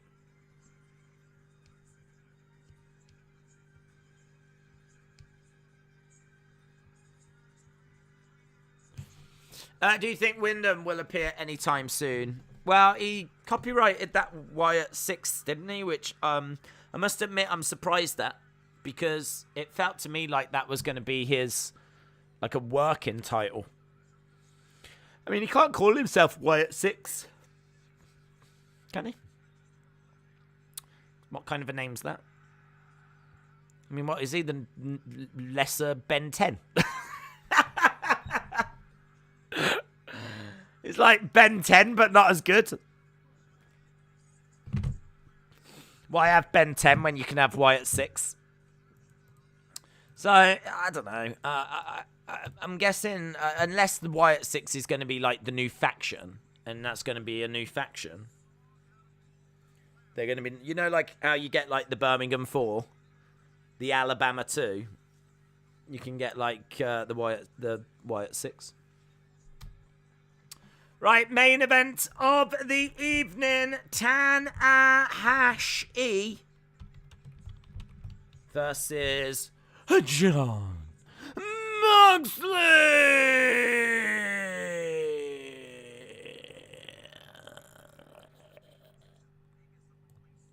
Thoughts on Shibata? I mean, incredible for him to come back from what he suffered. I don't know. I mean, I feel like he's a wrestler. He's born to be a wrestler. He's going to want to wrestle. I don't know how risky it is for him to be wrestling, but you know, he's just got eternal love from wrestling fans, isn't he, Shibata? So I haven't really got anything bad to say about him. Great guy, a good egg. But I just hope it feels like such a risk, doesn't it? He got Wyatt 6 for clothing, not anything to do with wrestling. Yeah, but I sort of feel like if you're going to have clothes called Wyatt 6, I mean, aren't you? You're going to name it after Summit, aren't you? It doesn't make any sense. Why would you just have clothes that have got Wyatt 6 written on them? Like, I feel like it's got to connect to Summit. Is it literally just because it connects to him? Because it's got the Wyatt name in it, but then why 6? Why 6? It wouldn't surprise me if it does lead to it being a wrestling name. I mean, don't forget, I don't know, maybe he doesn't want to trademark it in case he can't use it, or I don't know. I don't know what conversations have been had. Need a bit more information as to why Wyatt 6. Here comes Moxley. Imagine if Jushin Thunder Liger comes out.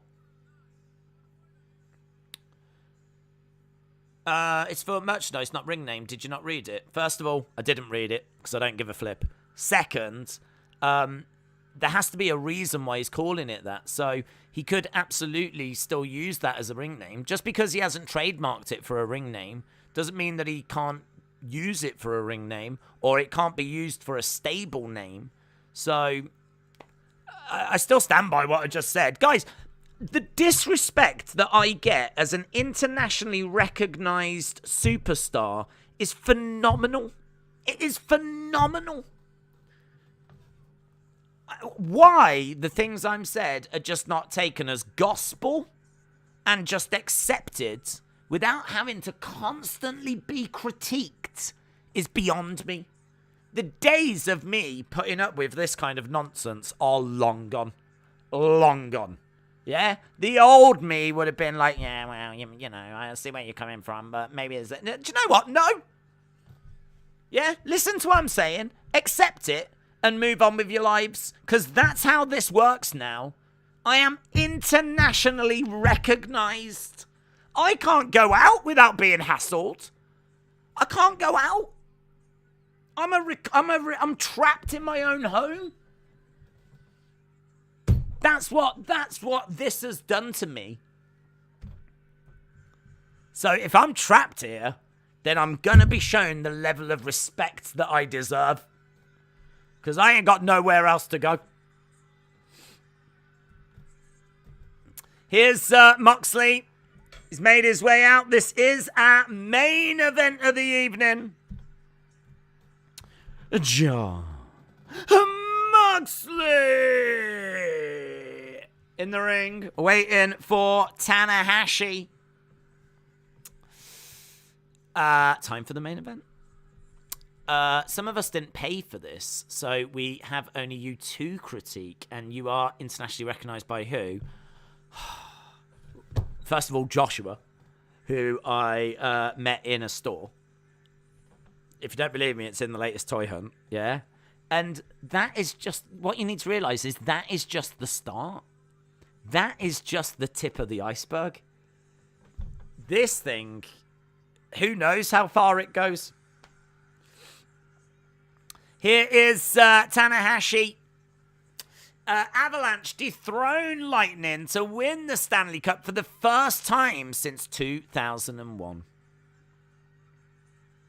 Go Ace! The Ace of New Japan. Tanahashi making his way down. Goes over and... who's that guy? There's someone in the crowd. Someone in the crowd that managed to just get Tanahashi to turn around and go back and give them, like, you know, a slap. Not like, but like on the hand.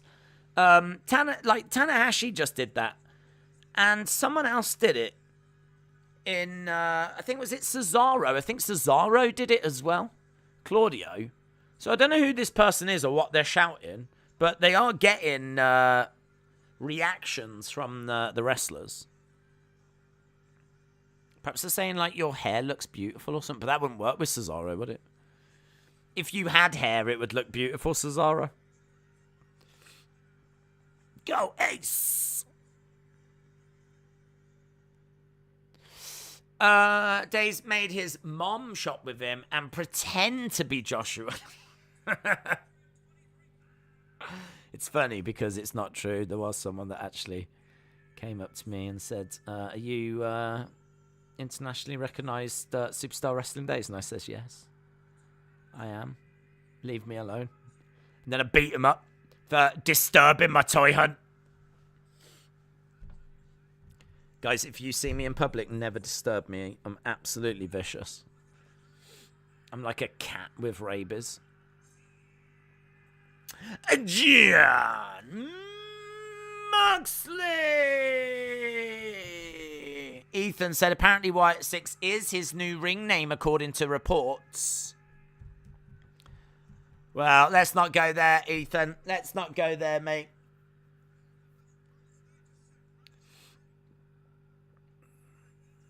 Internationally recognized Superstar Wrestling Days has moved on. Imagine Days with Claudio and Cole's hair combined. Your bald head looks beautiful, Claudio. Yeah. Your head's the shiniest thing I've ever seen, Claudio.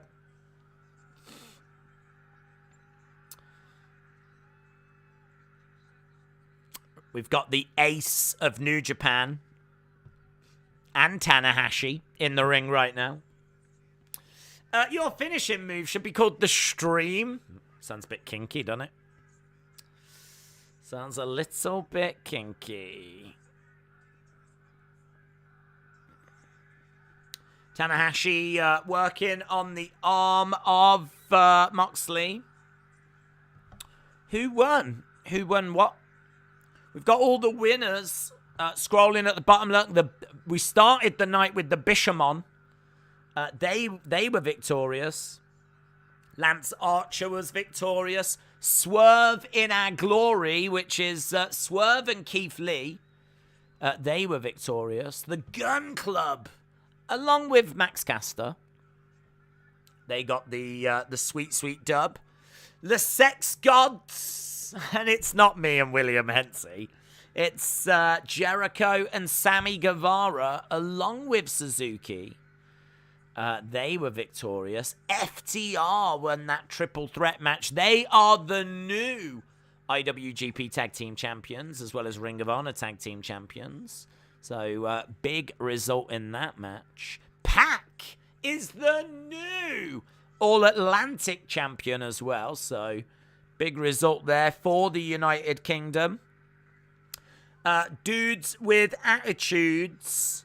That was Sting, Darby Allin, and someone else.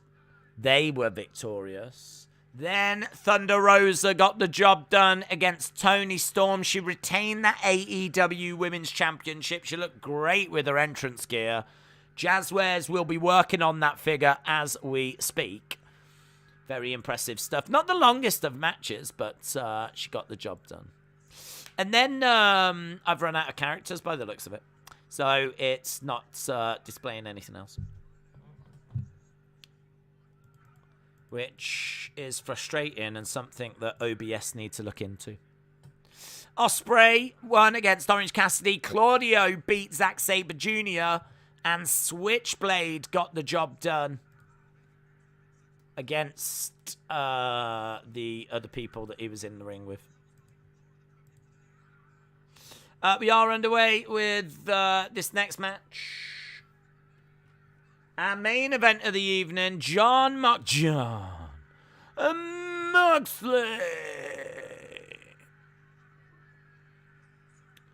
We are underway with this one. John Moxley and Tanahashi. Go Ace. I want to see if there's a way I can just get more displayed.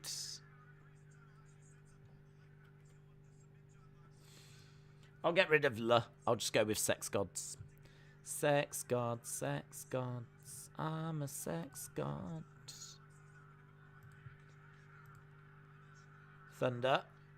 Can just go with Thunder. Don't need Thunder Rosa.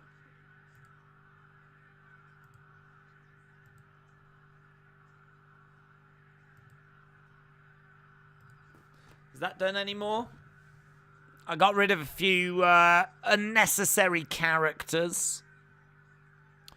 Bit like the Walking Dead producers. What's the score line now for AEW New Japan? What's that mean? What does that mean, Bakayuka? What's the score? I don't know, my friend. I will be interested to know what people score it, actually. Corvid said, NXT has gone downhill, both in product and ratings. Hopefully Triple H can turn things around, but they probably start planning NXT 3.0. Or you could call her Rosa. Actually, if I go with Rosa, that's less characters. I'm going to do that. I really want to cut down dudes with attitudes. I feel like that's long. I will go Rosa. Rosa. Lovely. And actually, I could take Switchblade down to white. Because he is Jay White. We're doing all right here. Keith Lee and Swerve. I could have that instead of Swerve in Our Glory. Couldn't I? Swerve and Lee is less characters. We're doing all right here. What's that done? Well, it's added Ospreay and it's added Claudio. So we've at least managed to get them on. But we are still missing, aren't we? God, there's just not enough characters. It's a real problem. Where do I send feedback to OBS? Pile driver by Moxley. Kick out by Tanahashi. Irish Rebel, hello. Or Jay. Yes. I'll do that. I'll do that. Jay. Can't make Claudio shorter. I could have... Do I want to change Ospreay to Will? I don't want to do that. Dudes with Attitudes is long. Pac, FTR, Sex Gods and Suzuki. Gun Club, Swerve and Lee. Archer, Bishop. I can't find a way of really cutting down anymore.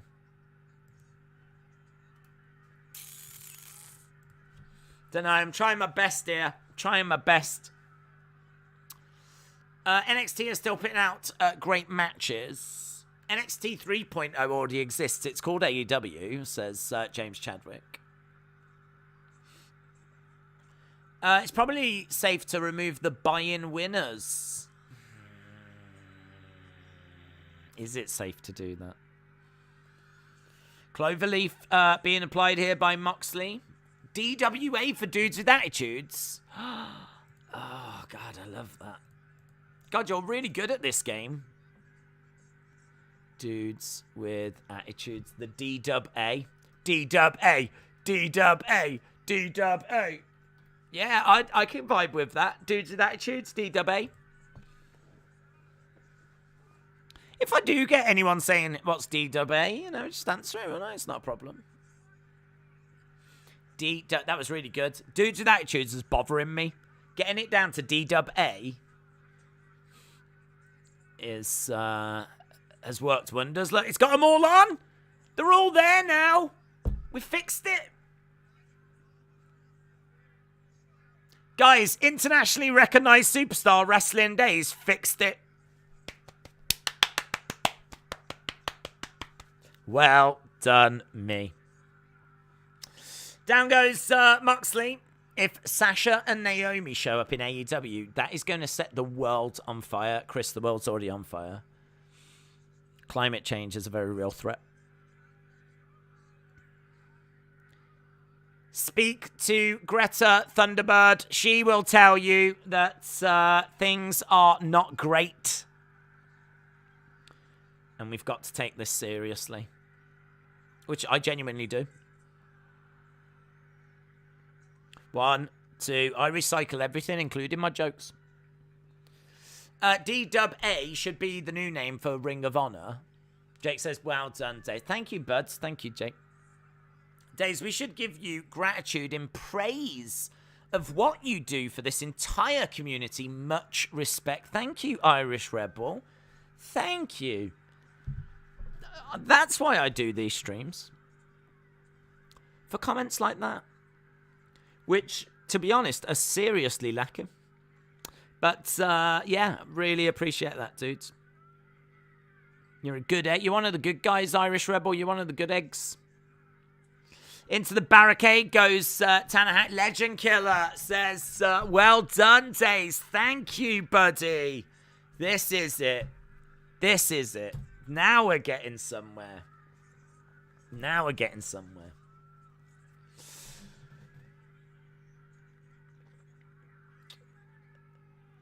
Boom. Ah, planted through the table. Tanahashi goes through the table. Days, with how fast the show has gone, Tony Thunder, it was 2:45. 5 matches were left. How did this show not finish by 4? I didn't think it would finish by 4, to be honest. I mean, I'm just looking. If we look at the match times, I can tell you that 21 minutes Jay White got. Claudio went 18, which I think was quite long. Claudio against Zack Sabre Jr. 16 minutes for Ospreay and Orange. I mean, Ospreay, Orange Cassidy got 16 minutes. Claudio, Zack Sabre Jr. got 18. Jay White went 21. Thunder Rosa, Tony Storm went 10. Everything's double digits. Max Caster Gun Club on the pre-show went 5. Lance Archer, Nick Comoroto went 6. But everything on the main card has gone at least 10 minutes. The shortest match was the Thunder Rosa one, which went 10 minutes 40. But I'm actually not going to complain because it's been 3.5 hours since the main show started. 4.5 hours if you count the buy-in. And I feel all right. Well, we're at the main event. So I know the end is in sight. So, yeah. Much better than Double or Nothing. We need Antonio Inoki against Kenny Omega. This Moxley match is a snooze fest, says Lance. Daisy's the GOAT. Thank you, Edwards. Ledge Killer says you are the best man ever. Good job, Days, for nothing. I'm getting praise for nothing now. For absolutely no reason, here's some praise. That's what I'm reading that comment as. Good job. For nothing. Here's some praise. For you know, there's no reason for me to give you. I just feel like I need to give you praise. Airflow Games, I appreciate that. And your gut feeling is right. Your gut feeling is right. You are right to give me that praise. Just for existing.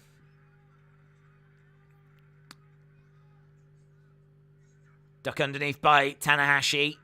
Sling blade by Tanahashi. Moxley rolls out the ring. Moxley goes to the outside. James said the IWGP title match should have main evented instead of this. Good job for nothing. Thank you. Oh, there's blood, guys. There's blood. Blood coming down the face of Jonathan Moxley. Jonathan Good is not in a good place at the moment. Up top goes Tanahashi, loving his ring gear, as always. Tanahashi. Crossbody comes crashing down onto Jon Moxley. We've got colour. We've got blood. Sasha will help AEW with its popularity, but she will ruin the push of others. Better to wait a bit. Check Becky's Twitter. She's under the man on Twitter. Does it mean she's going to go back to being the man? She could do. She could go back to being the man. Does it make a difference if she's the man or she's big time Bex?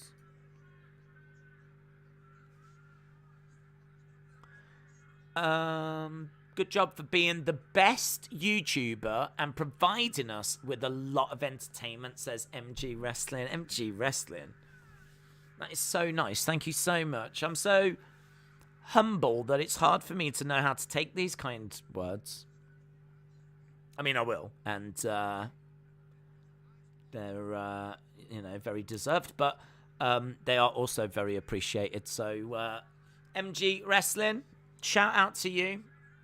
If this stream has provided even just the slightest smile, then I've done my job. And I would say that's reward enough, but it's not. I definitely need the kind words. Nice German. Can you bring in Triple H for the next Watch Along? Well, there will be a triple someone for a future Watch Along, yes. There will be a triple someone around for the Money in the Bank Watch Along. I can't promise it'll be a H. Moxley with blood all down his face. Double underhooks. Headbutt by Tanahashi. It could be argued that Becky dresses more like the man than her husband, says John. Airflow says, thank you for being here, unlike Triple T. Listen, he might be in the shadows. You never know. Could be watching. Couldn't he? Could be stalking. Another crossbody by Tanahashi. Tanahashi going to the outside. He's going up top. Tanahashi. Oh, another big crossbody by Tanahashi. This is for the AEW Interim Championship. Ooh. Bulldog choke applied here by Moxley. He was being pinned. He rolled over and he's got that Bulldog choke on. Very nice. Very nice. Lots of blood, by the way. Lots of blood. Blood absolutely everywhere. It's like a flipping massacre. Lots of blood. $10 says the match ends in a roll-up, says MVNIK official. God, what does that stand for? MVNIK. Mvnik. You are the official Mvnik. Sleeper holds. Not going to lie, I forgot it was for a title, says Primo. Becky dresses awful. Seth dresses better.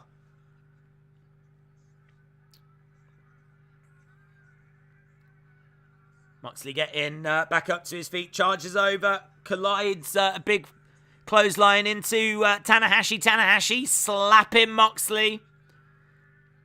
Tanahashi going against the ropes. Big clothesline by Moxley. Tanahashi goes down. One.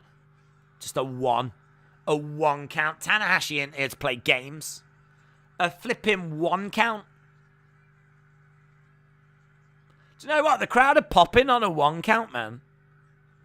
Which is good. I mean, like, they're so used to seeing those close counts to three that it becomes a bit boring. Now, like, someone kicking out at one is like, what? We don't normally see this. Ah! Elbowing away at Tanahashi. He's trying to choke him out. Tanahashi's in trouble. Tanahashi's in trouble. The ace. The ace is going to sleep. The ref is checking on Tanahashi. Are they chanting, go ace?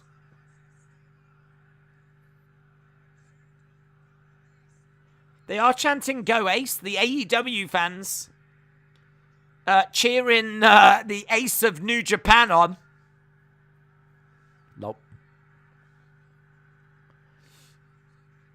And he gets up to his feet.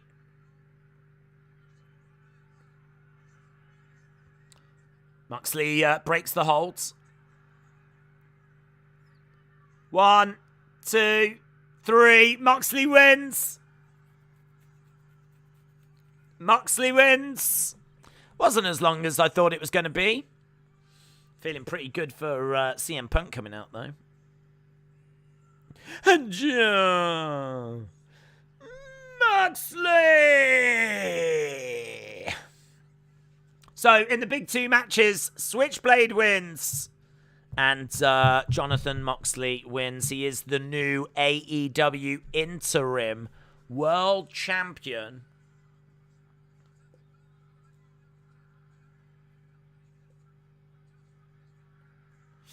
I had a feeling Moxley would win. Two-time AEW champion.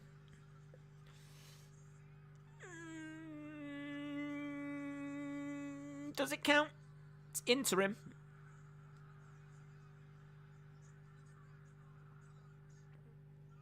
I think, is he one-time world champion, one-time interim champion? I think it's more that. Don't know. Never seen it in AEW. The hype crowd has helped the show. They've been up for the whole thing. It's been a great show. This wasn't as long as the last pay-per-view. Blood and Guts on Wednesday. We'll be doing that on the Wrestling Days channel. Don't forget, we're back tomorrow on the Wrestling Days channel for Raw. Tuesday on this channel for the Wrestling Escape Pods. Wednesday on the Wrestling Days channel for Blood and Guts. Thursday on this channel for the Money in the Bank Retro Watch-Along. Friday on the Wrestling Days channel for SmackDown. And then Saturday, simulcast. This channel for Money in the Bank. The Wrestling Days channel for UFC 276. Big week ahead. Big week ahead.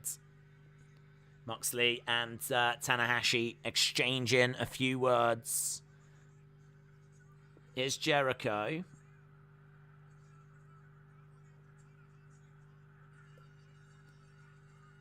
Jericho's come running down.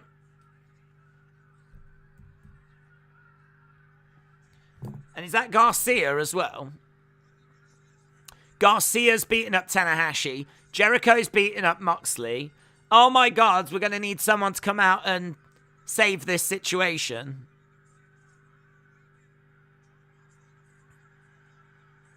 Eddie Kingston.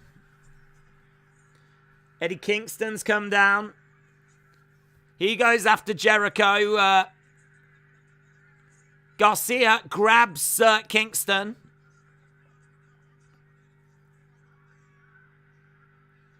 I'm surprised there's not a CM Punk chant. Wheeler Yuta's jumped into the ring. We are getting a sneak preview of Blood and Guts. Taz says sneak preview is the best way to put it. Wow, Jesus, we do have everyone that's going to be involved in Blood and Guts getting in the ring right now. Tanahashi is down in the ring. Perhaps it just is a preview of Blood and Guts.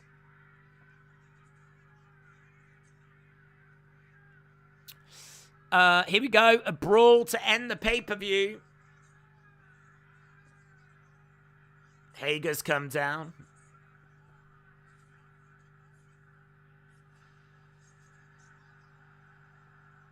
Cesaro, is it? Claudio. Claudio's making his way down. Claudio, of course, is going to be in that match. Claudio's in there with Jericho. Claudio and Jericho. European uppercut by Claudio. Look at him, man. Just going around smashing. Smashing everyone. That was fun seeing him smash into Hager, because wasn't Claudio and Swagger in the real... That was the Real Americans, wasn't it?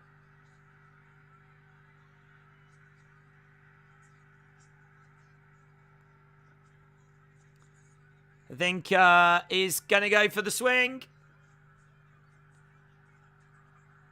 There's the swing. Claudio with the swing.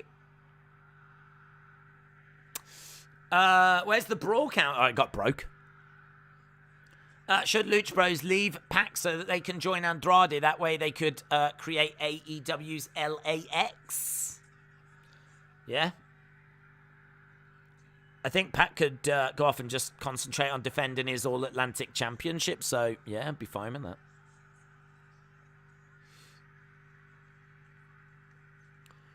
But there we go. Jericho on the outside. Moxley still with blood coming down his face.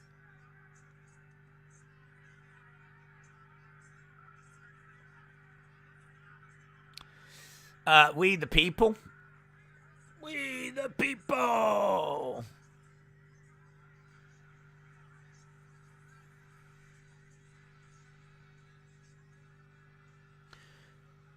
And they play Cesaro, Claudio's music.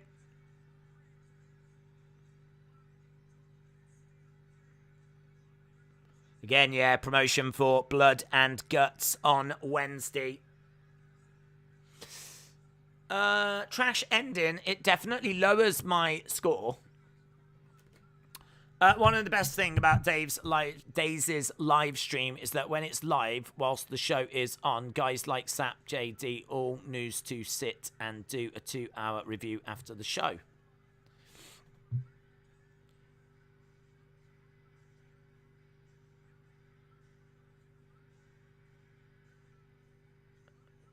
They're playing Moxley's music now.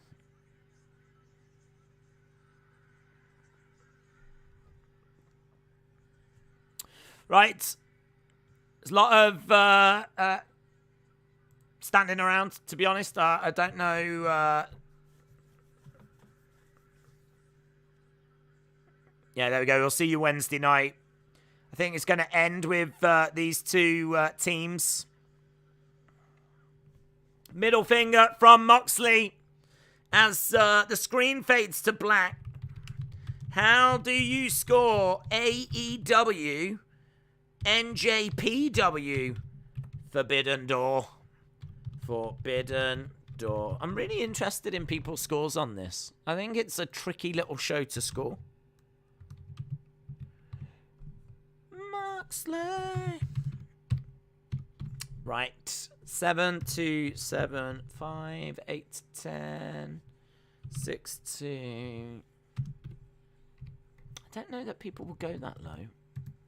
Let's change the parameters. Let's change the parameters.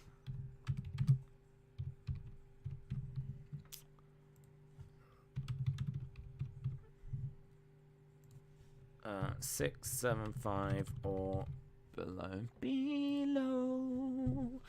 8 would have been a 9 if they just ended with Moxley praising Tana. Brian said 6.5. Brandon says 4. CSW Wrestling says 8. Eddie Kingston noticeably missing from that final battle. He was in there. He came down.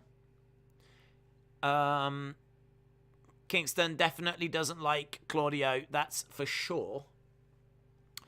I can't score because I didn't watch it, says Austin. This ending brawl will lower all of our scores, says Bakayuka. Airflow says 7. MG Wrestling says 9. Chris Haley says 8. James said 9. It was a great show. What was your match of the night? Match of the night. What was my match of the night? I don't know, you know. Match of the night.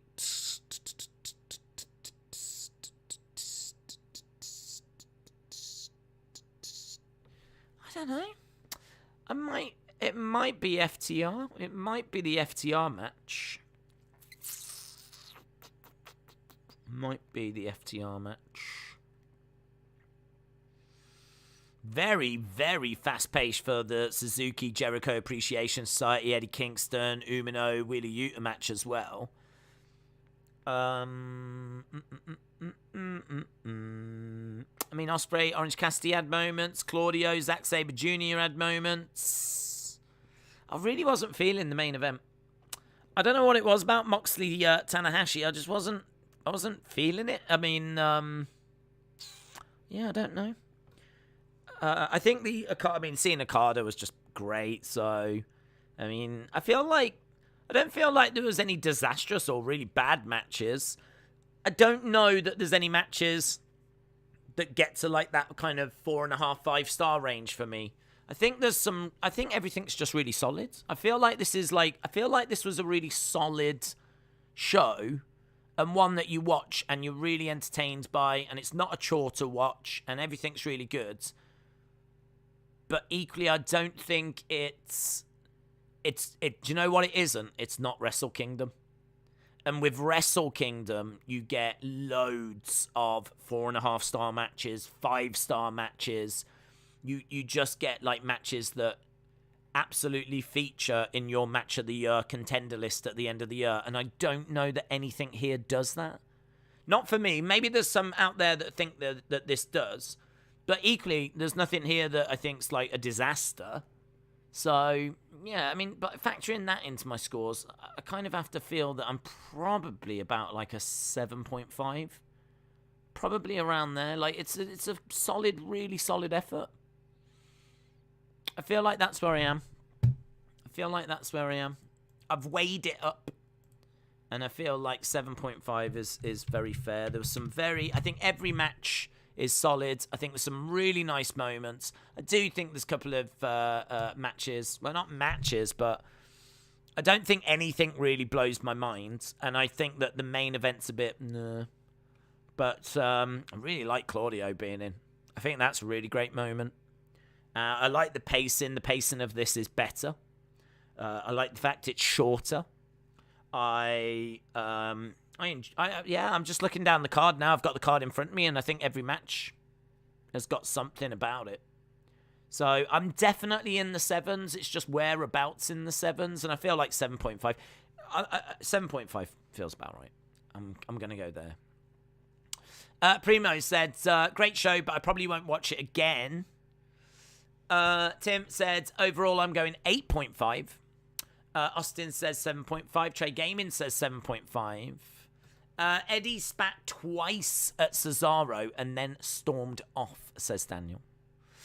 Me and Days have got the same minds. Legend Killer says 8. J14 says 8. Macarai said, quick reminder, we get Cena tomorrow. Brandon said, I think without injuries, the card would have been more unpredictable. Hey, listen, without injuries, the card would have been undeniably stronger, and we undeniably would have gone up in scores. Erase Your Mind says 8.25. Wild prediction, no NBA or Stanley Cup. Fallout show, does it finally get 1 million or 900,000? Yeah, well, I think it should get 900,000. I mean, it's blood and guts, isn't it? And they're really hyping that up and building that up.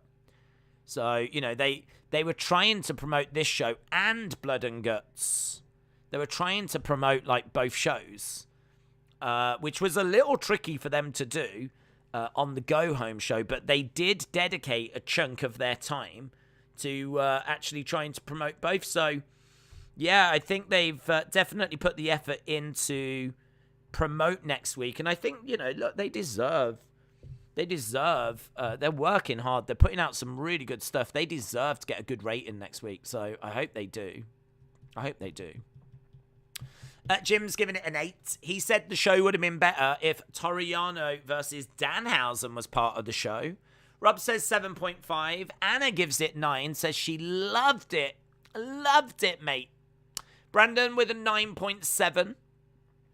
MG Wrestling said, good night, I enjoyed watching this. Shout out to you, my friends. We've had 150 odd votes coming in. Get your votes in. Get your honest thoughts in as to what you thought about the show. I would love to just get a real good understanding. It's really hard to get a read of this one, I think. I mean, New Japan, I know this is dripping with incredible talent. And there's definitely kept me entertained all throughout. I love the pacing. It's a shorter show. I mean, it ends up going like, 3 hours 40 something. Which, for the main card, which is great. Hour buy-in as well. But in all fairness, I mean, you don't have to watch the hour buy-in. But, no, I think this was much better time-wise. Everything felt like a nice pace. Nothing really outstayed its welcome. You could probably shave a few minutes off a few things, but you don't have to. But you probably could shave a few minutes off here and there. But, I feel like it's gone for like 3 hours 40 something. I think if you could get it to 3 hours 30, be a little tighter even more so. Because you could definitely shave a few minutes off. I mean, for example, the first match is 19 minutes. Like, I could easily go 17. Jay White, Hangman, Okada, Adam Coles goes 21. I could easily go 19. No, you can just shave little bits off it. But it's nothing, is it? It's not compared to like Double or Nothing, where I thought you could shave an hour from it. This one you could probably shave like about 15 minutes, just to keep it a little tighter in places. But overall, fast pace, good pace, some really good moments. Yeah, yep. I think this is going to get really good scores. I think this will get good scores on social media. I think people will have come out of this quite pleased. We've got some new tag champs in FTR. We've got obviously the new All Atlantic champ with Pac, which I feel is a surprise. I wasn't expecting Pac to win that. Moxley, I think I was expecting. Switchblade, I was probably expecting. But even so, we've got answers. Cesaro, I probably was expected. But again, just because these things are expected, it doesn't mean they're bad. So, yeah, good. Wrestling Escape Pod, you do a good job, and you treated me with kindness through my illness. Thank you, says Real YT. Real YT, shout out to you. Hope you are well, my friend. Always Big O said, loved the show. The crowd was insane. Crowd were great. You are right. Crowd were great. Steve said, what was your favourite match? Mine has got to be the Ospreay match. Ospreay match is up there, definitely. I really enjoyed the FTR match. I really enjoyed the FTR match. Ospreay match is up there. There's something really special about seeing Okada, which is always going to have elevated that Fatal 4-Way as well. Claudio as well is a nice moment. I think the match that follows it is solid, but I don't know. I keep going around in circles, and I'm going to go back to what I keep saying. There's nothing here that's like 4.5 stars for me. There's nothing here that's 5 stars.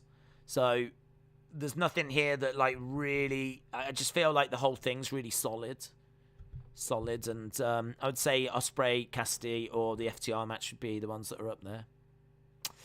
I think New Japan should have won more than 2 matches, says Edward. I think they did win more than 2 matches, didn't they?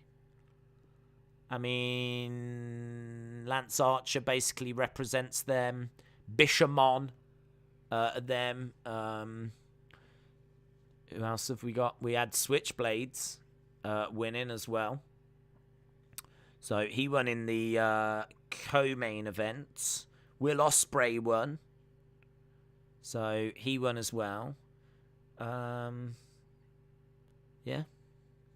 I don't know. I feel it's really hard because like a lot of this was mixed, and it wasn't like really strictly. It's not like Survivor Series where it's just Raw versus SmackDown.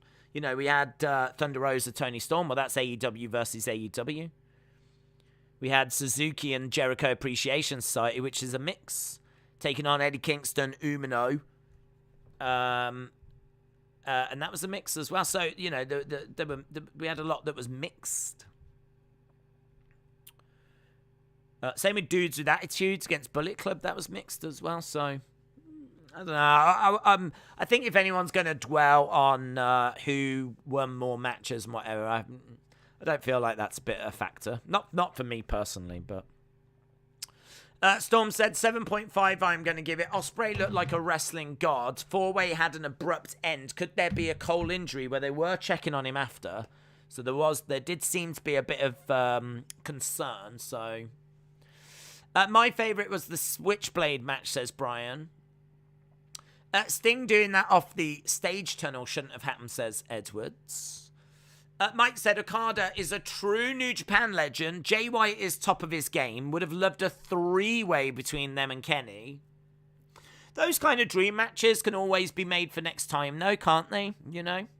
So it's like, even if we did just miss out on some dream matches this time, I'm sure they can come back around for next time. So, you know, it is what it is. Horses for courses.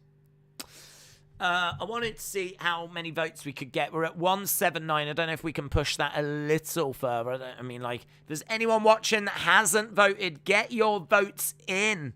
Vote, vote, vote, vote, vote. I'd like to try and push that a little bit more, if we can, if it's possible, so that we can get as good a read on this as possible. I can tell you that we're almost at 5 hours as well, so we're about 30-odd seconds away from the stream being 5 hours long, so we'll hit that milestone. See if we can move the vote up anymore, and then we'll call it a day. So get in your final thoughts as we look to wrap this up and send this baby home. A big thank you to everyone that's joined us here. Don't forget, if you want to watch the Money in the Bank watch long next week, next Saturday, it is on this channel. It's up now. You can click on the notify me so that you get a little reminder, so that you don't lose the channel, because I appreciate it's a different channel to usual. But it will be over here. If you do want to watch UFC, then you can watch that. The watch long will be on the Wrestling Days channel for that. And I am going to put that up tonight, probably. I think after this, I'll pop that up. Get that sorted. Oh, 188. We did have a little flurry. Oh, 191. Oh, we're 9 away. 9 away. 9 away. 8 away. Oh, I definitely want to get to 200 now. 8 votes away. If you are out there and you've not voted, 8 votes. 8 votes. Get them in. Get them in. Have you seen Becky has tweeted about Claudio? No, but that's very cool. Hasib said, do you think the next AEW New Japan show needs to happen in Japan to give them something this time for their fans? Yes, I think that would be good.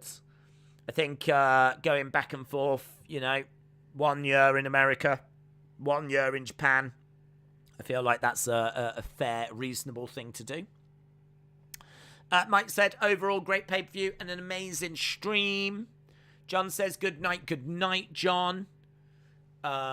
This card was missing Britt Baker, says Edwards.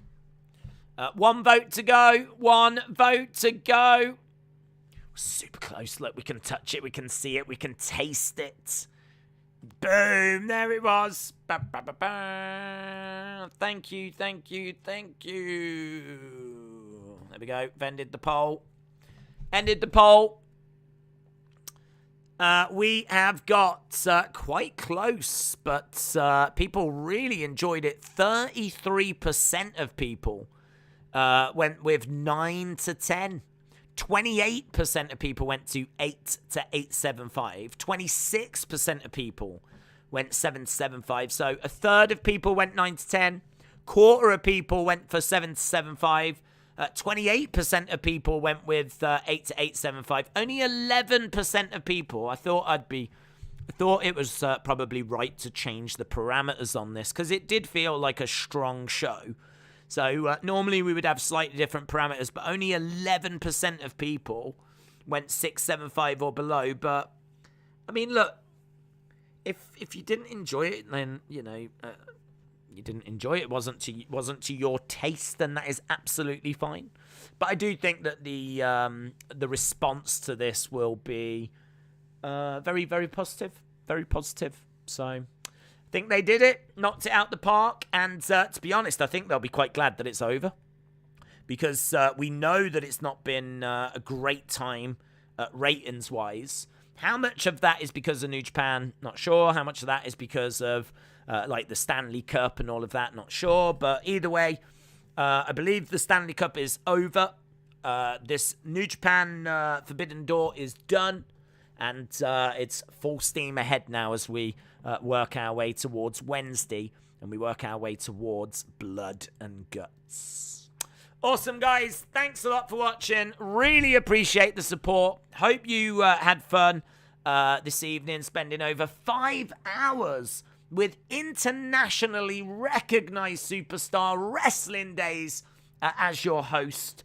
It was a lot of fun, a lot of action to call Lots of great moments like the Shibata moment, the Claudio moment, some, obviously, Okada. Seeing him in an AEW ring was really fun as well. So, yeah, I hope you enjoyed it. Appreciate the support. We're back on the Wrestling Days channel tomorrow for the Raw watch along. And as I keep saying, we are back here, Money in the Bank, next Saturday. That stream is up if you want to notify yourself for next weekend. Awesome, guys. Thanks for watching. Bye for now.